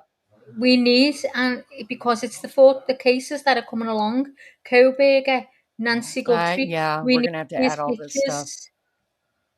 So We'll unless it's deleting, why can't they just let me pay for more stuff to put on here? I mean, that would be worth there's it. pictures that you've made, background pictures. I can take them off. Some of them. One is a cemetery at Sunset Lane, for God's sake. Oh, yeah. I love cemeteries.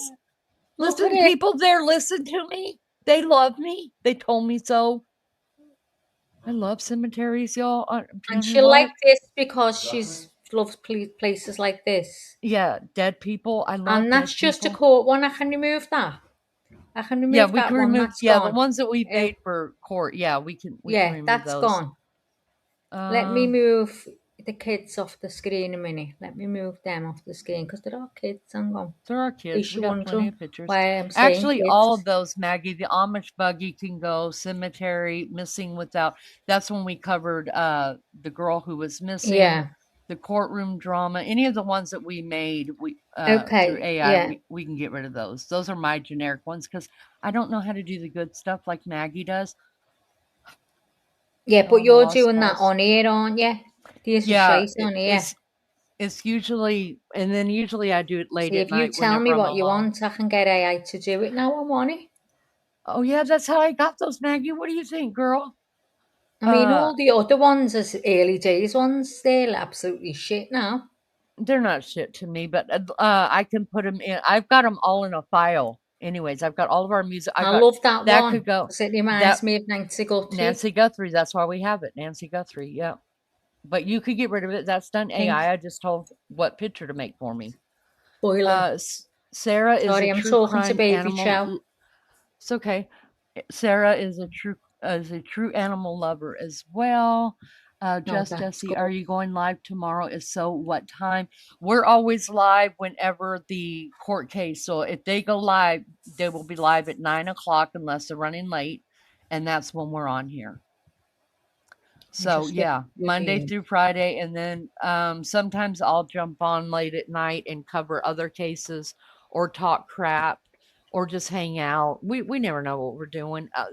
When we do true crime cases or we do court cases, we get a schedule going. So if those people are the ones that just want to only be here for that. Look at the screen. The live will resume at 2 p.m. EST and 2 p.m. GMT. I don't know what GMT is, but it is. Yeah, 2 p.m. GMT is wrong. You need to fast forward this. Yep. You silly ass. Silly ass. Dumbass. Who said that? I saw it. Lou said, Lizzo's cat is nuts. I adore her sass cat. Oh my God, you guys. So Lizzo is a mod here, okay? She deleted her channel for personal reasons and for public reasons. Really, really bad public reasons and we all want her to come back. We all want her to come back. She's still very much a part of this channel and we love her. But she got a cat. So her dog died last year, you guys. It was really sad too. It's just sad when we lose our loved ones. And she ended up getting Maya a couple months later, and she should have named her Spaz. That's what she should have named her, Spaz. Because that cat, seriously, y'all, she sent us videos, walks up her wall. Now it's got, she had wallpaper on it, so I'm guessing that's how it was able to hold on. It's anaglypted. It's like spongy. Yeah, it goes straight up and it runs up the wall. It runs up the wall, grabs the paper, like it is loosened the paper up there, and then it pulls the paper down off the wall and then goes up again. And then it jumps. It's walking the walls while she's sleeping and then jumps on her head. Let me try and go and get one. Let me try and get it. And you know what, so guys? Good. She did. Now she was in bed asleep and heard this noise like that where its nails were sticking in the spongy anaglyptic of the wallpaper and it was running and she turned the light on and there's the cat stuck to the wall running up it. Seriously, never seen any. I've had cats my whole life, longer than I've had dogs, and I never seen anything like that cat. I'm serious. I'm gonna tell Liz we got to change.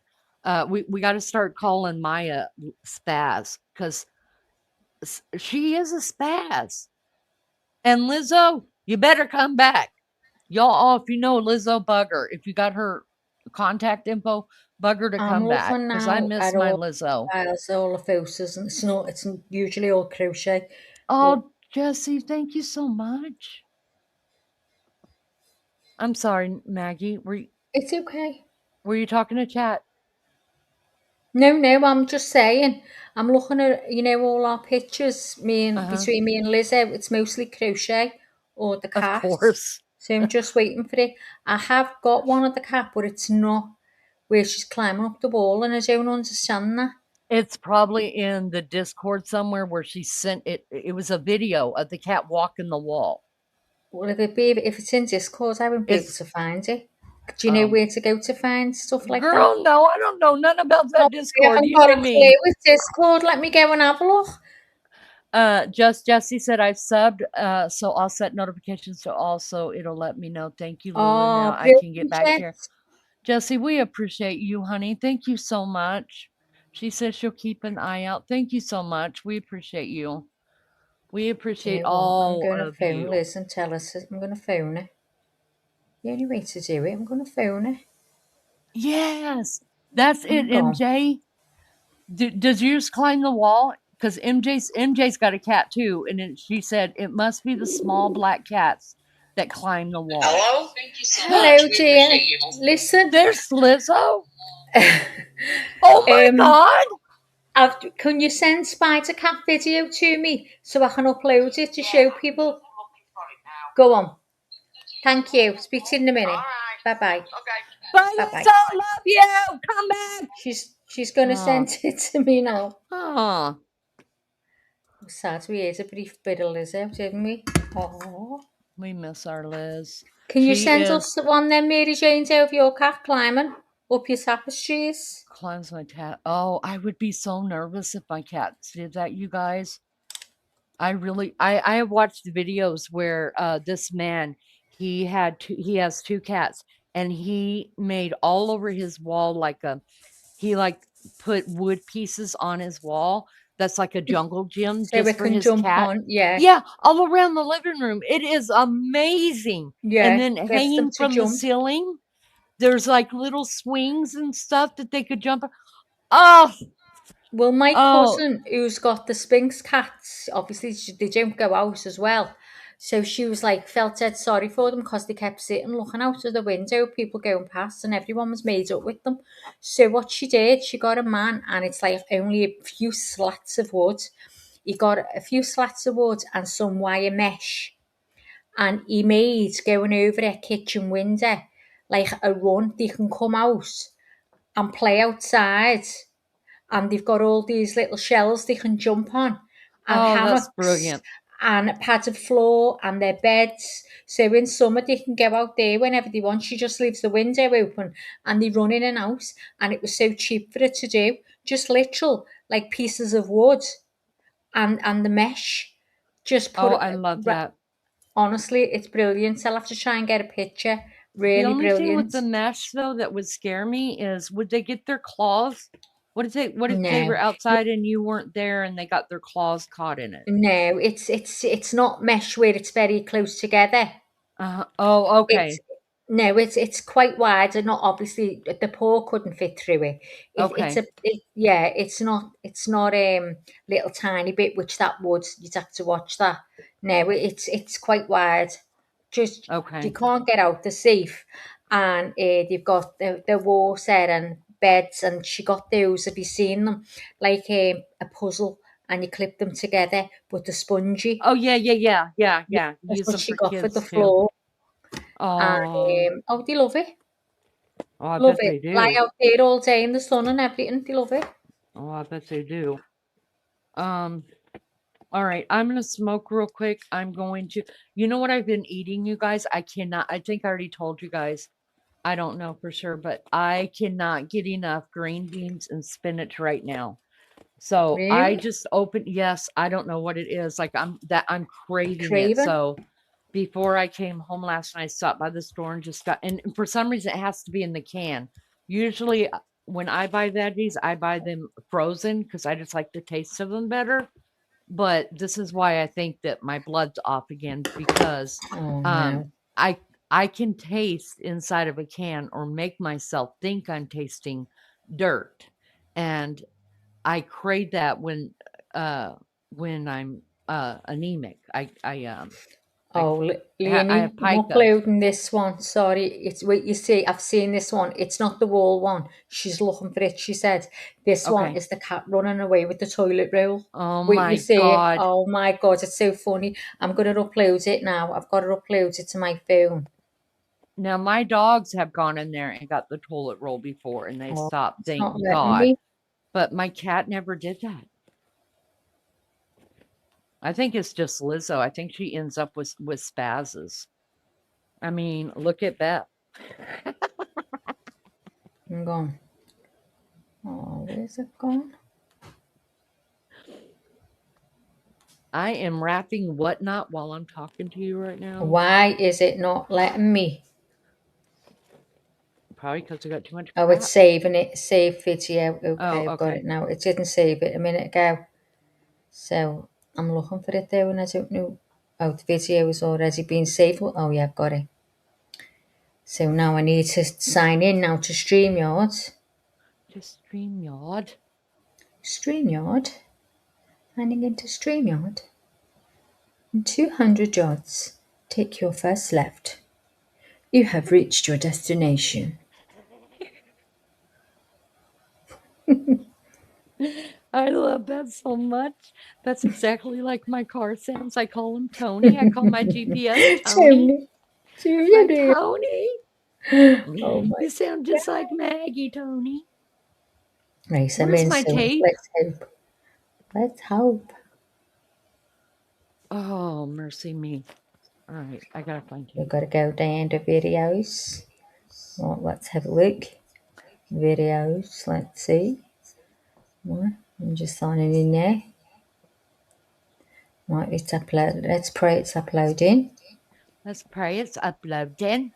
I'm trying to be an Aussie, I'm but it's trying not to be an working. Aussie. Lainey, it's not working, Liney. Lainey. Melly. Say Melly Joe. You say that one good. Millie Joe. Melly Millie Joe. Joe. Yeah, you have to Millie put Joe. the Lulu yeah, and Millie Joe. they always put the emphasis on the last word or the last, like you do with Melly Joe. Millie Joe. Hang Yes, on. yes, that's how they say it. Right, let me take this off the screen. And take that off the screen, Lee. MJG's. Okay. Tell me if you see it, guys. Okay. Yep. Take that thing off the screen. Yes, ma'am. Okay, dear. Watch the toilet This roll. cat Here it cracks comes. me Here it up. comes. Look. The bottle of milk it runs away with. Not the toilet. I think I seen the toilet one. It runs away with the bottle. That cat is a dog too. It's just took the milk upstairs. It just look. took Can't get stuck in the door. Look what a mess it is from the cat. It's my God. Oh, just watch again, guys. Watch again. He'll go back. I was watching it one day and it ran away with the toilet roll. Here we go. What do he's picking it up? Oh my God. That is a dog. That is a freaking dog, and then it gets Maya. stuck in the door. Look, it's getting it out the door. I can't get over it. Poor Lizzo Poor Lizzo. She raises her kids, you guys, and now she has to clean up after a kitten. That's just like me with the dogs too. I call Maggie. I'm like, Maggie, Oh my God, I know. look at the It living room. looks like a bomb's just gone off in the living Yeah. room. I swear, guys, I've never seen anything like it. And the next time she's on, it's sparkling, not a thing out of place. She just gives them empty boxes and they rip it to shreds. They knock the cushions off the sofa and everything. Yes. Yes. It gets me the way it's trying to get it through the door, and it knows. I know. I know. That cat is I'm gonna start calling her Spaz. I love that. Maya and Wednesday are dogs. They are. I call her Spider Cat, Spider-Man. Oh, I can't get over it. Look, there's the toy going off. See it moving? By the bilk. But it just So wants that cute. one. So cute. Somebody, oh, it was my daughter. She just had, because she had gotten a new puppy a couple months ago, and he just got fixed and had to wear the cone of shame for 2 days. And then she got actually, she got Oh, I've Wednesday's got it. dad Spider fixed. Cat. Do I just pour this out now? What, right? Do I just pour this out now? Yeah, just wash it now while it's hot. There's water in the sink, so. It doesn't matter. If you want, yeah, whatever. Right, so I'm putting Spider Cat on now. Okay. I'll probably have to delete this one. So let me delete this. I'm surprised Lizzo has not sent us any pictures, like when it used to jump on her head and stuff and it wouldn't go to sleep, like with her face all scratched up. Oh God, that would have been so good. Nice.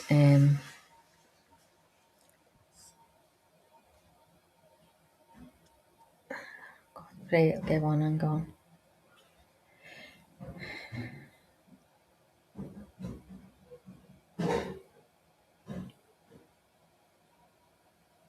Almost there.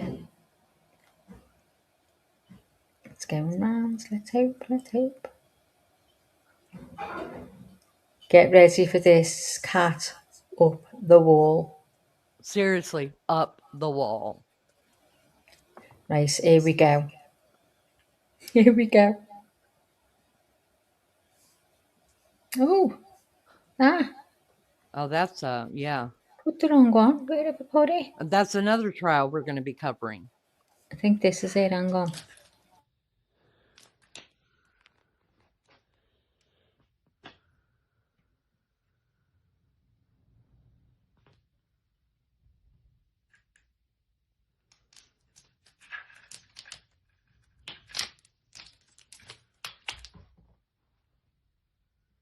Have you quite finished? I'm talking and I'm not even on the mic. Could you hear the noise of it sticking? That's what I wasn't on the mic either. Can you believe that? That cat was on the wall.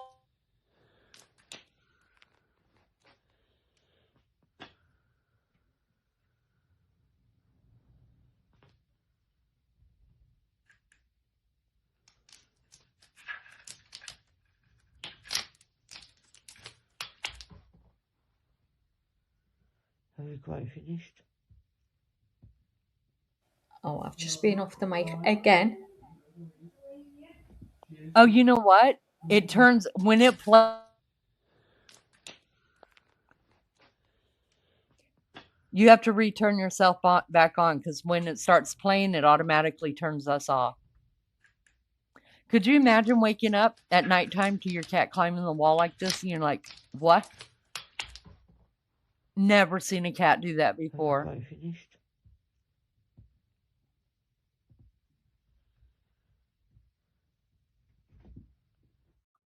In America. Oh God, see the neighbours wants me. Oh no, don't answer the door. Just Reincarnated cat. That cat is crazy. That cat is crazy. But I love it so much because I feel like Lizzo deserves something like that makes her nutty for a while. Poor Lizzo. That's what she gets. See, that's what's happening. Little Maya's like, you need to go back to work over to according to Leanie, and then I'll behave some. If not, you're going to be cleaning house all day long. You're welcome. That's what Maya said. I know it. I can feel it. I have a cat spirit in me. I have an animal spirit. I can talk to him. I can talk to animals.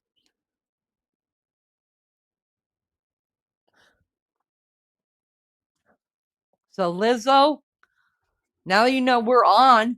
You might have already known we were on. Get back to work, and Maya will behave herself. I promise.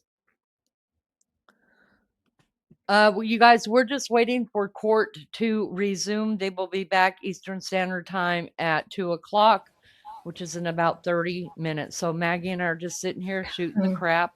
God, Ryan says I was on a call. Do what?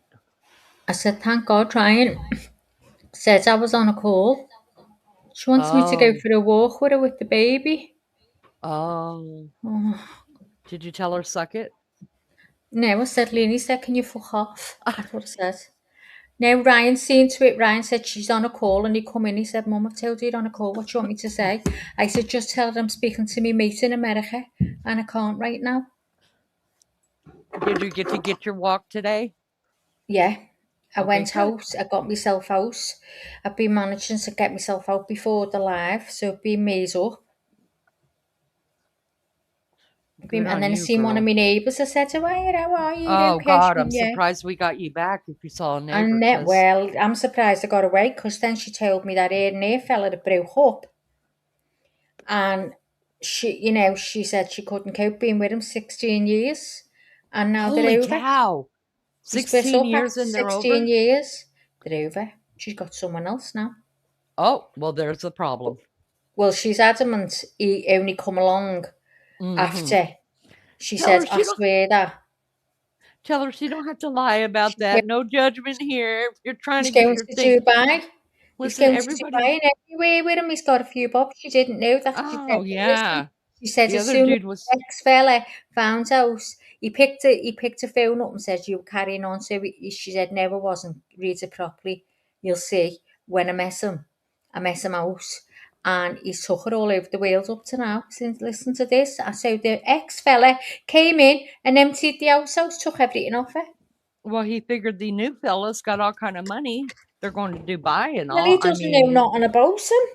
Well, he was He jaded. just thought, you're not fucking having. So he took the shoes off of the coats, the rings, the watches, everything, because she's into all this name stuff.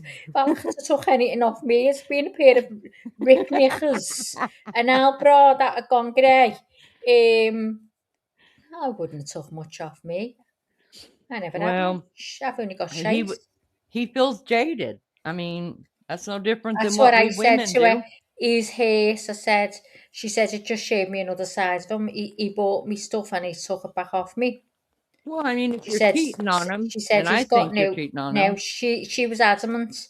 I said, no, was you, Lola, it happens? And she went, no, I wasn't. She said, I really wasn't. So, what can you do? Still I ain't believe to buying it. face, though, Lee. Maggie, you're easy, I know though. I'm fucking stupid. I know. But I did believe her face. I'd be side-eyeing her going, it's all right, girl. We've I all been in know. the slums before. I No just said, worries. listen, if it happens, it happens. There's nothing to do with me. I said, but she went, no, honestly, I really didn't. She said, I met him after.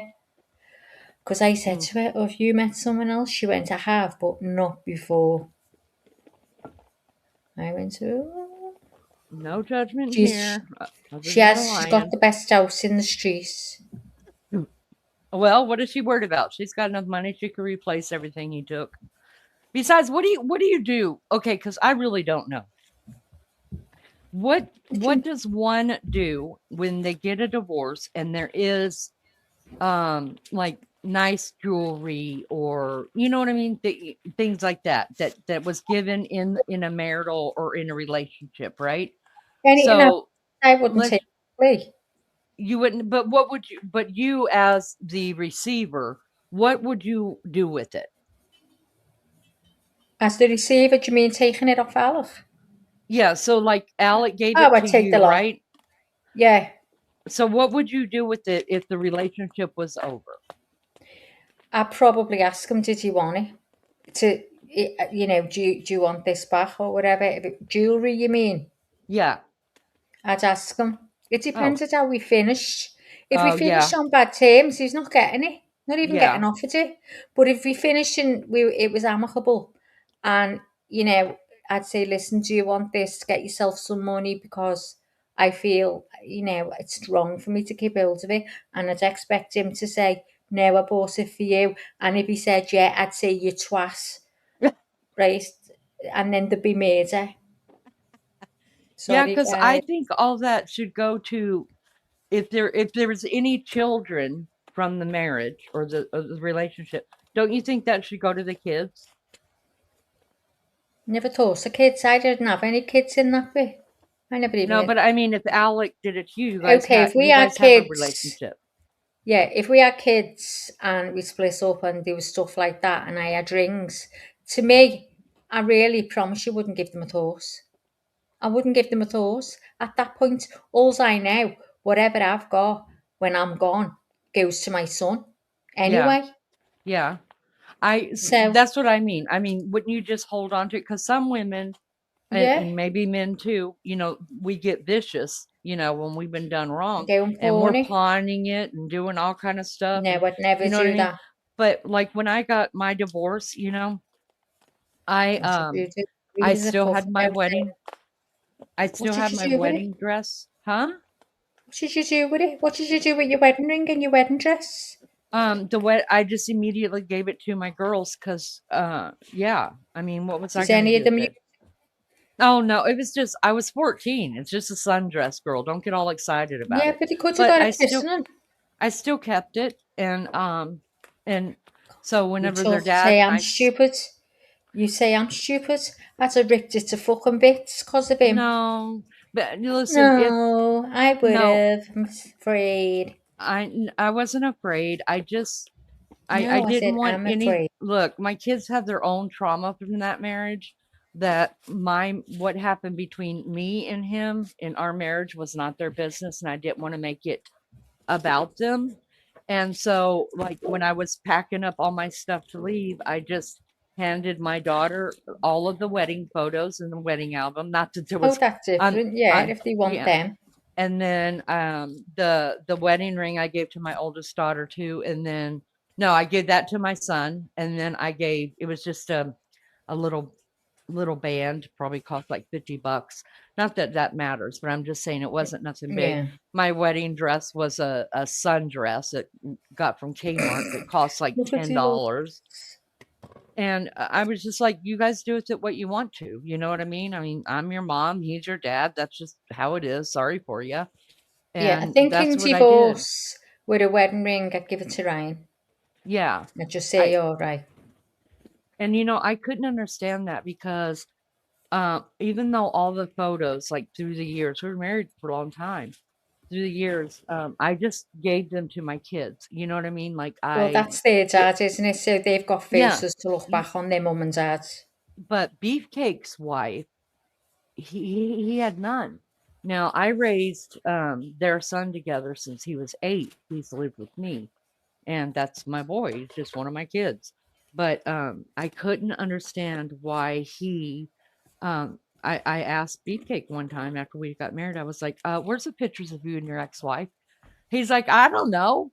Nobody cares about stuff like that." I was like, "I care, and your son cares, and your grandchildren are going to care." And he's like, "We didn't think about it like that. We just got rid of everything." And I Yeah. was like, "You guys are fucking idiots." I mean, no wonder you couldn't make it. I was just pissed, but not for them, but I was mad The for kids. Colton because I mean, he's the only child from that marriage. And he had nothing. He didn't have a picture of his parents or them together with him. You know what I mean? Like, what Oh, did well, you do? that's sad, isn't it? Yeah, Yeah. you broke up the whole family, not just each other. And I don't like that. I don't like that at all. So I didn't do that to mine. I was just like, you guys, you're welcome to do with it what you want to because they belong to you. But I didn't like all the videos. We had one of those big ass video cameras that came out in the Oh, 80s shit. or 90s. And so we had VHSs of the family. Y'all, I didn't throw none Yeah. of that stuff away. I No, didn't mine's get rid of their upstairs. dad's stupid stuff. I just handed it all to them and said, if you guys want to throw it away, that's your legacy because I ain't got no money. So, Dolores, look. Dolores says a little lie, I had to hit it. Lou says, I've loved being able to spend time with you all this past week. Lou, it's been great having you. Oh, Lou, Because you when are by the just, time I come on to talk, you're going to bed. yeah, It's yeah. been amazing having And you it's, all. I've really loved this especially live. since we don't go in the middle of the night anymore where we could catch all of the Aussies. I love this It's just live. really, This it's really time's nice. great for me. Oh, Lou, Lee, Yeah. just say I've got witnesses. I've got to take Monday off. Okay, so don't start fucking saying you've got an appointment on Monday because you I won't be actually don't. taking it. Actually, I I have an appointment on Wednesday, which I'm Fucking glad hell. about. Listen, I'm glad about it. I have Why? that's well, because Mary had to have that stupid diabetic eye test thing. I thought I was getting my new glasses, or we're gonna, order my new glasses. Well, I had to have the diabetic test because my doctor sent in for it. Pissed me off. So Wednesday I have to go back and I take but I can take y'all. Listen, I'll sit right there. I'll be like, "Excuse me, doctor, sir. I got these crazy people on YouTube. You might as well go ahead and sub up too and come and hang out with us and give us we may need your expertise about eyes Let's just someday say, in a excuse true me, doctor, can I just borrow your desk a minute, please? Listen, I'm a co-host and I need to get on because there's a gap now. They're talking through the court and I'm running this court case for everyone to see. Look at the numbers all over the world, doctor.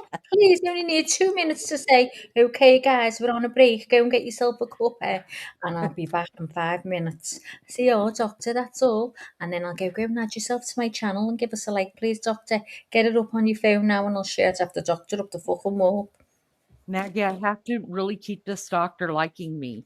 Now, he's been, since I've lived in Indiana, which has been, what, 18 He years loves you, now? though, doesn't he, this doctor? Is he your No, normal my doctor? Oh, your eye primary doctor, care, isn't he? no, I that's my get eye you. doctor. My primary care doctor and I are BFFs. I mean, I give him foot massage, or I try. I'm like, come on, we'll have a mental health day. Put your feet up here. Let me know what's going on in your life. And he just laughs at me. He's like, I know I drive him crazy, to tell you the truth, but I tell him that I'm his best friend. But anyways, so this same eye doctor I've been seeing since I've been here too, but I only get to see him once a year for him to redo my glasses. Well, he's also the one that is putting in my referral to go see an oncologist surgeon or whatever to get my eyes fixed, right? So we were talking about and I said, listen, I said, I already called for plastic surgery. They would charge me $7,000 to get my upper and lower blephs. I said, but I know my insurance will pay for my upper bleph. I just have to pay for the vanity of my lower bleph. And he said, yeah, you're right. And he said, are you wanting an ocular surgeon to do it? And I was like, yeah. And so he's referring me out, Maggie. Why? See, I know you told me that and I was thinking about it. Why did you want that particular one? It doesn't have to be, not for talking taking. about? What particular It doesn't one? have to be that particular top, surgeon.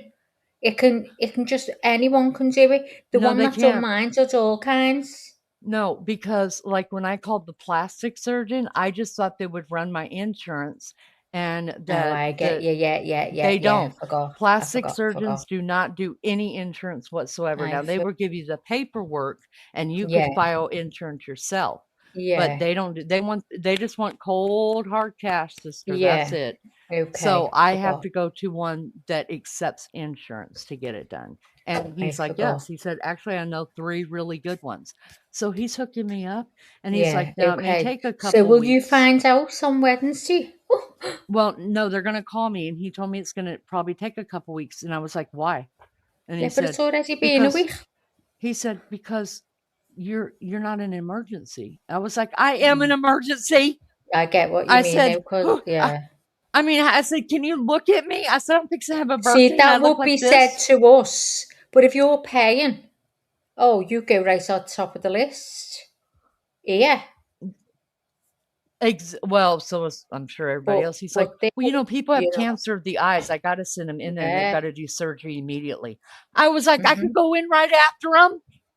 And he was just laughing at me. He said, Share no, the Lenny, best with that's him. something That's not how it works. And I said, well, I feel like I'm having an emergency because I look older than what I Wasted should. how long? Prayers for JB, yeah. Oh Thank you for God, putting yeah, that our there. little Thank JB you. isn't good at the moment, so No, she's we not. need all the praise in the world for her. Newt, what did you Mary eat, Jane buddy? Doe said, just go to Turkey like everyone else. Even MJG's on it. I I'm not going never to went to Turkey Turkey. for my eyes.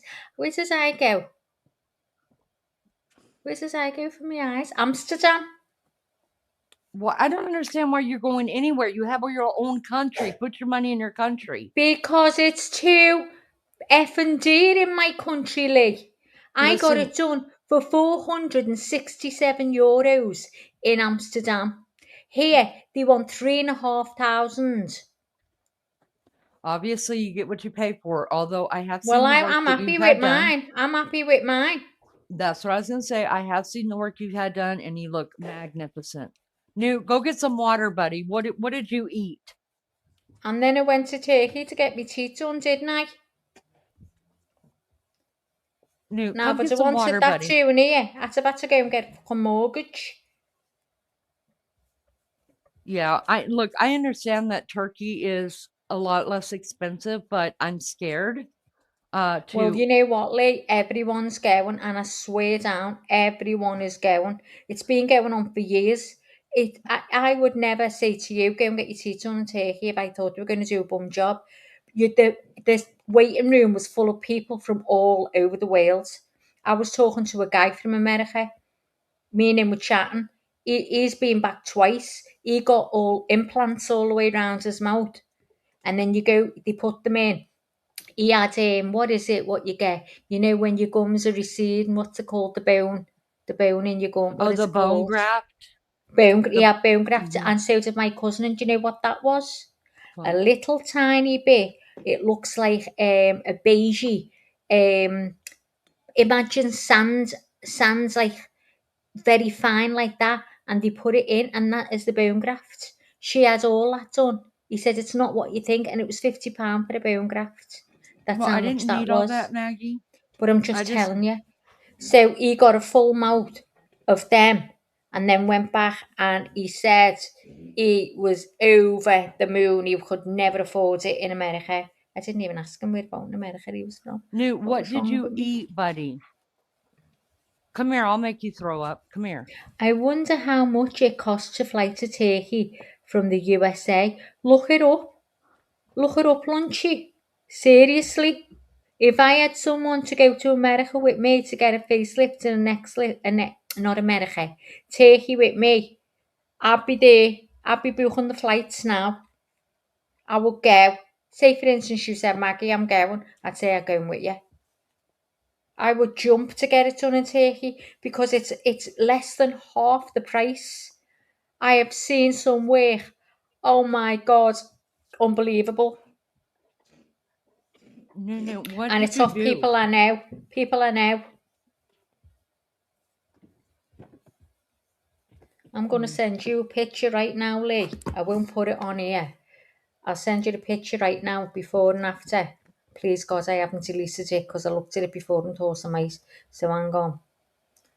Well, the people in the U.S., they don't go to Turkey. They're going to Mexico. Well, they really, all have it. I'm not, but Well, they so really they all are. have They're going to Mexico. Mexico for all of their BBLs and their blats and all this and that. Listen, I have spent enough I time bet it's off getting this soil, killed.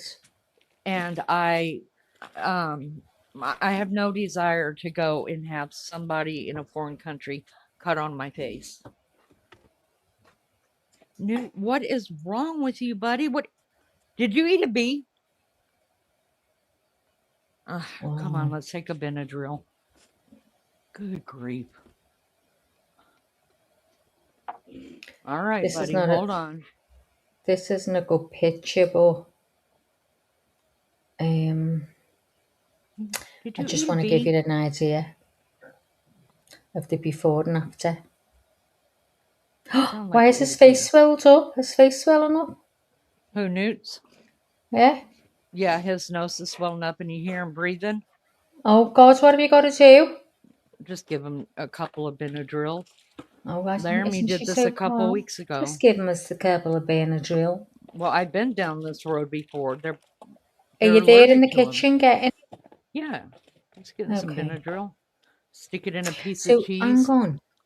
Wild Angel, Maggie, I'm going to find out in the next 2 weeks, but a friend of mine has a finance in the UK and he's going to fly it over and I might be coming with her. Oh my God, you're joking. Where about in the UK? Liverpool. Shut up, you. Look at your messenger. Hi, Wild I've sent Angel. you Okay, 2 hold on. I pictures. gotta take care of my Oh dog yeah, before he see has to the dogs. anaphylactic shock. Oh God, I hope they're all right. Oh, he's fine. I like bees. They don't like me. Right, I Newt? like bees and they don't like me. You shut the hell up, Max. Here you go, buddy. Shut the hell up, Max. She teaches me guys how to swear. I'm the best swearing in American. Tell them what I done to you yesterday. Didn't you tell them? Lunch? No, Lunchy and I don't get embarrassed. I wasn't embarrassed, She but I went was dead like, red. You did? Lunchy went even more dead red. But so we're sitting in McDonald's talking Bear to in Maggie. mind, oh, you lying bitch again. Tell me you're in a 5-star restaurant. They told me they were in a 5-star restaurant, and I went, oh my God, to myself, I've really just done that in a 5-star restaurant. I've been fucking worried about that. I was joking with you because Well, we were I in didn't know McDonald's. you, dickhead. Oh my God. Anyway, go on, tell them what you did. So I'm taking video of these Amish people for Maggie because she's never seen any up close, right? And Maggie's just talking like Maggie talks, you know. And Lunchy and I are laughing. Well, she just keeps getting louder and louder, and people around us are hearing. And she's all hood, right? She's Scouser hood, and she's like, fucking A and fucking B and fucking C, D and E and F, G and la la la. And she's just going on. I was like, Max, we're in a 5-star restaurant and you're talking like that? Shame on you. You sound just like you're from the hood. Nothing but white trash coming out of Liverpool. That's why people don't like you. And then she started laughing. She's like, oh my God, a 5-star restaurant. I didn't know she believed me. Have I ever been to a 5-star restaurant? Could you imagine trying to get me in a 3-star restaurant? You know, there are places I'm not allowed to go. So anyway, what I said? So then all of a sudden, Maggie gets real quiet, and Lunchy and I are sitting there, and we're both on the camera with her. And Maggie goes, "Motherfuckers!" Like as Motherfuckers? English. Yeah.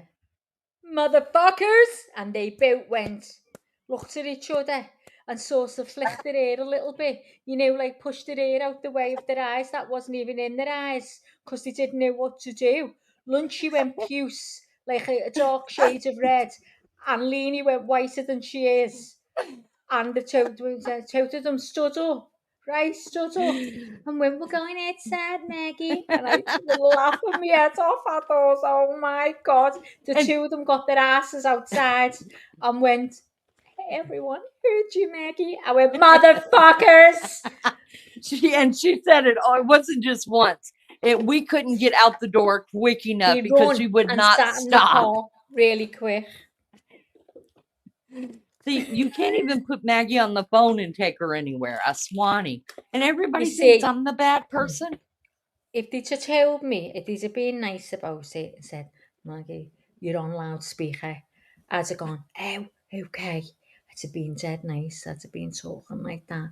I'd have said, okay, do you want to go? And we'll talk in a minute when you're in the car. That's what I would have said. But no, they didn't fucking tell me I'm on loudspeaker. Only when they told me, Maggie, you won't like that. I went, motherfucker, dead loud.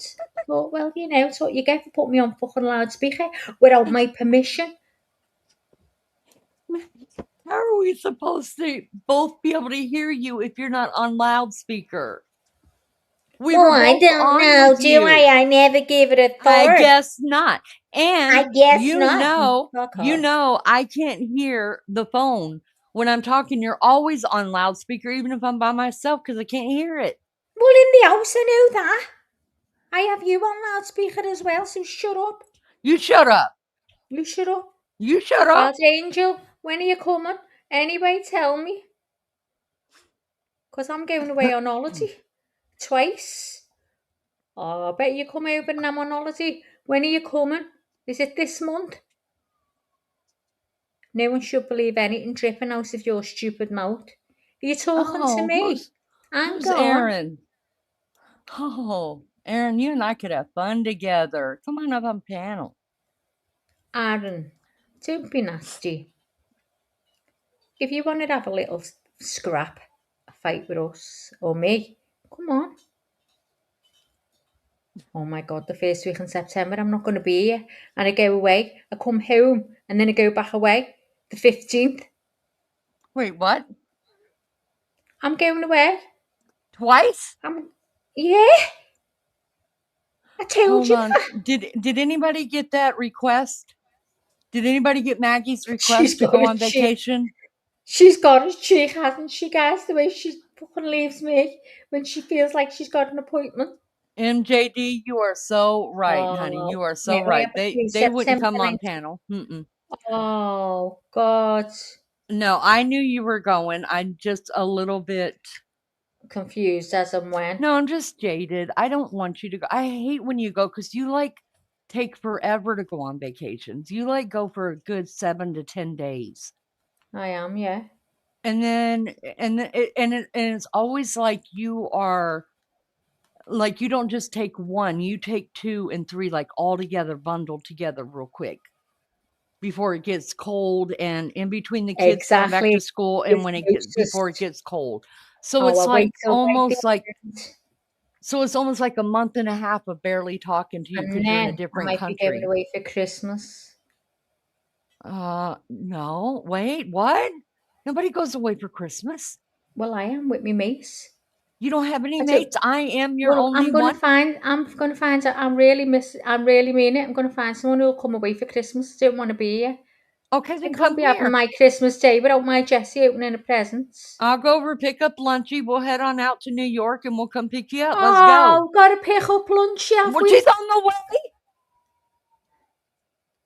Fucking sick of this now. Lunchy this, Lunchy that, Lunchy the We other. have to pass Lunchy. her to get there. Well, I'm going to meet Lunchy on me own. Are you? Go ahead. I already did. Yeah, but mine will be 20 minutes because I'll be with That's 11s true. as well. I'll be with 11s as well, and I'll be with John. Oh, me and John will be like that. Oh, will say you now? I mess it in the thrift store, John. I won't say yeah. Mess it in the thrift store. I bought a quilt off her, and we ended up talking, and she told me all about your Polish sausage and that. And little 11s will know me because of my accent, because she hears me all the time. Look, John will be made up, she said. Oh, yeah. I could see it all And happening Lunchy's now. going to throw the blanket over me on the couch and I'm never going to go home. I'll say, Alec, I'm not coming. Shut up. It won't even have to be that big of a blanket. Me, I would just set her up on the mantle and she could just be there and anybody walks by, She she could put act me like on a fucking statue. show for everyone. She put me on show for everyone. Well, guess what? Your neighbours will know me before you do because I'll be going round on that mobility scooter all around the streets. Oh, Mr. Joe would stand there and talk to you for hours, Maggie. Oh, I'd be made up with Mr. Joe. I'd take the dogs with me on a walk. You would love Mr. Joe. You would love Mr. Joe. I'd say, He's Mr. Joe, precious. do you want to get on and have a ride? Come on. I'd not like Leanie. I won't go through the bushes. Sorry. Oh, my God. Oh, my That's God. another If we weren't story, friends guys. already, I would have been so embarrassed. Listen, we need to understand. We need to know if this chat can understand me because they could be sitting listening to foreign language. Do you know what I mean? Can you understand me in the chat? I know Lunch Lady's there, but who else is here? We need to find out because Aaron's just had a cob on. Hang on. Aaron needs to pull out whatever he sat on. He'll be all right, or she'll be all right. I don't even know. Did you rewatch my live 3 days ago? I haven't had time to watch Coronation Street on the telly because she's got me on this live. I get up, I go on the live, I finish the live, I go to bed. That That's the way is she's had true. me working all week. Well, you I'm got to having earn your Monday keep. off. Did you hear it? What? Because I'm having Monday off. You're not Here having Monday off. You're lying. Mrs. Swear down, Mrs. Staples. I hope you can understand me. If you're still here, who else? Mary Jane's house. She can understand me. Lunchy understands me. Thank God. I think it's just our gang, Lou. Are you still here, Lou? We've got Misty Blue might not understand me. Misty Blue, I hope you can understand me because I don't know where you are, but I hope you can understand me.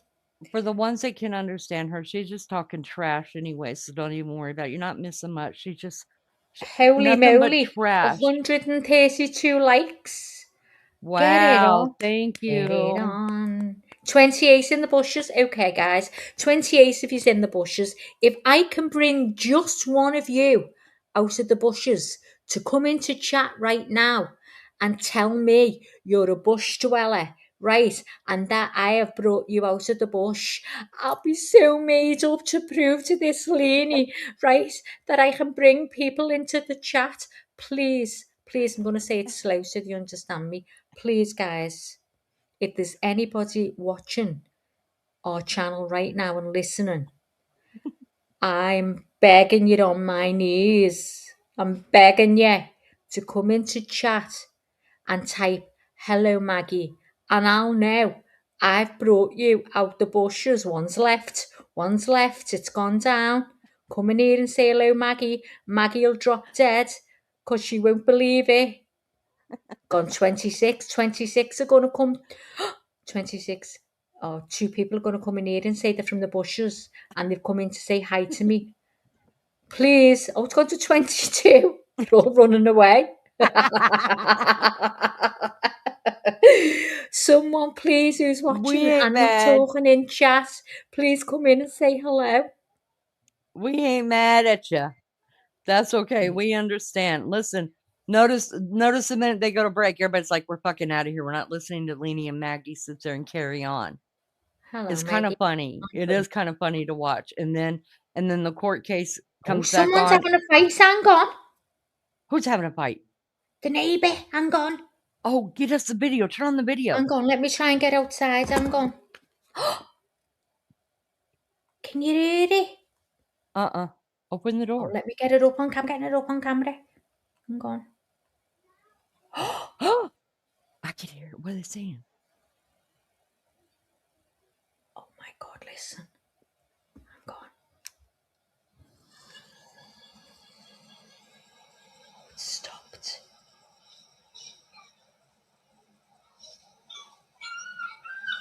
Oh, that's the seagull. That's the seagull. Oh, I thought they were killing her. Okay. I was excited.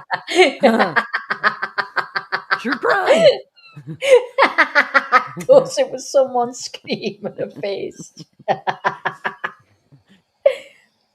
Keep listening. Oh, wait. Isn't it always the way?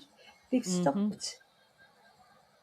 It's been going on for about 5 minutes. In the end, I couldn't stand it anymore. Yeah, it's on again. Picked up the tire iron.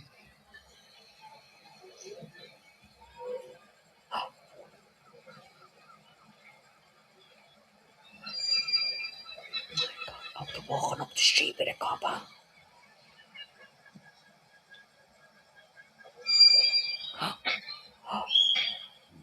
There it goes. Oh. Oh. Are we hearing murder? We're hearing the murder. Let me look on the back camera. Oh, yeah. Whoa, Did someone sing them? Come here, come here. Oh my God, it's Penelope next door. It's not muted at all. Oh, can't believe that. I thought it was murder. It's the kid next door. Oh, it was No. her the whole time? Oh, Yeah, damn. I think so. I thought we were going to get a true, real crime. Well, if there'd have been fighting there, I'd have got it on the camera and put it up. That's just like when my daughter called me and she's like, Mom, I have a real true crime thing for you or something going on. And I just thought, she had made a casserole wrong or something because they're always making fun of me. And I was like, what happened? And she's like, no, I'm serious with you. I'm serious. There's yellow tape across the street. Somebody got murdered. I was like, oh my God. Turn on the Nothing ever camera. like Turn on that the in my camera. streets. We only had You guys, someone getting some other cases here. do you guys Suffocated. remember that? And they still haven't solved that murder. Oh no, I can't believe I'd be terrified living in And that they house. sold the house. Oh, Somebody no, else is could living never in the live in a murder Mesa house. house, and Laney could. Lunch, she said, Yeah, I could. video them if they're Amish. I wouldn't have them people living here. I mean, not that I wouldn't. There's no people like that live here. We're not living in the sticks like you, Lunchy.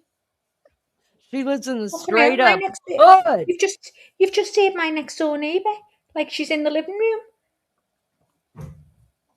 Can you hear that banging?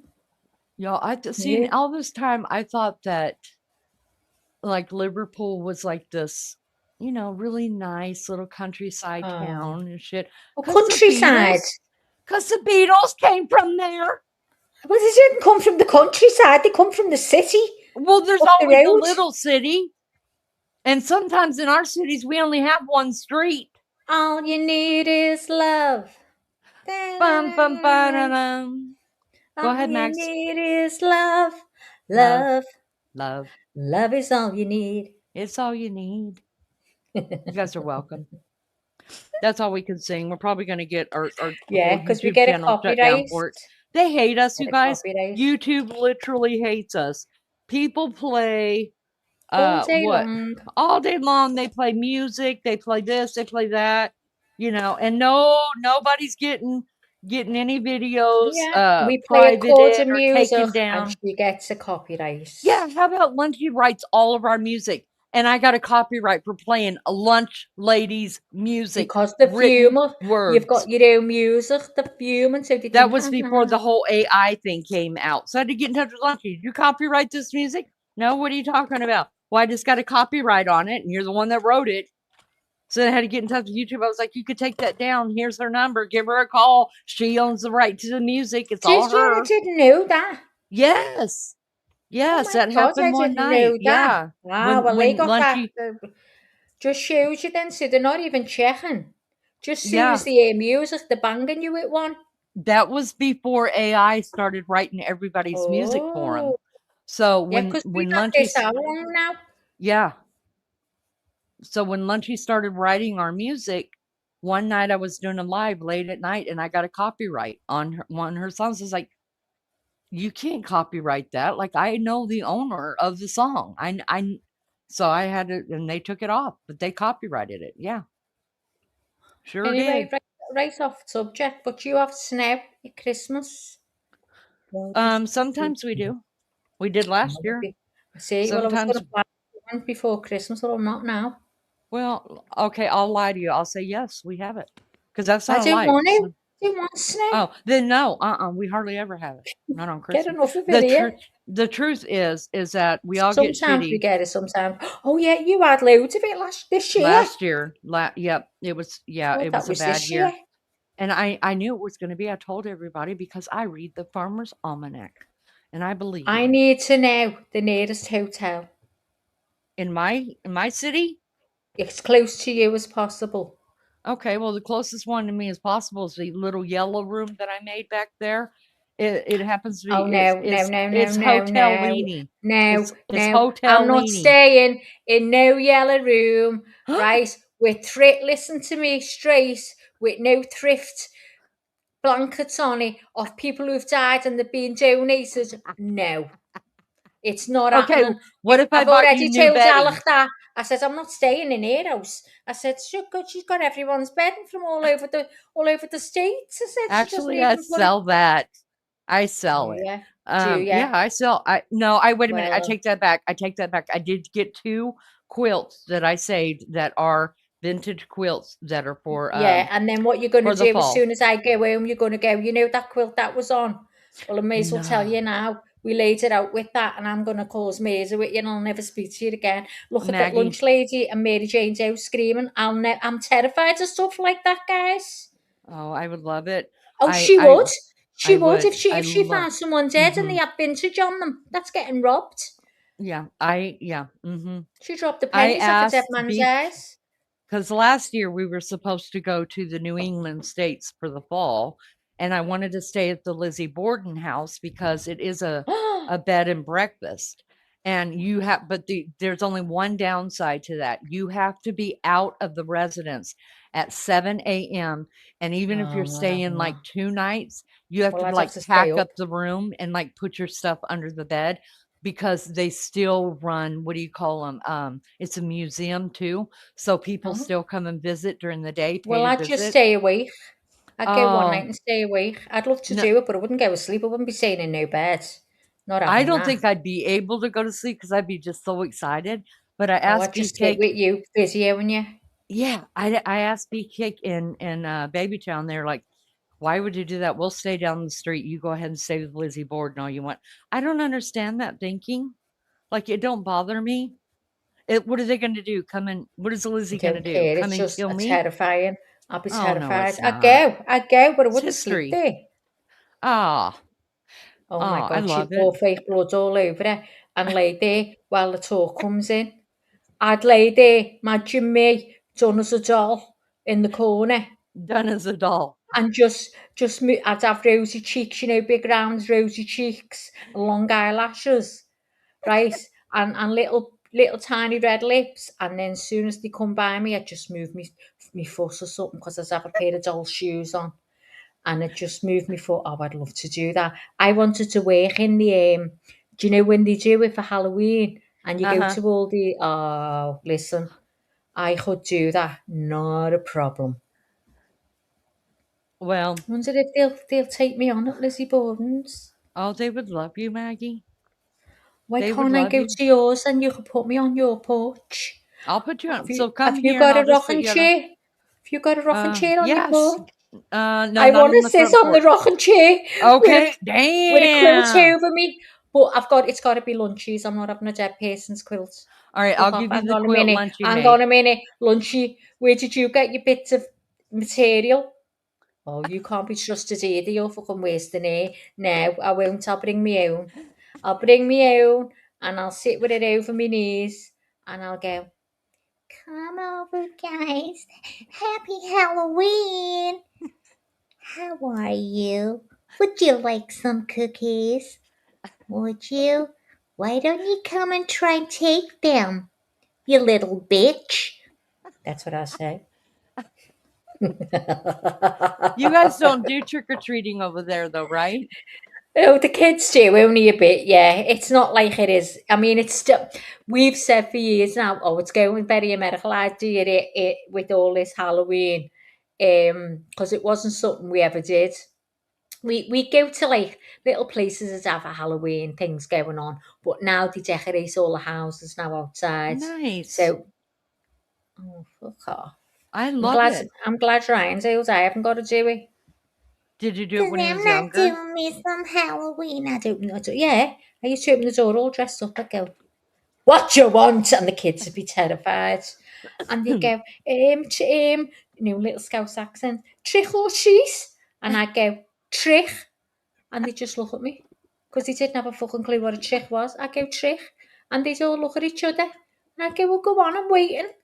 And they'd still look at each other. I'd go, you don't know, do you? So I'd give them a bowl of sweets. They didn't have a clue if you said trick. Yeah, But some of them used to be terrified if I'd have a mask on. I wore Maggie one I'm time. They terrified. fucking flew. Oh, you know Nora? Nora Yeah. knocked and I had Maggie on with a coat with a hood up. Uh-huh. And she went, who's that? And I went, it's Maggie. She went, oh, I'll call back later. She walked away. She thought it was an old woman, she said. She got bad eyes. She got glaucoma. Oh. Did you stop her and tell her it was really you, or Yeah, did I you just knocked let her on her go? door afterwards, and she said, "Is that you, Maggie?" I went, "Yeah." She went, "Are you sure?" I went, Are "Oh, you listen, sure? don't be fucking." I said, "Don't be fucking wasting my time. What you want? I'm going trick or treating. I'm going fucking trick or treating." She went, "Oh, I'll see you later." So a bit of a cop on. Oh, I've done some things in the street, guys. I've done some things. I had a better time than Ryan. Well, we know, Maggie. We know. So We've I'd heard love all to go about and you. sit on your porch on Halloween, not to be nice, only to scare the kids. I've got some video of last. I I'd might love put it to on do here when your it's. kids the tugs. I'd love to do the tugs. I've got some video of them last You year. showed me. You Yeah. showed me. So we need to put those on the channel when it gets closer to Halloween. We'll play Oh, them when show them because definitely. Listen, guys, Amelia Joe. Leanie sent me a picture of her grandchild. She says she sees dead people. Yes. Listen, she sent me a picture. She looks like the bride of Chucky. Yes.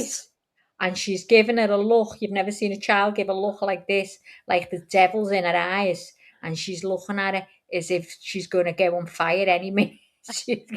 Her head's tilted down Yeah. and she's looking up towards Yeah. me. And I didn't even tell her to do that. I'm telling you, I did teach her to say, I see dead people when she was 2 because I wanted to freak her parents out. And Guys, it did. is that normal for a grandmother? Yeah, it is. It is. And She taught us to say, I see dead people. My son was like, Mom, can you quit teaching the kids stuff like that? And I was like, they're going to learn it in school anyways. I'd love to scare her. I'd love to scare her. So I taught her how to say it, and she went and jumped in bed with them before she was supposed to go to bed. They were all laying in there. She sat up and she said, I see dead people. Her dad was like, what? Oh no, we've got it on. It's okay. I thought we were going to miss the courses. We've gone past 7 o'clock. Well, you know, they're always see late. Dead people. I see dead How funny is that, guys? How funny. Her We've only daddy got didn't think it was 26 funny. watching now. Because they hate us. Hate us. Can't bear to listen to us on Halloween. Well, I'm going to Leanie's, guys, in the bushes, and I'm going to sit there, rock on the rocker, and go, trick or treat. That's what I'm going to say. Imagine me saying it in Scouse when they come up. Trick or treat. And then be like, what? What's wrong with you? Yeah, they go, what's she saying? What's she saying, Grammy? And I go, I said trick or treat. What you want? Pick now. One or the other. Hiya, Possum. Hey, Possum. Good to see you. We're just talking shite, Gail. Just talking shit.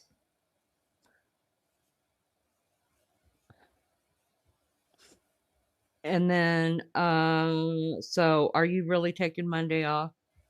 Yeah, I am. Just messing Because with it's me? Ronda's birthday. No, not messing with you. It's Ronda's birthday, and we arranged to go out for something to eat ages ago. Okay. I don't care if you planned it yesterday, like I'm still hurt. I'm just.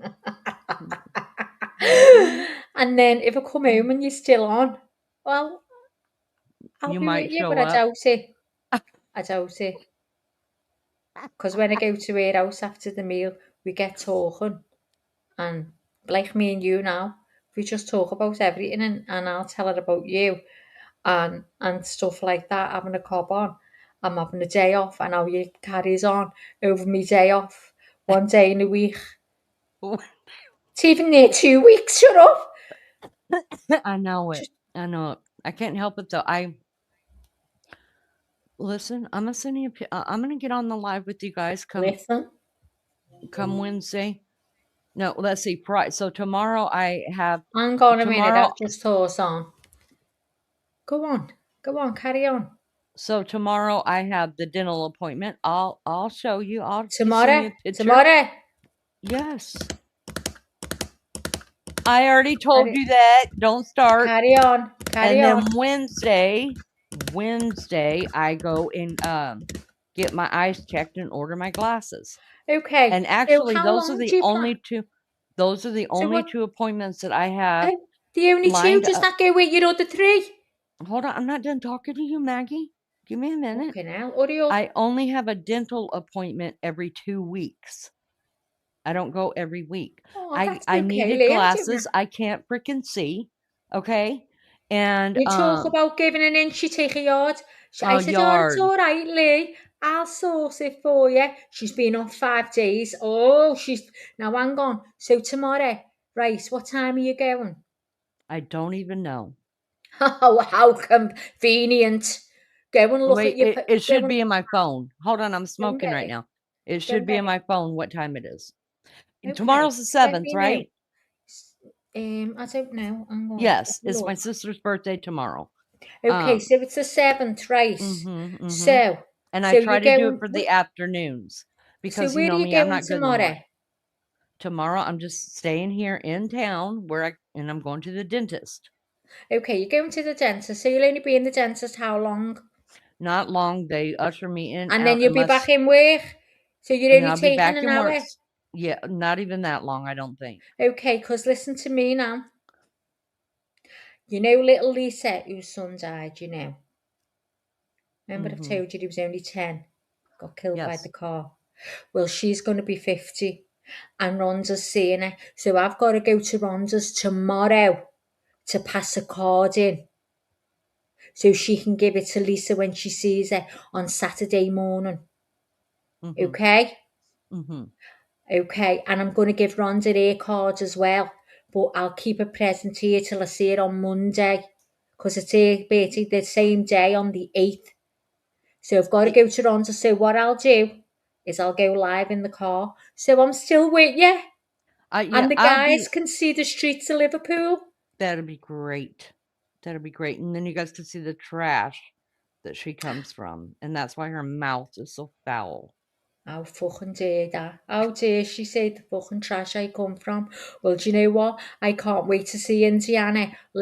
I'll say, what the fuck? I'll go, Lainey. Lainey, I'm out of here. I'm a fuck staying here, girl. You can go Listen, fuck I off. live in the burbs, in the country burbs. Listen, I In don't the go near trash. country. Yeah. Well, you know You're what? gonna get I lost live out in in the the posh yard part of anyways. Liverpool.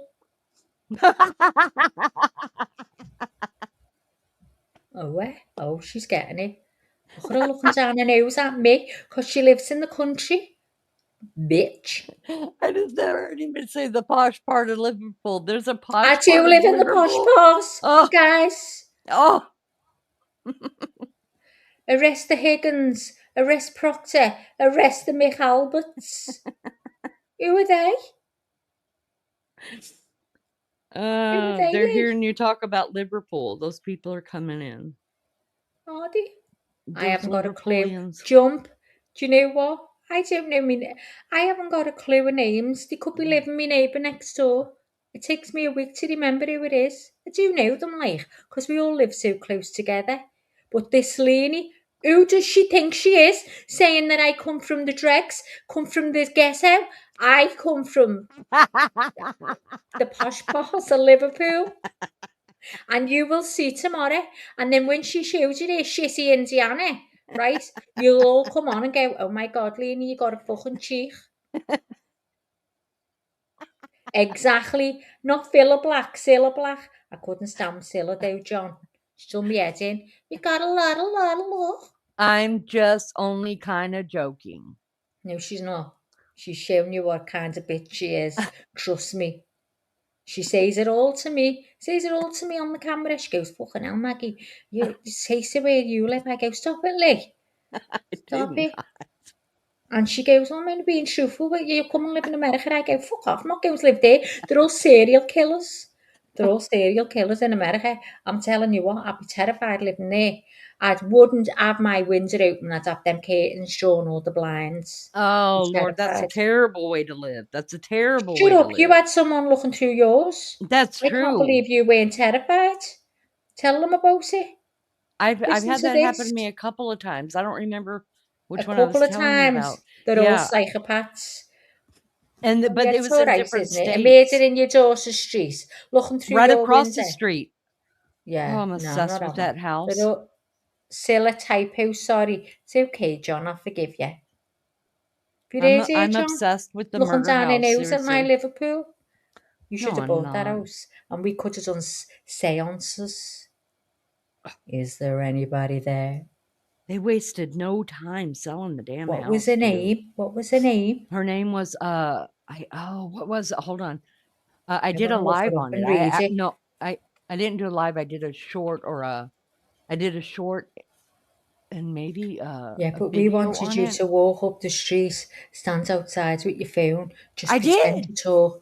No, I didn't. Oh no, I didn't do it like that. I don't think you did. No, my daughter wouldn't wouldn't let me do that. Pretend you're on. Well, do it when you're minding the dogs for it, don't tell her. Her Just neighbors would be like, "We saw your mother, okay? switch. Yeah, just say I We was on the know." phone and I was swearing and I didn't want the dogs today. Is that all right? Yeah. Yeah. So I don't I talked to her about it because have you I well, I'm live not in even gonna Massachusetts. Don't believe the news. It's very peaceful here in Massachusetts. Oh, I don't know, jump. I don't know. I'm Coburger. terrified. I'm being honest with you. That I America mean, scares the shit out of me. I mean, I'm watching all these cases and they're all in America. I don't know they're all one in in England. Massachusetts. I don't know one person being murdered here. I'm not saying they haven't been murdered. Of course they have. But I don't want to know. But I want to know Oh, who's I been want to murdered know. in America. Oh, I I want to want to know. know. I do. No, Coburger's We from don't get to know Massachusetts. anything.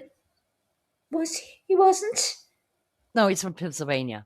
Sorry. See? Same place, See? but see, all that runs together for me Why is because Pennsylvania and Massachusetts together? I don't know where anything is. I'm saying all the colonial states kind of run together to me. Like I look at them as being like one big area instead of states because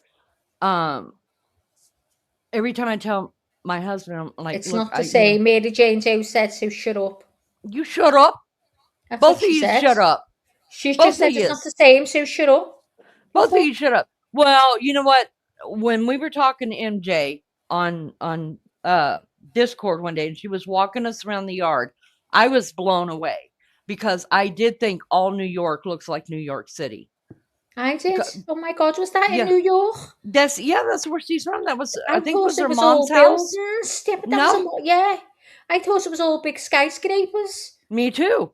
Not so much God. skyscrapers, but like the whole place is built up. Just I like didn't imagine city. there Yeah, was. I did. I didn't think there was country there. And she was walking around and I was like, Oh my oh, God, I I didn't know you guys didn't had know. this much land. So see, we're all screwed up when it comes to different places. We all just think, like Even John said America's full of buff psychos. Telling see, you, that's John. what you guys think, but I'm not a psycho, I'm just a little crazy sometimes. Yeah, well, I And did I get, when get I a bad started to know temper. use people, I thought, well, these even think it's crazy in America, so these are all right. These are not round the bends. Well, there's been a couple, but I don't know, guys. Look, if You know I what it went, is? I'm gonna I tell couldn't you the even sleep truth. in Leanie's because everything she's got from dead people. Yes. But I'm going to be honest with you guys. All right, let's look at our countries, okay? Us over here are so worried about offending people, right? Like we're Same changing here. laws. Same here. We're changing laws. We're changing the names of our military bases. Yes, I yes. mean, you can't walk down you can't even say a sentence without No. someone getting their Oh, feelings you're hurt. We're offending the someone. softest. I know. We have turned into the biggest twats ever, Same here. okay? But most of y'all's countries are like, look, I don't give a damn. Like I we don't give don't a shit what you say to me. right. We used to be those badass Americans. Now everybody's freaking offended and we're raising kids that are offended and it's I never gonna know. get any better. Oh, the kids are I worse than mean, ever. it's just terrible. So I think Yeah. that's what it has to do with a lot of the times, like when you talk about America and then different countries, it's because we're so soft now. We're we're I mean, you guys used to say that the Americans were rude and brash and all that. Not anymore. All except me. God. I mean, everybody. MJD, in the city, that's what it's like. But if you go to the countryside, then obviously it's the countryside. It's the cities that are built up that are all concrete, like New York. New York. Carry on, girl. Just had to get that out there. Sorry, Lee. But no, you guys know it's true. I mean, like Dolores said, everyone is offended, even if you say hi. Oh, it's It's terrible. ridiculous. It really is. And then I've never No one heard so says that much. anymore. That's what he says to me, my son. Mum, no one says that anymore. We don't say it here that much anymore either. It's said more. The South is still very much more nice, or you know what I mean, like in each other's business, or just never meet a stranger than the North is. It's been that way for a long time. Yeah. But the north is even more changed, because I remember when I first moved to Indiana, and this is as far north as I've ever lived, and I walked up to get my groceries checked out, and I was like, "Hi," and she just kind of looked at me, and she looked back at her register and kept going, and I was like, I'm sure I don't All even know right. what my face had to have said something to her. I know it said something. And then I was like, Okay. "All right, you have a nice day." And she just looked at me and looked back at the register. I was like, I "What was the I hell can't is wrong believe with that you. people in the north?" But Now I even on know even YouTube, here now, no one would do that. They'd all go, "Ah, yeah, you're okay." I know that for a fact. Here, people are welcoming. Okay, just getting it out there. yeah, Carry on. I mean, and you guys know I travel a lot. I get in that car and I just take off. And Oh, I know. I Yeah, mean, 2 hours to but go and see someone. Yeah. really, I think it's the distrust of people. Really, people are so distrusting now Do of you ever people. really think of serial killers, though, Lee? Seriously, now, No, no, serious. You no, never like. no, See, no. I Only think one now I've time. just said that now, and I'm thinking, I wonder if any piece of furniture you've got, or quilt or item of one of them, anything, ducks or anything, belong to a serial killer or Oh, I someone who's don't even murdered care. someone. Oh God! Oh, I you don't don't even care. care. I'm No, terrified. don't Go. care. I couldn't sleep with all that in the house. Oh no, No, to I be in wouldn't the even outside care shed. about that. I don't ever think about that kind of stuff. But Oh there wow, was well, only it's the first one thing. time, and I think it was when we were doing the Kohberger trial. I was going through a drive-through to get me a Diet Coke, and it was like 3 o'clock in the morning. And I don't know, but first and only time in my life that I actually freaked myself out like that. I had my window down. I was sitting in the drive-through. I started looking around. Everything was dark. And there was just that McDonald's open, and they have the best Diet Coke. If you know, you know. And I freaked myself out. I was like, anybody could walk up behind me and jump in this car. And I rolled up my window really fast, and I Oh locked my my doors. And God! that's But the isn't one and that only time sensible that's to do happened. anyway, Lee? Well, probably, but I mean, I just don't think like that. Like, I wait until Oh, it's you would, dark yeah. outside and I know all the neighbors are in for the night, because mainly it's elderly people that So live she on this goes out. street. And I take Right. my dogs out because I don't put them on leashes. They listen to me. And do you do that And because you don't want to speak to people? no, I do it because I don't have to have my dogs on the leash. They can run. I Oh, take right, them out. okay. I take them out for walks on And leashes there's too, no but that's roads during there the that day. that No, cars can come? no, Oh, I'd love that. nope. So, I know all the neighbors are tucked in, they're either in bed or whatever, Yeah. and I just let the dogs run. I walk up and down the Oh, I'd street, love and that. I just let them run, and it wears them out, and then I come and go Oh, live somewhere. I That's want to what come I to do. yours and let the dogs out, but I'm not staying in your house. Oh my god, only Wentz lived in this I house and need to died in know here. where the nearest to. Yeah, listen, it's not happening, Lee. I'm not staying in that house with dead stuff. It's over. I know the truth. I've seen it. I've witnessed what you live in, what you're buying. You go, oh, Maggie, I've just seen this thing. It's like 300 years old. I'm going to get it. And I'm thinking, oh, fucking hell. I mean, it is lovely and all that, but I'm not having it in my house. It's been through how many deaths? Oh, it's been, if it's been here, it's been in funeral parlours. It's been in living rooms where coffins have been laid. Stop.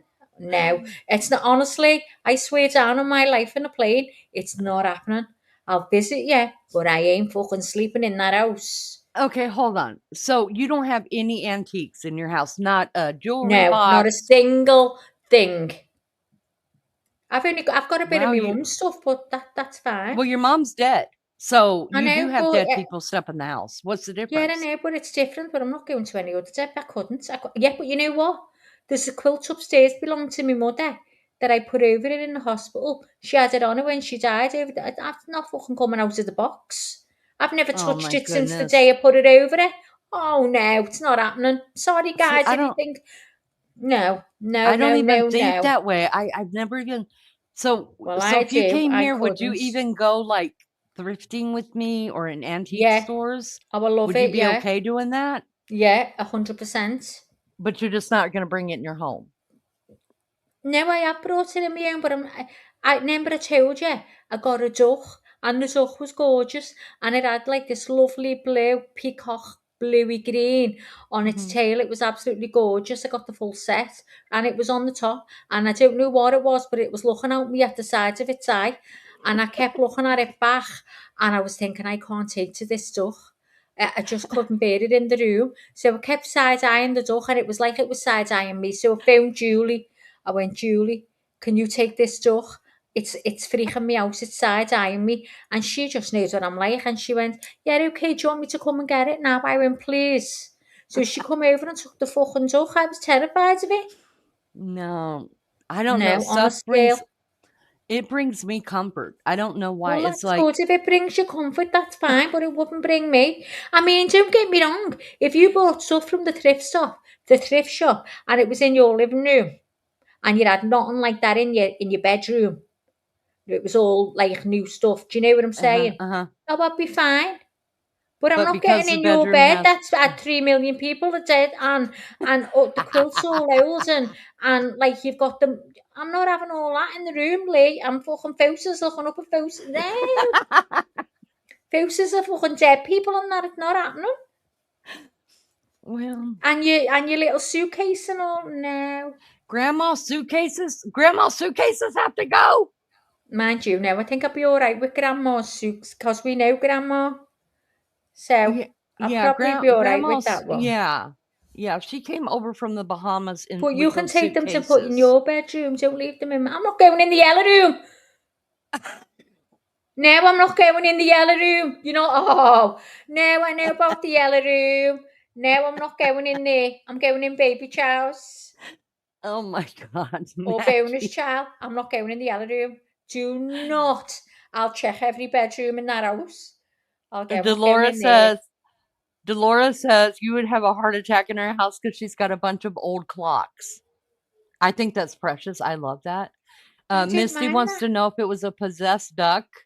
Dolores says it's extra I company. don't know, but I've never had a duck seem to look at me in its life like it looked. I just couldn't take to it. It was just like, I don't know, that duck's not right in here.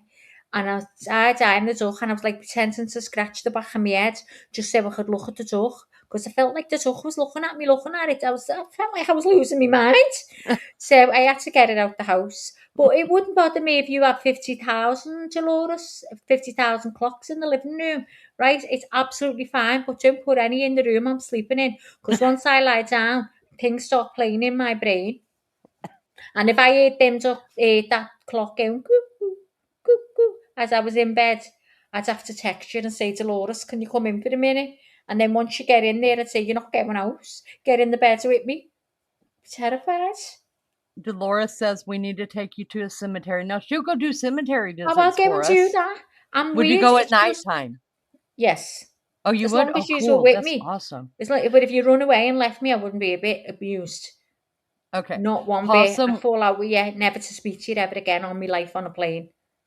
I'd be terrified. Possum says, why that bear side eyeing you? I don't know what that means. Hang on, where's that? Right here. Why that bear side eyeing you? Why that bear side? I don't know what she means either. Does she mean why was the duck side? I don't know. It was just the way it was placed, and it was like it was looking at me. It has a bit of a blue eye. Her. It was a gorgeous duck. Oh, it was gorgeous. But you know what I found? It was, see what she told me, Lee. What she told they me. Shouldn't have told you. I know. They belonged to a man who was found dead in the chair in his house, and they were all around by him. He loved ducks. Well, I'm fucking not having that duck. That duck was already out of here before it was in. I went, oh, I'll have it, and then I felt it. I thought, what have I done? What have I done? I only had it an hour. Oh my gosh. I said to her, Julie, I don't know whether I'll be all right with this duck. She went, it's fine, you don't have to keep it. I said, but I like it. She went, we'll keep it and see how you go. Sorry. And I felt terrible. I thought he's probably a nice man. But it's just the thought of death. It terrifies the life out of me. I'm never going to change. Never. And the older I get, it's going worse. And even the viewing's going up. Because they're all in pissy. We're talking about death. Death terrifies the life out of me.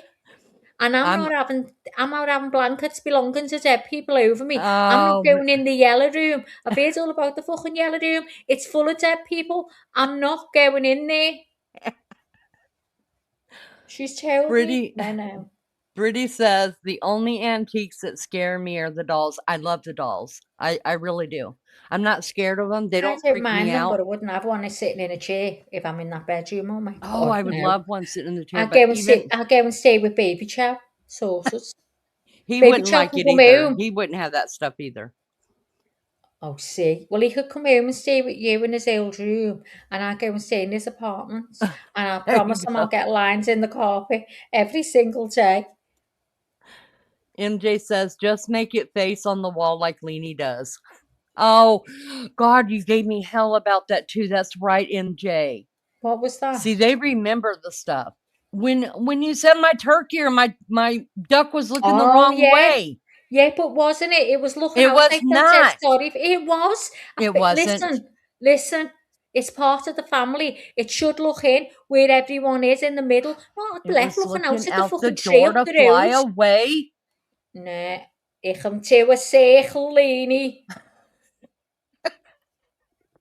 Anyways, I changed it for you, but I ended up having to put it back because it didn't look right. I think the duck should be facing the damn window. Where is it now? Because I haven't seen that tuck, Leanie. Honey, it only comes out during the fall. You'll see it again. Calm it down. Well, it better be that way, or me and you finish. And Mary Jane Joe says that is just a part of life. That's right. Better off expecting it. Oh, just put it to me like that. Well, you know what? I'm terrified. I want you and every person on this channel right this instant to know now. You know, when I die, I'm going to be fuming, and I better not be on my own. I'm terrified of the thought of being on my own. And you know, because I'm terrified, I know it's going to happen. Because everything I fear in my life has come to me. Do you know that? Do you know that? If I sat and told you, you just all unalive yourself feeling sorry for me, because I'm telling you now, everything I feared has happened. Maggie, do me a favor. Squirrel, just a second. Check and make sure that we are live on this court case because it's like 30 minutes past. And This I've never fucking known judge them has to be got a this cheek. late. Did he mean 2 o'clock today or 2 o'clock tomorrow? No, he said today. We'll see you back at 2 o'clock today. Oh my God, Leanie, I haven't gone forwards. I'm only kidding. I see it. Can you? Oh, now it's gone back. Okay. Yep. Rewind it. Right? No, Yeah, got to go rewind it. forwards, haven't I? Yeah, you got to rewind that, man, when they come back into court. They've been in court. No, Rewind this is the end of the last one, isn't it? No. We had Are the you girl on joking? stand. No. Oh, no. See? Oh, guys, I'm so sorry. Keep going. Okay, wait, stop there. Wait. Okay, They so go this is forwards. Yep, go forward some. Right. Back. We've had here before. Nope. Yep. Keep going. They're just talking about her testimony. Where am I going, back and forwards? Forward.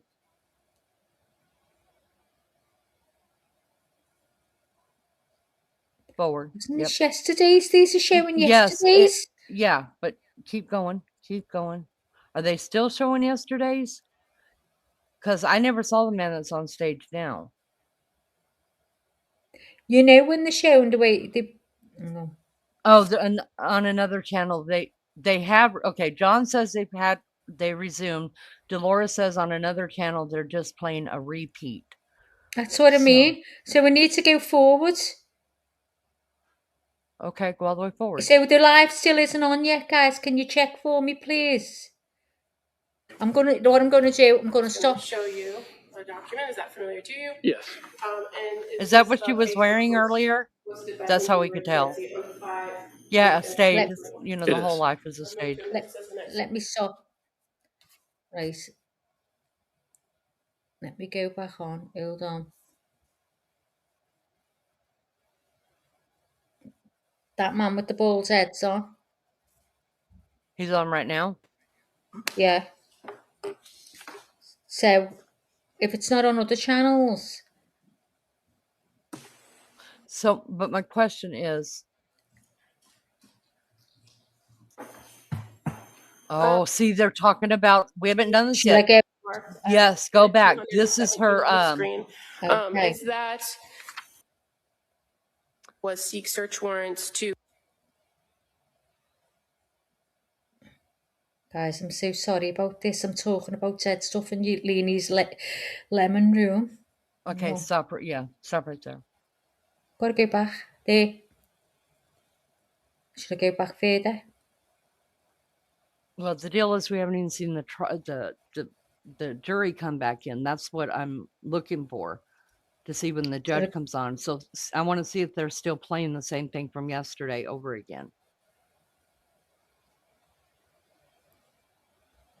Oh.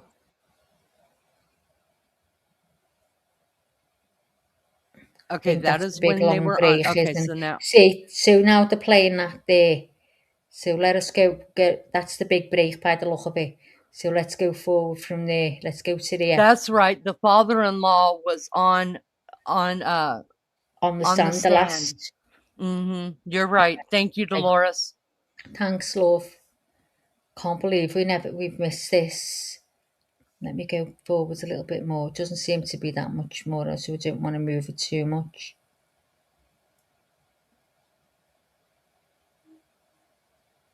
Stop right there. A little tiny bit. Hang on. Hi, Ozzy.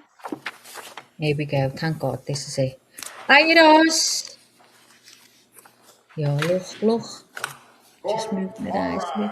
See what? She won't even look at the jury. Oh, look at her eyes. Oh, we are. Wow. Y'all, she's either exhausted or they've got her on a lot of medication. Yeah, she just looks freaked out. You see how heavy her eyes are? Yeah. Good night. Bless her heart. Like her eyes itself. Right.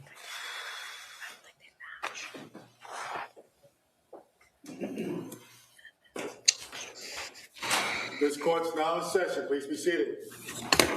Good afternoon, Your Honor. For the purpose of the record, we return back to the trial of Commonwealth versus Lindsay Clancy. All parties are present, including the defendant and including 18 jurors. And thank you. Members of the jury, good afternoon. We're going to return to the case. Attorney Sprague. Thank you, Your Honor. Commonwealth calls Kyle Carney.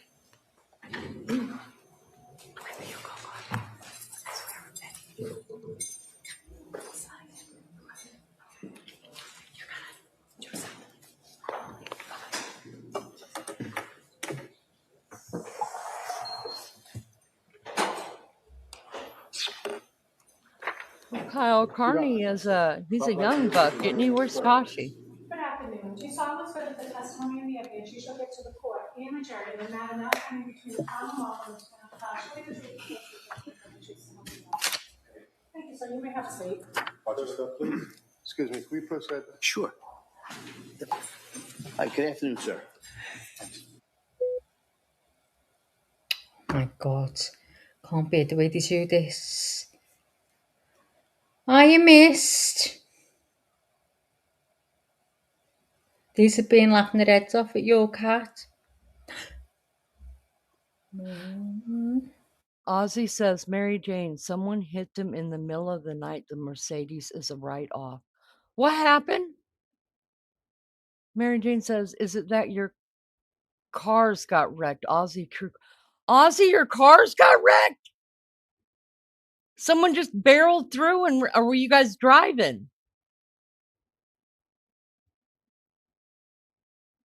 Oh, that's terrible. Nuh-uh. Wow, I'm sorry to hear that. Did you hear it? Did you wake up to it being done? If I may? Yes, counsel, go ahead. Thank you. Good afternoon. Can you please state and spell your name for the record? Yeah, Kyle Carney, Kyle-E-C-A-R-N-E-Y. And your date of birth, please. July 6, 1991. And what town do you live in? Duxbury. What do you do for work? I work in finance. And are you married? Yes. Who's your wife? Sarah Carney. And you have children? Yes. Does your family, or did your family know the Clancy family? Yes. And did you know them through your friendship with Patrick Clancy? Yes. When did you meet Patrick Clancy? 2009. And how did you meet? We went to college together. And after going through college together, did you remain friends after school? Yes. And eventually, did you end up living in Duxbury at the same time Patrick and his family lived in Duxbury? Yes. When did you meet Lindsay Clancy? Maybe 12 years ago. Did you meet them before they were married? Did you meet Lindsay before she married Patrick? Yes. Okay. And then obviously you knew them after they got married and as they had their children. Yes. How often would you see Patrick and his family while you were both living in Duxbury? Maybe every other month. And would you interact with Lindsay Clancy during those gatherings? Yes. And what was her typical demeanor? Kind, caring. Did you ever see any changes, significant changes in her behavior or demeanor when you would interact with her? No. Did you notice any changes in Lindsay Clancy after the birth of Cora or Dawson? No. Directing your attention to after Callan Clancy was born, did you interact with the Clancy family that summer? Yes. And how so? Maybe beach dinners. It's hard to recall exactly. So you said beach dinners, is that what you said? Yes. So basically families gathering together at the beach, having dinner, interacting with each other, is that right? Sure. How often would you do that during the summer of 2022? I couldn't tell you exactly. More than once? Yeah, like at least monthly. Okay. Did you also go fishing with Patrick during that time? Yes. Over the summer of 2022, did you notice any differences in in Lindsay Clancy's demeanor or behavior? No. Throughout the fall of 2022 into the beginning of January 2023, would you see Patrick Clancy? Yes. How often did you see him? Again, maybe once a month, maybe. And directing your attention to Sunday, January 22nd, 2023, did you have a small gathering at your home? Yes, their family came over to my house. Okay. And when you say their family, are you talking about Patrick Clancy and Lindsay Clancy? And Cora and Dawson, too. Callan didn't join them? No. Was he home with Lindsay's parents? Yes. And what was the purpose of gathering that day? To socialize. It was a nice day out. I was having a fire to burn some brush in my backyard, and thought it'd be nice to invite them to come over and get the kids out and enjoy a nice day. And what was Lindsay's demeanor that day? I'd say quieter than normal. And do you recall saying previously that the weekend was fairly normal, that Lindsay had always been a little tough to get a beat on, kind of quiet, but you were in the kitchen talking and it seemed normal? I mean, in the kitchen, we had a conversation, and that was normal. Normal, okay. Do you recall describing the day previously as a perfectly normal afternoon, really nice? It was a nice day, yeah. Okay. And so there was nothing out of the normal that happened that day in terms of Lindsay's behavior or demeanor? Her behavior, demeanor appeared normal. Okay. Did you have any problems communicating with her when you had conversation in the kitchen? No. Okay.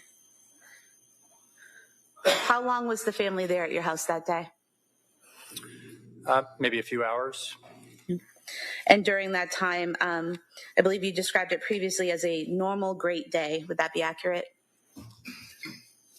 Yes. Okay. Thank you. Mr. Reddington? I have no questions. Thank you, sir. All right. Thank you, sir. You may step down. Thank you. Thanks. Watch your stuff, please.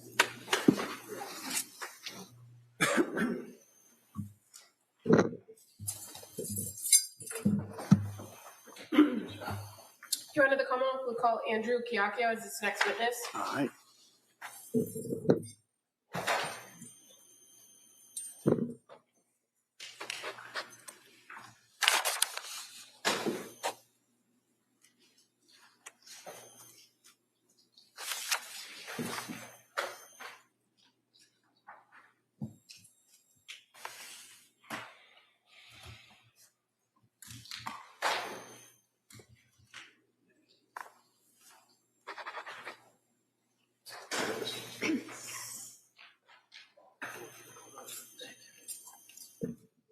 Good afternoon, sir.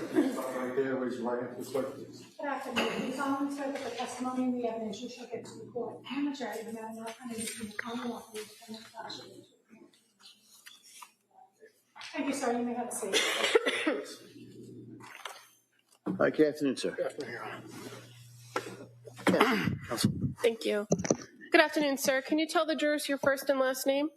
Andrew Chiacchio, Can you please spell your last name for the record? Chiachio. And what do you do for work? I work for the state police And how long have you been with the state police? since December of 2013. And what's your current assignment? I work for the Plymouth County State Police Detective Unit. How long have you been with the state police detective unit? 5 years. And what's your current rank? Sergeant. I'm going to draw your attention back to January 24th of the year 2023. Were you still working for the State Police Detective Unit with the District Attorney's Office then? Yes. And do you recall being called into an investigation in regards to an incident that happened in the town of Duxbury on January 24th, 2023? Yes. Were you assigned as the case officer for that investigation at that time? No.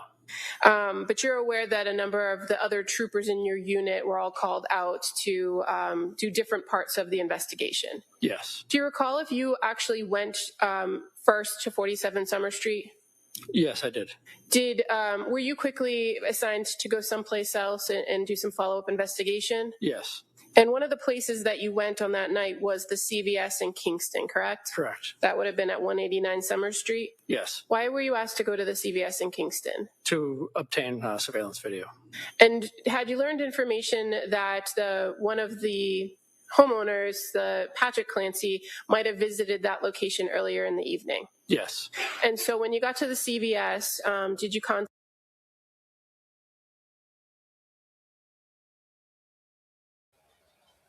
Oh, what's happened there? Is that because I was playing it? Let's have a look. Let me go out and go. I'm going to stop it for a minute, guys.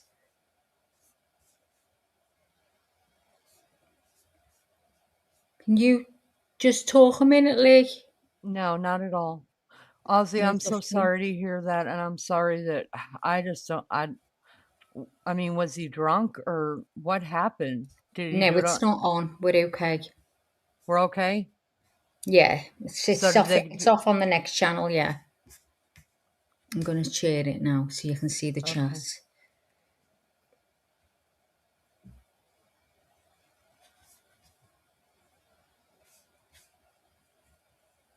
Okay. It's live. You can see them all chatting there. Once you come on, I'll take that off. Okay. I wonder what happened. Maybe I'm just looking now to see if anything's weird. getting said. Hang on.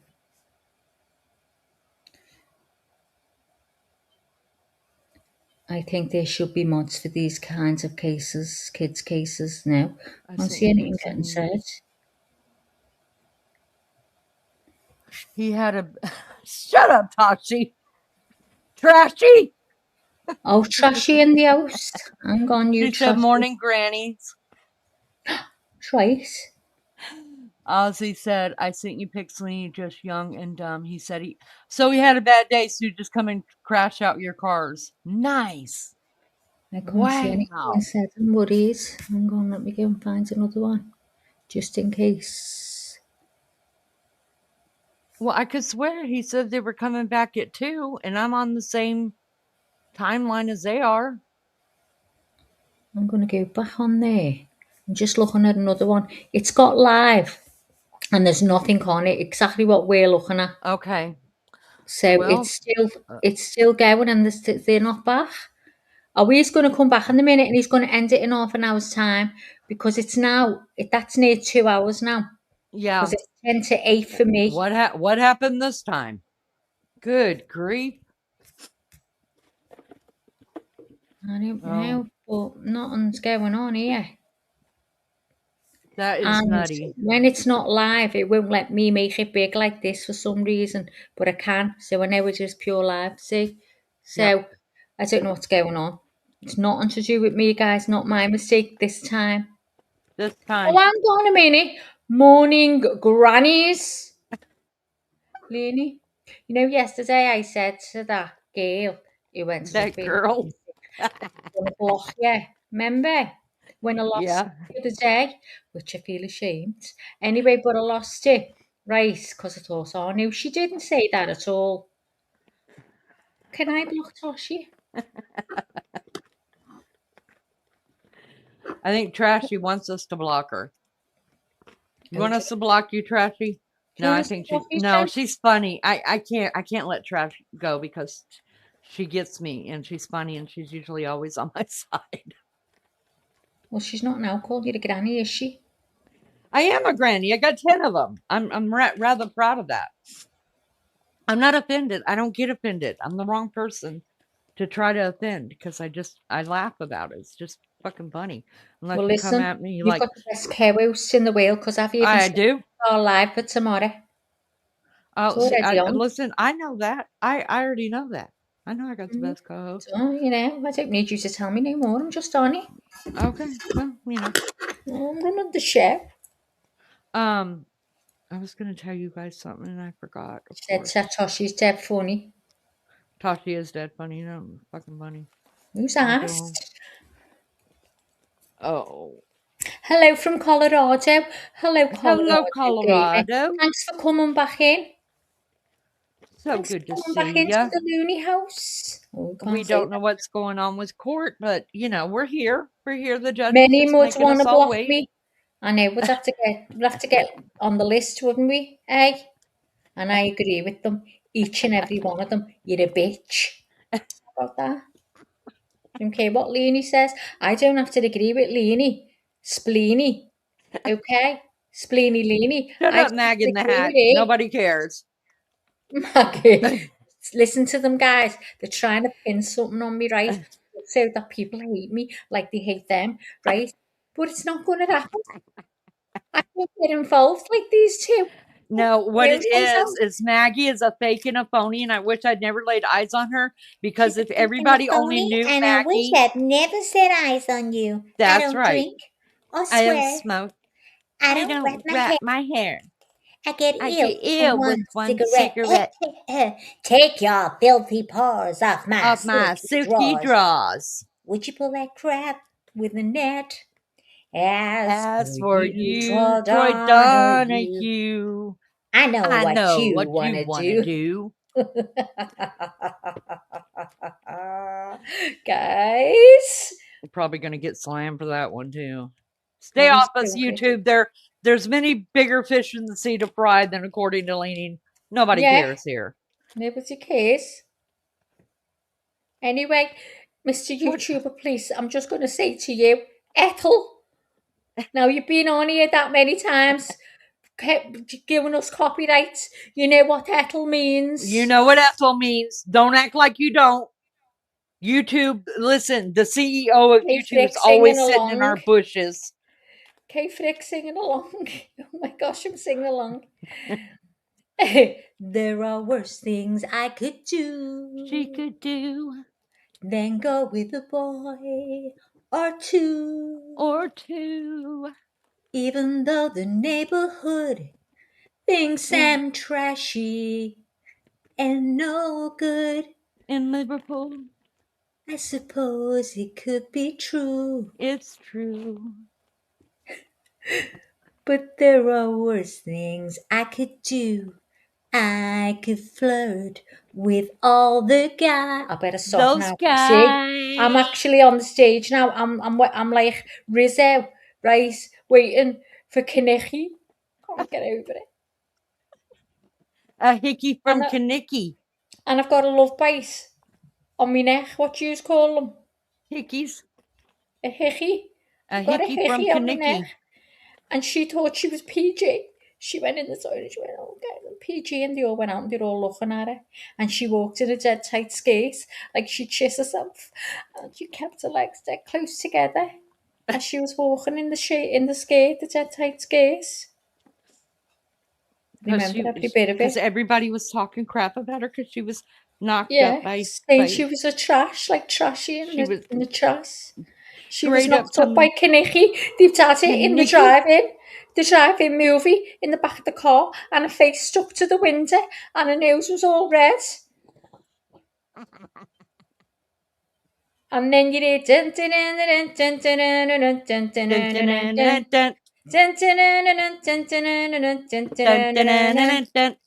We go together like ram lam lam lam ding ding ding dong. Remember forever like Like she bop chan chan changity chang chitty. That's what you do. And then they're all going, That's "You're all what right." you She hear. goes, "I'm okay. I'm not pregnant." And Kanicki's made up. Well, I wouldn't have gone back with Kanicki. I know what I know. How hard up can you be? He jumps up there on that And he's all made up. She's on the stupid Ferris wheel She thing that deserves I all do she not. gets. Yeah, That's and all then she gets. yeah, and then she tries to play like hard to get with him for just 2 seconds, and then 2 they're singing seconds. together at the end. And then you're Kiss. They kiss at the end. Stud. Tell me about it, Stud. I got chills. They're multiplying. And I'm losing control. Oh, and I love that she takes that ciggy out of her mouth. I'm doing it right now. Yeah, And throws take it out, on the Maggie. floor, and she's Make got sure a you. stiletto out. Oh, and then she's flirting with him in them in that one house, isn't she? And he's Eh? losing his mind. Keep going. Oh, he's losing. He Great. goes, "Wow!" Screams like that. I Right. reckon that he really did. And then somebody gets her a T-bird jacket. Keep going, Maggie. Keep going. Oh She yeah, puts her jacket on. and all the pink ladies coming, they're all made up with it. Yeah. Yeah, and Frenchie goes, "Oh, you're one of the family now." That's what she says. Oh, the family's all together again. Dolores said she needs what we're drinking. See, we don't drink, we just get high on atmosphere. We just take ourselves don't drink back in our heads. or swear. We don't rat our hair. Rat our hair. We don't get ill from one cigarette. We've only seen it a few times. Just a couple. All the men in the house are going to be going, what the... All the men in the house are going, I feel sorry for their husbands. I really, really do. Girls, can Listen, you we be feel trying on sorry the for them channels too. to see if this live's playing? Because it's definitely not here. I need to go make a cup of coffee. I haven't had a drink. They just take loads of drugs. Shut up. Just because you need them to smile. Because we call you Smile a While. That's what we called. Trashy Smile a While. She never smiles. No, we. I according to swear some, your son a Marine. according to some, we do drink a lot and we do take a lot of pills. I mean, Oh at my one God, if point, I did that, I would lose my mind. I've never done it in my life. I have had weed. I have had cannabis, but it just made me go to sleep and I was dead miserable. I couldn't be arsed with nothing. I just wanted to sleep and it made me go white and I burnt a hole in my top. I was fuming. She was fuming. I'm going to make a cup of coffee. I'll see you next Monday because it'll take me that long. And I didn't do anything, any kind of illegal anything until I met these hooches. And then they forced me to buy a vape one day with THC in it because I was in a state that allowed it. And then I got in touch with the FBI, no joke, and asked her how to do it. And she told me. And then I went live. And the next thing I knew, I was on a roller coaster high, holding the phone in my mouth. And yeah, so I mean, I was a good girl before YouTube. Y'all, I went 54 years until I did something. And it's because I hang around with them. That's why they're bad influences on me. I'm a sweet girl. I mean, listen, people want to be me.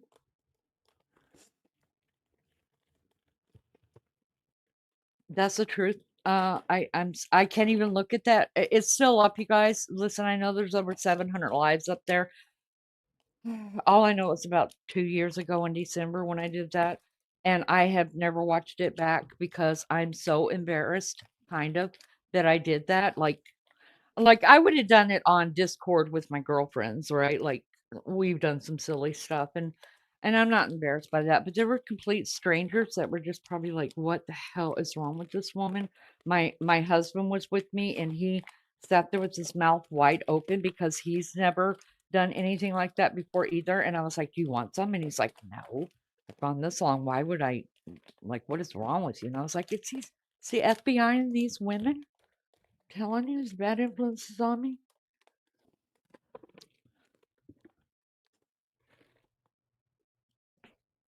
And then it just dropped off. Like it took a minute to kick in, and then the next thing I knew, like I could run a marathon, I felt like.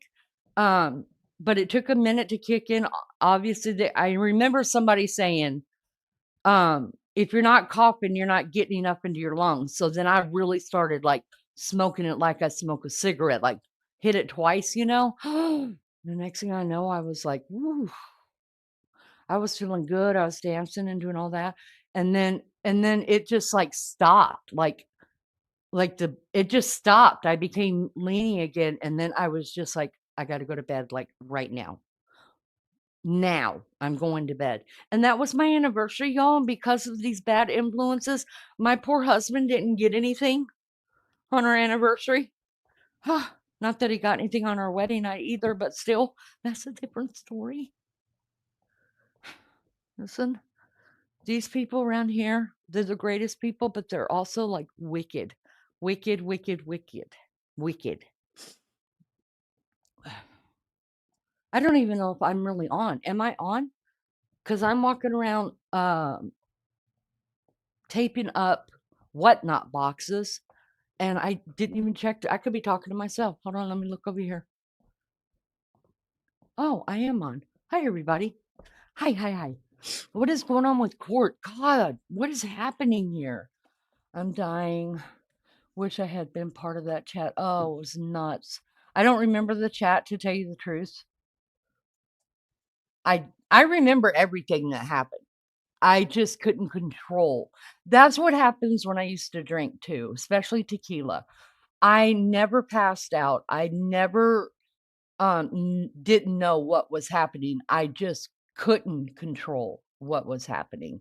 And that's why we'd get into a lot of fights, or I'd sleep with someone, or I'd get into a fight and then sleep with someone. I'm not lying to you guys. I'm a hot mess. So I had to become a real adult and stop it and you know, be responsible and shit. Because after my first divorce, you guys, for 6 months, I went kind of nutty. Oh, it was terrible. It was terrible. I'm glad I'm not that person anymore. But I walked the line. I always walked the line. I did exactly what I was told, when I was told, how I was told, at all times of my life. And then I hook up with these hooches, and they're just like me. Yeah, that's a great idea. Go ahead and go get you a vape. Go get you a vape. In fact, don't get you a vape. Just get you one of those marijuana cigarettes. Get one of them. But I was scared. I figured I could handle a vape before, because I've handled a nicotine vape before.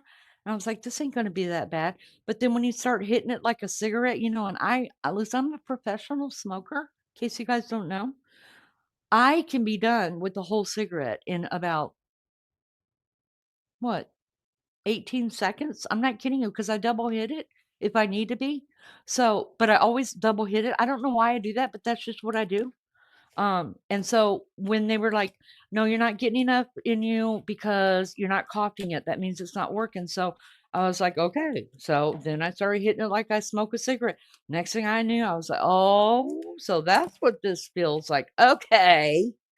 Okay. Well, then I tried it again. I'll be honest with you. I was having a bad night. I was having some anxiety and talking to the girls, and they were like, Lenny, do you still have your vape? And I was like, yeah. And they're like, go ahead and take it again. You're going to be okay. So, I mean, you know, I went ahead and did it. And that time it didn't make me want to go ride a roller coaster. It just made me want to go to bed, and I did.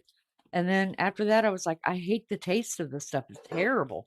Now, you're probably asking yourself, why would you hate the taste of that? And you can tolerate a cigarette, which, I mean, to people that don't smoke, think that it is much worse. But I mean, I can't even stand the smell of weed. I can't stand it. So I don't know. I don't know. I just feel I feel misunderstood sometimes by the girls. They just want to see me do some, and then they won't take the blame that absolutely does belong to all of them. And so I get a bad name. That's how it goes. But I'm not the one around here on this panel with a mugshot. Let me just put it that way. Like, I've done something. That's probably the worst thing besides getting pregnant too early or too soon that I've ever done. Really. Really. It took me 54 years to do that. But somebody else who's on this panel, I'm not going to call her name. She's got a mugshot, y'all. And as soon as I can find it, I'm putting it out there, y'all. I'm not kidding you.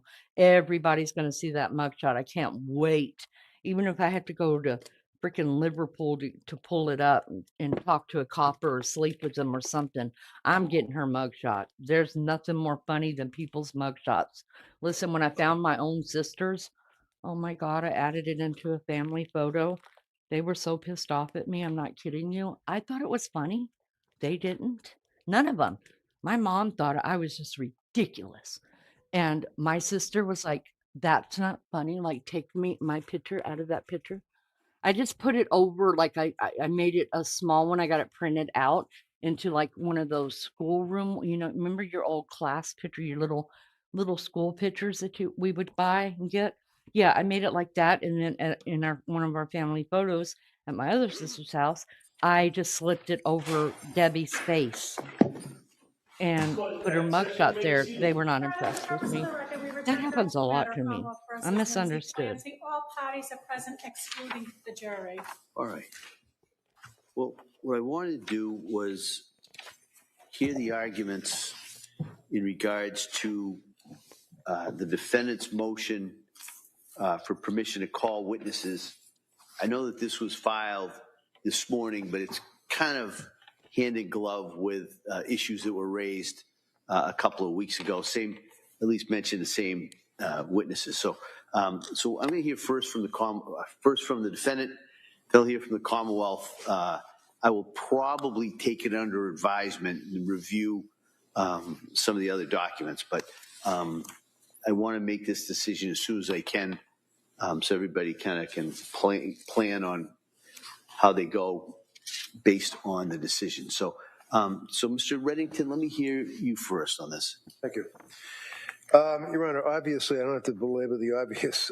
This is a murder trial, very serious business, and we've all been working very hard on the discovery, which, as you can tell, is voluminous. Hundreds and hundreds and hundreds of pages of state police interviews. And I mentioned, about with the government. They have cops. They have people going out and interviewing. They have videos. They have chemists. They have detectives. They have local cops. They want a cup of coffee. They can send 5 cops down the street to get one. I'm it, except for my son, Patrick, who helps me out getting coffee, all right? And the reason I sound frustrated is that they are objecting 2 weeks ago because they need time to review, to cross-examine doctors on very basic items of evidence that are their items of evidence. Not one of those witnesses is adding or bringing anything new to the discovery, if you will. And not by way of excuse, but, I am a sole practitioner. In the past, May, June, July, in the past 3 months, I've had a murder, a rape, and 2 back-to-back federal trials that ended 1 week before we impaneled on this case. I have worked really hard to pull this case together with expert witnesses, civilian witnesses, private investigators been investigating. I provide everything to them as soon as I get it. And they have been doing the same with me. I haven't objected to one thing that they have offered. They put an AutoCAD computer animated display disc on my desk last week. I didn't complain about it, run to you and try to exclude it. I said, fine, no problem, put it in my pile and move on. That's it. So to suggest that they need time to be able to cross-examine both, I've had trials with both of these prosecutors. They're both experienced. They're very, very familiar with the trial of major criminal cases. I feel that they're more than capable of being able to cross-examine, for example, number one, Dr. Volkovich, who is a board-certified emergency medicine physician. His report indicates that he has taken a look at South Shore Hospital. He's taken a look at the Brigham and Women's Hospital. He's taken a look at the photographs. That's their evidence. That's all he looked at. And all he's doing is basically what all of their South Shore doctors came in and testified to as to the nature of the injuries, in his opinion, the type of injury that she suffered, talking about the injuries to the right and left wrist as well as the neck. In his opinion, dealing with suicide attempts, that it's a legitimate suicide attempt. There's no secrets. There's nothing new that they have to prepare to cross-examine him on. Dr. Lapasada is a doctor that is well known to most of us, and I've been using Dr. Lapasada's fine services for the past decade or longer.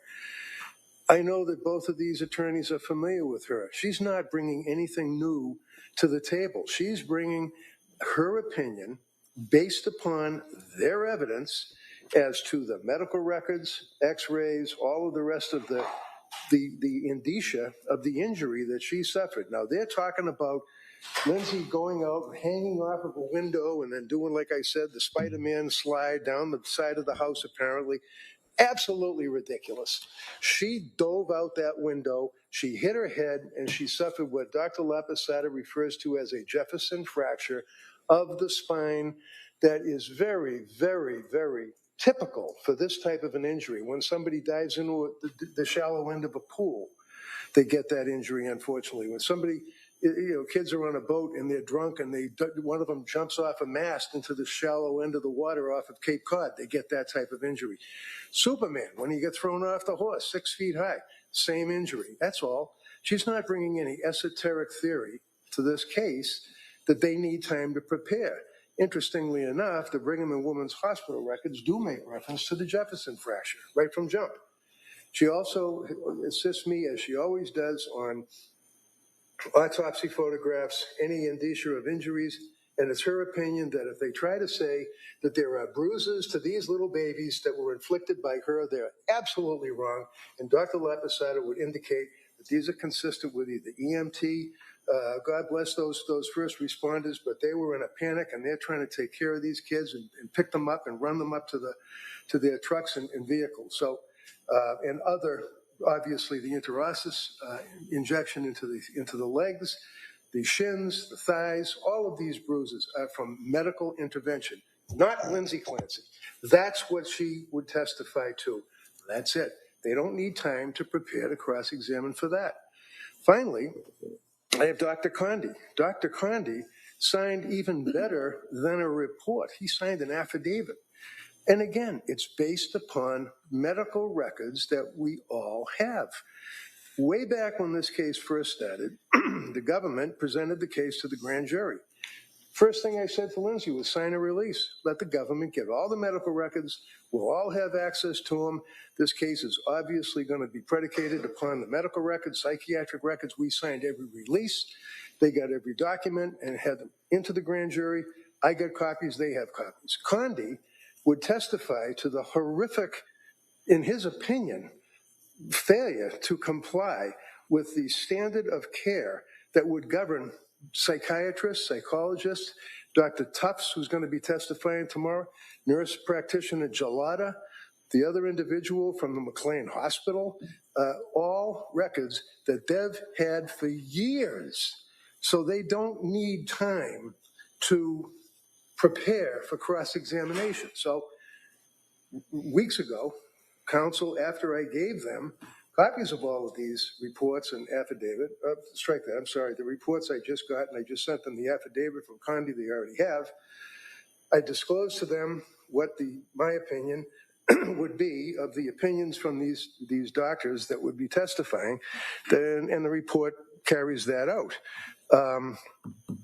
I suggest to the court that to strip Lindsay's ability to present evidence in support of her defense, number one, it would not be in the interest of justice.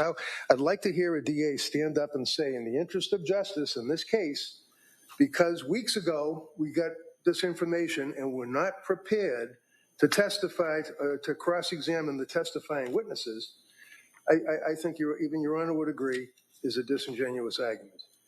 She came in and said to you, oh, Rule 14 matters, and it applies to the government just as it applies to the defense, and therefore you should exclude these witnesses. Well, if I messed up, and it's my trial schedule that caused me to not be able to have written reports of the stuff that they've had for years to prepare to cross-examine these witnesses, then it's my fault, and it deprives her of effective assistance of counsel, because that would then deprive her of her defense. This is a pathologist, an emergency room doctor, and a doctor who would testify to the standards that would apply to these doctors that they're going to call as their witnesses, which is another interesting fillip, if you will, where they're calling Tufts, Gelada, the other individuals from McLean, all treating physicians of her that are all lined up to come in and testify against her on this case. Fine, bring it. But at least give me the ammunition to counter it. Let me ask you this. I kind of go backwards. In regards to Dr. Condi, the affidavit really speaks more towards the standard of care. That's right. He's not giving an opinion of criminal responsibility. Right, but I'm struggling to see how that comes in. Now, maybe.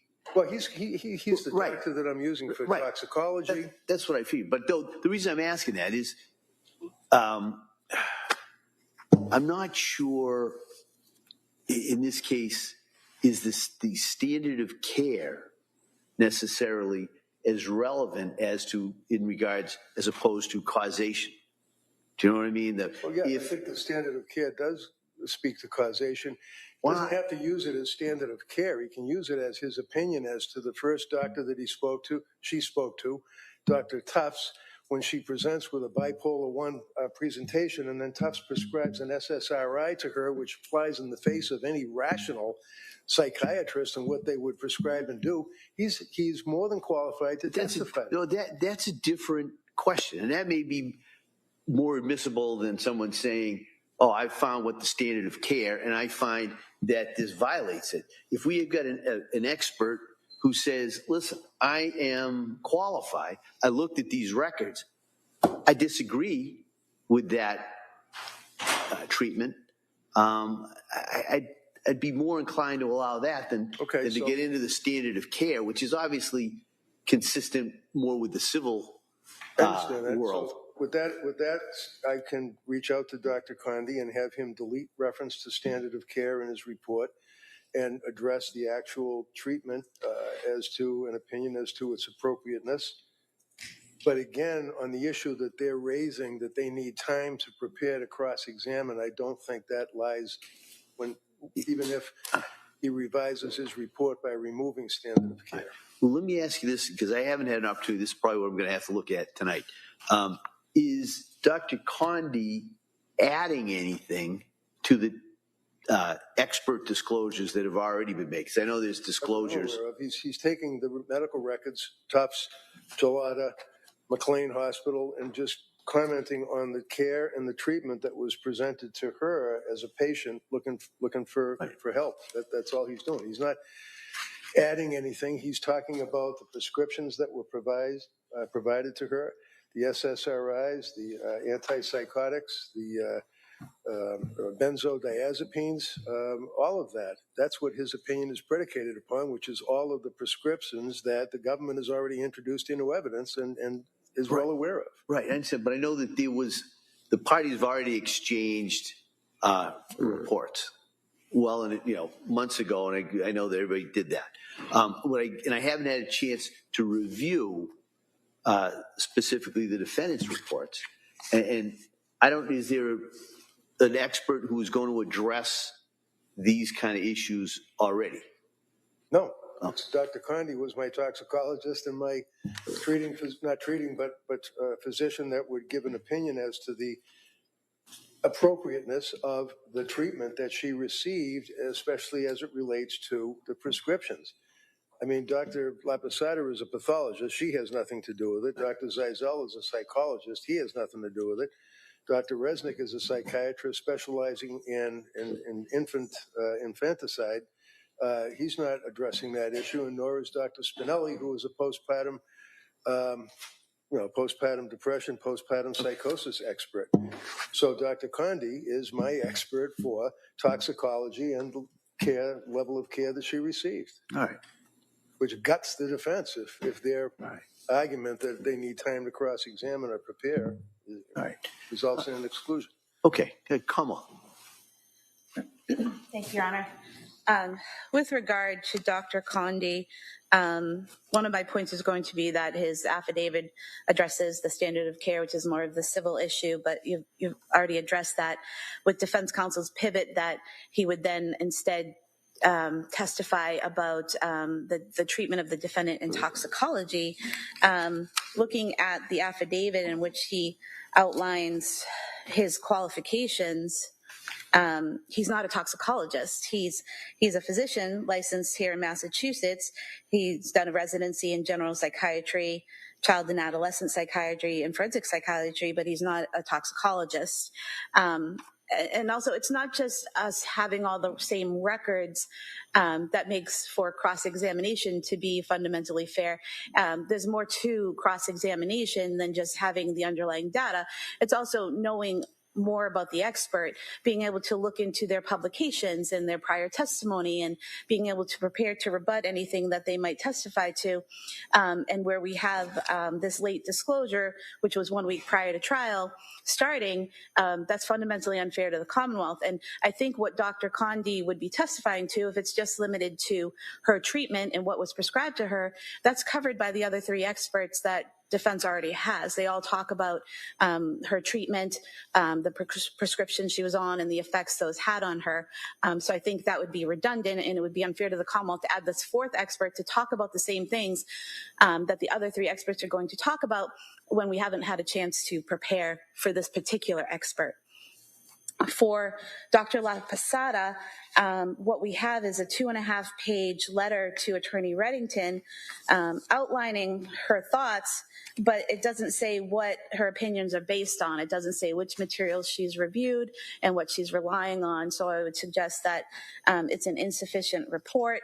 And again, with the delayed disclosure, for example, she talks about Jefferson fracture causing the injuries. Well, if we had this information previously and knew this is what they were going to argue, we could have obtained our own expert to talk about the mechanism of injury and Jefferson fractures and all of those things. But we weren't told until a week before trial that she would even potentially be a witness. And then we get this report on July 26th. That's a 2.5-page letter. But didn't we have multiple trauma surgeons, neurosurgeons who've testified, who treated her? Couldn't someone just ask, is that consistent with, and that's pretty much from looking at Dr. La Posada's note. I'm not sure I would allow in opinions regarding whether or not it's a serious suicide or not, but she does indicate it's consistent with landing on somebody, on an individual's head. Well, Your Honor, we had a trauma surgeon from the South Shore Hospital testify who said that the injuries that Ms. Clancy sustained were a level 1 and she had to be transported to another hospital where doctors who were trained in those injuries could operate on her. So we didn't think that she would have the knowledge and the training and experience to testify about the nature of those injuries and how they occur. The trauma surgeon from Brigham and Women's Hospital is with the military and is overseas in the Middle East, and so was unavailable. But had we known that this was going to be an issue and they were going to allege this particular type of fracture, we would have endeavored to get another expert in replace of the doctor who treated her at Brigham and Women's. But we didn't know that this would even be an issue until a week before trial. And again, this letter is dated July 26th, and it doesn't tell us which records, which reports, or which what medical journals or training or anything that these opinions are based on. Well, that could be done by voir dire. I mean, the Commonwealth has at least inferred through their case that this was not a serious suicide attempt, right? I mean, and there's questions about whether or not somebody's hanging outside the window or not. And so why wasn't this an issue that the Commonwealth could have anticipated would come up? the position of the Commonwealth isn't that it wasn't a serious suicide attempt. It's that the methods that were chosen were insufficient to achieve the goal. And the reasons for that, we would argue in our closing. I don't think we have to disclose that theory at this point, but we've never said it wasn't a serious suicide attempt. We've never said it was a fake suicide attempt. What we've endeavored to develop from the testimony is that the methods that were chosen were methods that would be unsuccessful, but we're not saying it wasn't a serious attempt. And I think the reasons for that will become clearer when the doctors give their testimony. But it's our position that she was attempting to kill herself that night, and there are various reasons and factors where she was unsuccessful in killing herself, but successful in killing her children. But there's been all kinds of testimony regarding, it seems to be a dispute of whether or not she's hanging from the windowsill or goes out head first. There's some testimony that's been raised, even with the blood experts, things that she may have been hanging from the windowsill. Dr. Lapasato, it seems what they're seeking is those injuries are consistent with somebody who lands on their head. So would the court allow us to call a witness who's not on our witness list to rebut that evidence? Yeah, I would consider that. Yeah, sure. I would have no problem with that. And this is kind of what, why I didn't make a decision on this earlier, because I had to kind of see how the case develops. And this issue of how this injury occurs is certainly, it's either been specifically and explicitly raised or inferred in multiple questions. Even to the length to the part of, the cuts and things like that. It's been over and over and over. So if the Commonwealth seeks to get somebody to rebut that, I would strongly consider that. And in regards to Dr. Lapasada's opinion, we may need a voir dire in regards to, but I wouldn't imagine the voir dire would take that long. It would be, did you view, the x-rays? I mean, that kind of an injury is probably pretty clear on the x-rays or the MRIs. If we could get a list from defense counsel on what she's basing her opinion on, so we can have our witness review the same material. Let me tell you right now, it's just simple. It's just the South Shore Hospital medical records, Brigham and Women's medical records that have already been discussed with the jury. Why don't we do this, just so it's clear, because when a witness is on the stand, it's much easier to have something in writing to say, is this what you relied on? So if you could get from Dr. Lapasada what she is relying upon to form that opinion, I'm like I said, I'm inclined to allow that opinion, and I would allow then the Commonwealth to present a rebuttal witness if they seek to. And just note our objection to that, but also the third expert, what we have here is a letter dated August 4th. That's a page and a half. That's not even signed by, I believe it's Dr. Volkovich. Yeah. I'm more concerned with that is whether or not the opinion is admissible. The opinion, as I see it, is he's reviewed the medical records, and it's his opinion these are injuries that commonly observed in the quote is serious suicide attempts. We could delete serious. Yeah, I mean, or even suicide attempts. That's an opinion. Their doctors waxed eloquently about suicide and whether or not it's. I mean, but delete serious. But I'm just concerned that how are we going to kind of parse out what he looked at? 100 other cases, and then we go through into all of those. So I'm going to have to take a look. That's what I'm going to take under advisement for sure. That doesn't mean he may have other opinions I'm going to have to look at. I think he talked about some of his observations as an emergency room doctor, I think, didn't he?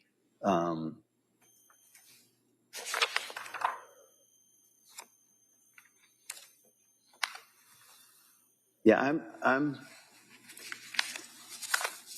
more reluctant to allow in that individual's opinion that this was a suicide attempt. So their South Shore doctors are able to talk about, superficial, as we've heard for a week now, but his opinion that it's consistent with what he's observed in his emergency room treatment is not admissible. No, that's not what I'm saying. Oh, I'm sorry. What I'm saying is that he can't necessarily give the opinion, I've looked at this, it's my opinion, this was a suicide attempt. But he could certainly testify, I've looked at the cuts. These are, the phrase superficial. I think that's been kind of mixed up in this whole thing too. That seems to be more of a medical term as opposed to they basically beat it to death with not being a medical term until we were able to show that in fact it was deep, 3.5 and 2. Okay. Yeah, I mean, if you want to call this doctor, he's going to say that's a significant cut. Okay. That's different than saying, looking at that, I find that this is a suicide attempt. Just like there's never been an opinion here that this was not a suicide attempt. That's probably something that the jury now, but it wasn't a week ago. Well, that's going to probably be for the jury to determine. But I would allow kind of going into the characteristics that have already been testified to. And I don't. We need a further voir dire on that doctor as well. But I think he lists in there kind of what he reviewed. But he did. Yeah. Yep. All right. Anything else in regards to those three witnesses? Nope. All right. No. So I'm going to take this under advisement, but just kind of for what I'm inclined to do is I'm going to take a look at Dr. Condi's report and compare it to some of the other reports. I'm inclined to let Dr. La Posada testify to that the injuries are consistent with basically a fall on the head. And the last doctor I'm going to take a look at kind of his language, but I would not be allowing in that his opinion that this is a suicide attempt. But he may testify as to all the other observations that he took from those records. All right. Understood. Just no objection to it, what it's worth. All right. And so I'll note the Commonwealth's objection. I'll note the defendant's objection. And so, and like I said, I'll take it under advisement, and everybody can renew those objections As again. it relates to Condi, once you make your decision, you let me know. I can certainly reach out to him and have him delete this standard of care and just reference the actual treatment and prescriptions that you received. All right. All right. So I'll take a look at this. I'll have this tomorrow morning for everybody when you come in. Great. All right. Thank you. So anything else we need to address? Just in case there's a problem, Dr. La Posada has been working with a gentleman by the name of Mr. Drake, Drake Laboratories, that is putting together an auto computer animated display of coming out the window, the injuries to the neck, showing the vertebrae and that type of thing, which is all based upon evidence that's already in evidence here. So I haven't got it yet. It's not done yet. So I don't want to not say anything about it now because they'll be objecting to it tomorrow, I'm sure. I assume we'll have to take a look at that and give the Commonwealth the opportunity to review it and hear the arguments in regards. It may be something nobody has objected to, or maybe, I don't know. All right. Would have an objection to it, and You don't know. You haven't seen it. Well, it goes back to the whole position that we have the right to, if we want to, obtain another expert, and then that expert could review that material and use it to form his opinion. This is different than the 3D diagram of the house that the Commonwealth gave. The defense was on notice that was the basis of it, the measurements, what the house looked like itself, and so that was turned over. This is completely different. And I just note that, as I said, the medical records that the government has talks about Jefferson fracture. You might remember 2 weeks ago or 2.5 weeks ago when they first raised their objection, I told you that I can't know what they're going to argue until they argue it. So I didn't know whether or not they were going to say that it's a fake suicide or that she didn't jump out the window. I had to wait to see what their opening was. Now I know I have to rebut it. We were almost out of here till you mentioned that 3D thing. So why don't we do this? We'll wait on that. Okay. All right. I'm not committing one way or the other in regards to that. We'll see. So you maybe the testimony with the 3D, the testimony without the 3D. We'll just kind of see where we go. All right. All right. So thanks everybody for kind of buckling down and going through that so we could resolve that as best we can. I appreciate that. Thank you, Judge. So we'll be in recess on this matter till tomorrow morning at 9 o'clock. All right. Thank you. Court, all rise. So if we wasted 2 hours to hear that, when we could have been doing our stuff in our lives that we've been leaving. I think Can't what believe happened was because it was submitted to the court, they had to put it on a court file. And so they brought it into the court so that it could be recorded, what they were saying, because it has to do with it. But I have a couple things that interested me about that. First of all, when they first started off, it reminded me so much of the Brian Koberger thing where Ann Taylor was like, I Yeah. just don't have enough time. Really? Because Oh, how many years has it been? You know? And so I was digging what the defense said when he's like, look, they put this on my desk and just last week, and I was like, all right, I'll add it in and I'll figure it out, you know, and he's by himself. And so besides his son that's helping him. But the other point to this is why some of it matters, right? I feel like they're arguing over, it's like they said with the doctor stuff, you know, or earlier when they were putting someone on the stand over and over and over again to tell the same thing that we already heard about. But yet there's so much that we haven't heard about that nobody's even questioning. And then my third thing, Maggie, is so now they're talking about how Lindsay fell, right? So did she land on her head? Yeah. Did she land on her feet? And when they first started talking about that, I was like, what difference does it make? Now I understand it, because that would show that she was either not trying to kill herself, or she went. Well, that's what you said. Mm-hmm. What way did she do it? Because if you'd have done it, you'd have known by jumping on your head. That's going to give you more chance to kill yourself. Right. But I will tell you, so I went and I looked while I was listening to them talk, of course, because, you know, I have to research. And I just wanted to know, you guys, if you land on your feet, can you still become this type of paraplegic? And the overview is yes, you can become a paraplegic even if you land on your feet. When you land heavily from a high fall, the sheer vertical force travels up your legs and causes axial loading, which can crush, fracture, or burst the bones in your spine, which are vertebrae, and damage the spinal cord, leading to lower body paralysis, which is what we know she has. But I'm telling you, if she, first, I don't know how they're able to prove it, okay, which way she landed. And I'm sure she maybe just doesn't even remember it. But for me, I also did research. If you drop from a 20-foot place and you land on your head, will there always be a cut to the head? You know, because that's what I was saying. If she landed on her head, she was going to have to get stitches one way or another, right? And what it said was no. And listen to this, you guys. Listen to this. No, you will not always have an external cut. A severe impact can cause massive internal trauma, skull fractures, or brain bleeding without breaking or cutting the skin, depending on what you land on and the angle of the blow.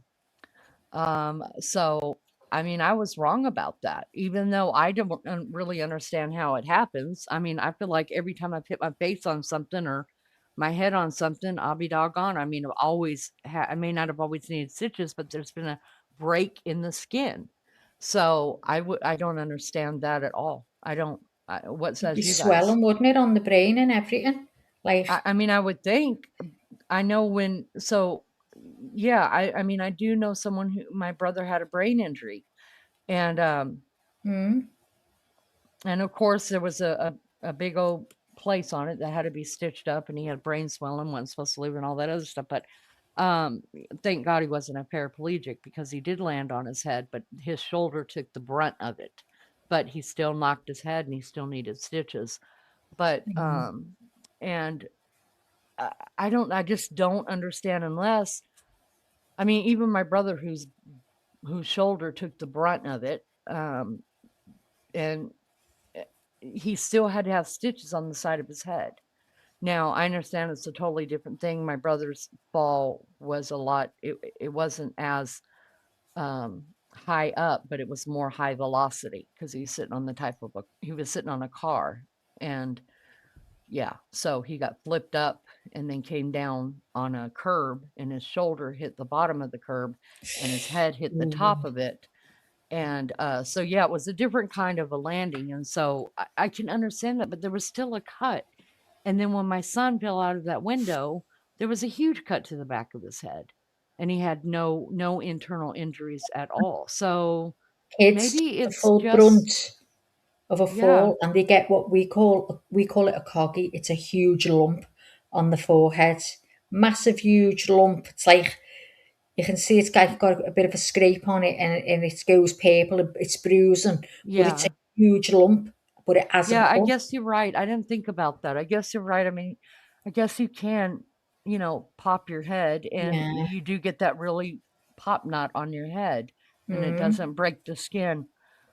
I guess, I don't know. I'm just thinking about the fall from the window, and I mean, listen, I don't know enough yet to say whether, I mean, I'm going back and forth whether it was premeditated or not, and if she meant to kill herself Mm. or not. I'm still going back and forth with it.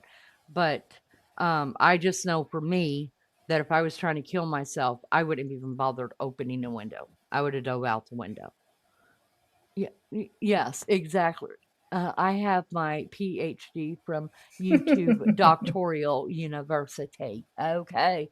But I mean, that's just what how my brain sees it. So it's hard to unsee it like that, unless you could tell me, like the pop knot. I didn't think about those that don't leave any kind of opening to the skin too. So I don't know. I'm still like screwed up. I'm screwed up. But I feel like some of this should have been done way before court. It's not like this happened 3 weeks ago. This But he happened said 3 that other years one he ago. hasn't even got it yet, has he? The way she fell, he's doing it. He's doing some type. What did he say he was doing to show? He's Probably putting some some kind of type of, they probably did some kind of what do you call it, probably like demonstration a with AI her. type thing of like Either that, or some they could type have of, done it. They could have done like a real dummy with her height yeah. and weight, and see how it landed. Mm, You know what I mean? Which maybe. I would think automatically you would flip to your head, but there may not have been enough time, because of how fast she was falling, for her Could to have if even she landed on her side. What Yeah, way she's gone, as exactly. she's gone down. You just, You just let's don't find know. out tomorrow. Yeah. Time to know So, now. yeah. All right. Well, I am going to jump off here. Let Maggie close it up, unless you want me to close it up, Mags. I'm Does not not matter bothered to either me. way. I'm not bothered. I've got my cuppa here. I'm ready to drink my cuppa. I'll shut it down. I'm not. You can shut it down. I'm not bothered. Either way. Then I'm gonna let you do it, because I gotta run to the dollar store and grab some stuff to finish wrapping my my whatnot up with, and I'm not gonna get it today. Go Misty, on. I do want. Can you read what Misty says? I'll be listening Um, still. But I love you okay. guys. Thank you guys so much for being here. Thank you for the subscriptions. Thank you for the likes. Thank you just mainly for the support in the chat and hanging out with us. It means so much.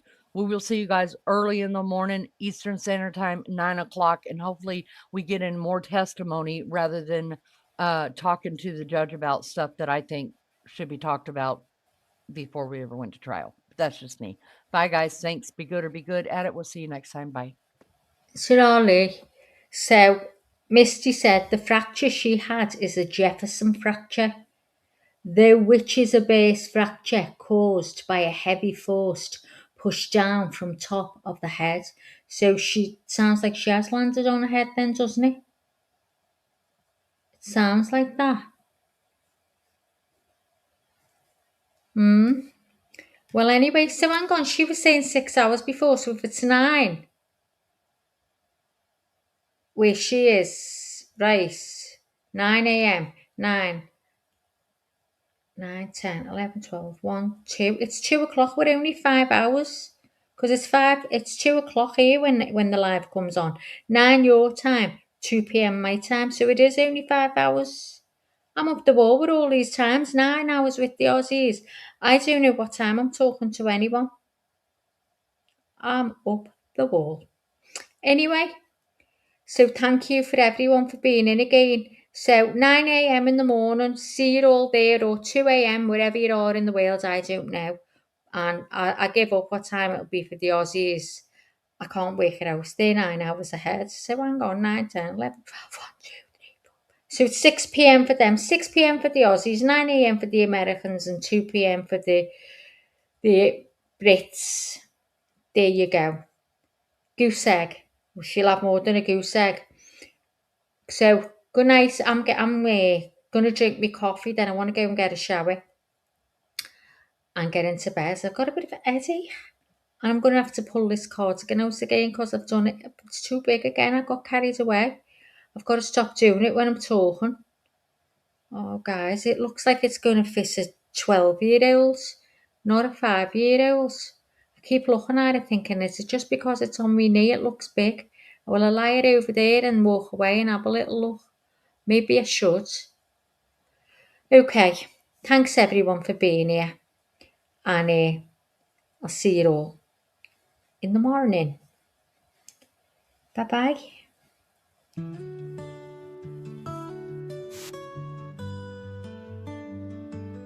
Life is hard and life is wild. It can be sad or full of smiles. And every once in a while, you need a break from the mundane. So come back to see your friend, or she'll wonder where you've been. According to Leanie,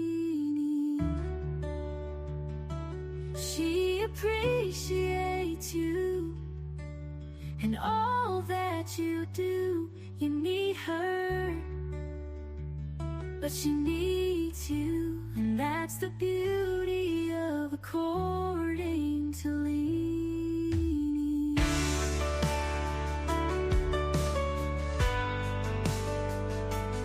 So thank you for your time.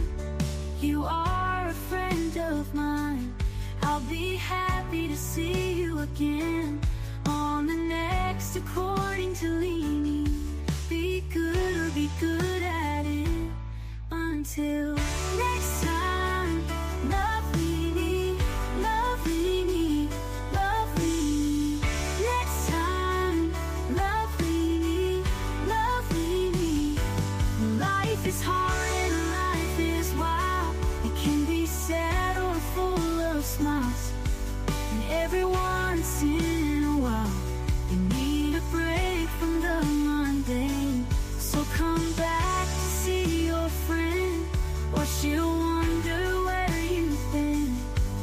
According to Leanie, she appreciates you and all that you do.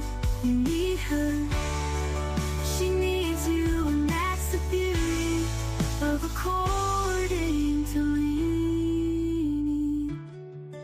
Be good or be good at it. Until next time, love Leanie, love Leanie, love Leanie.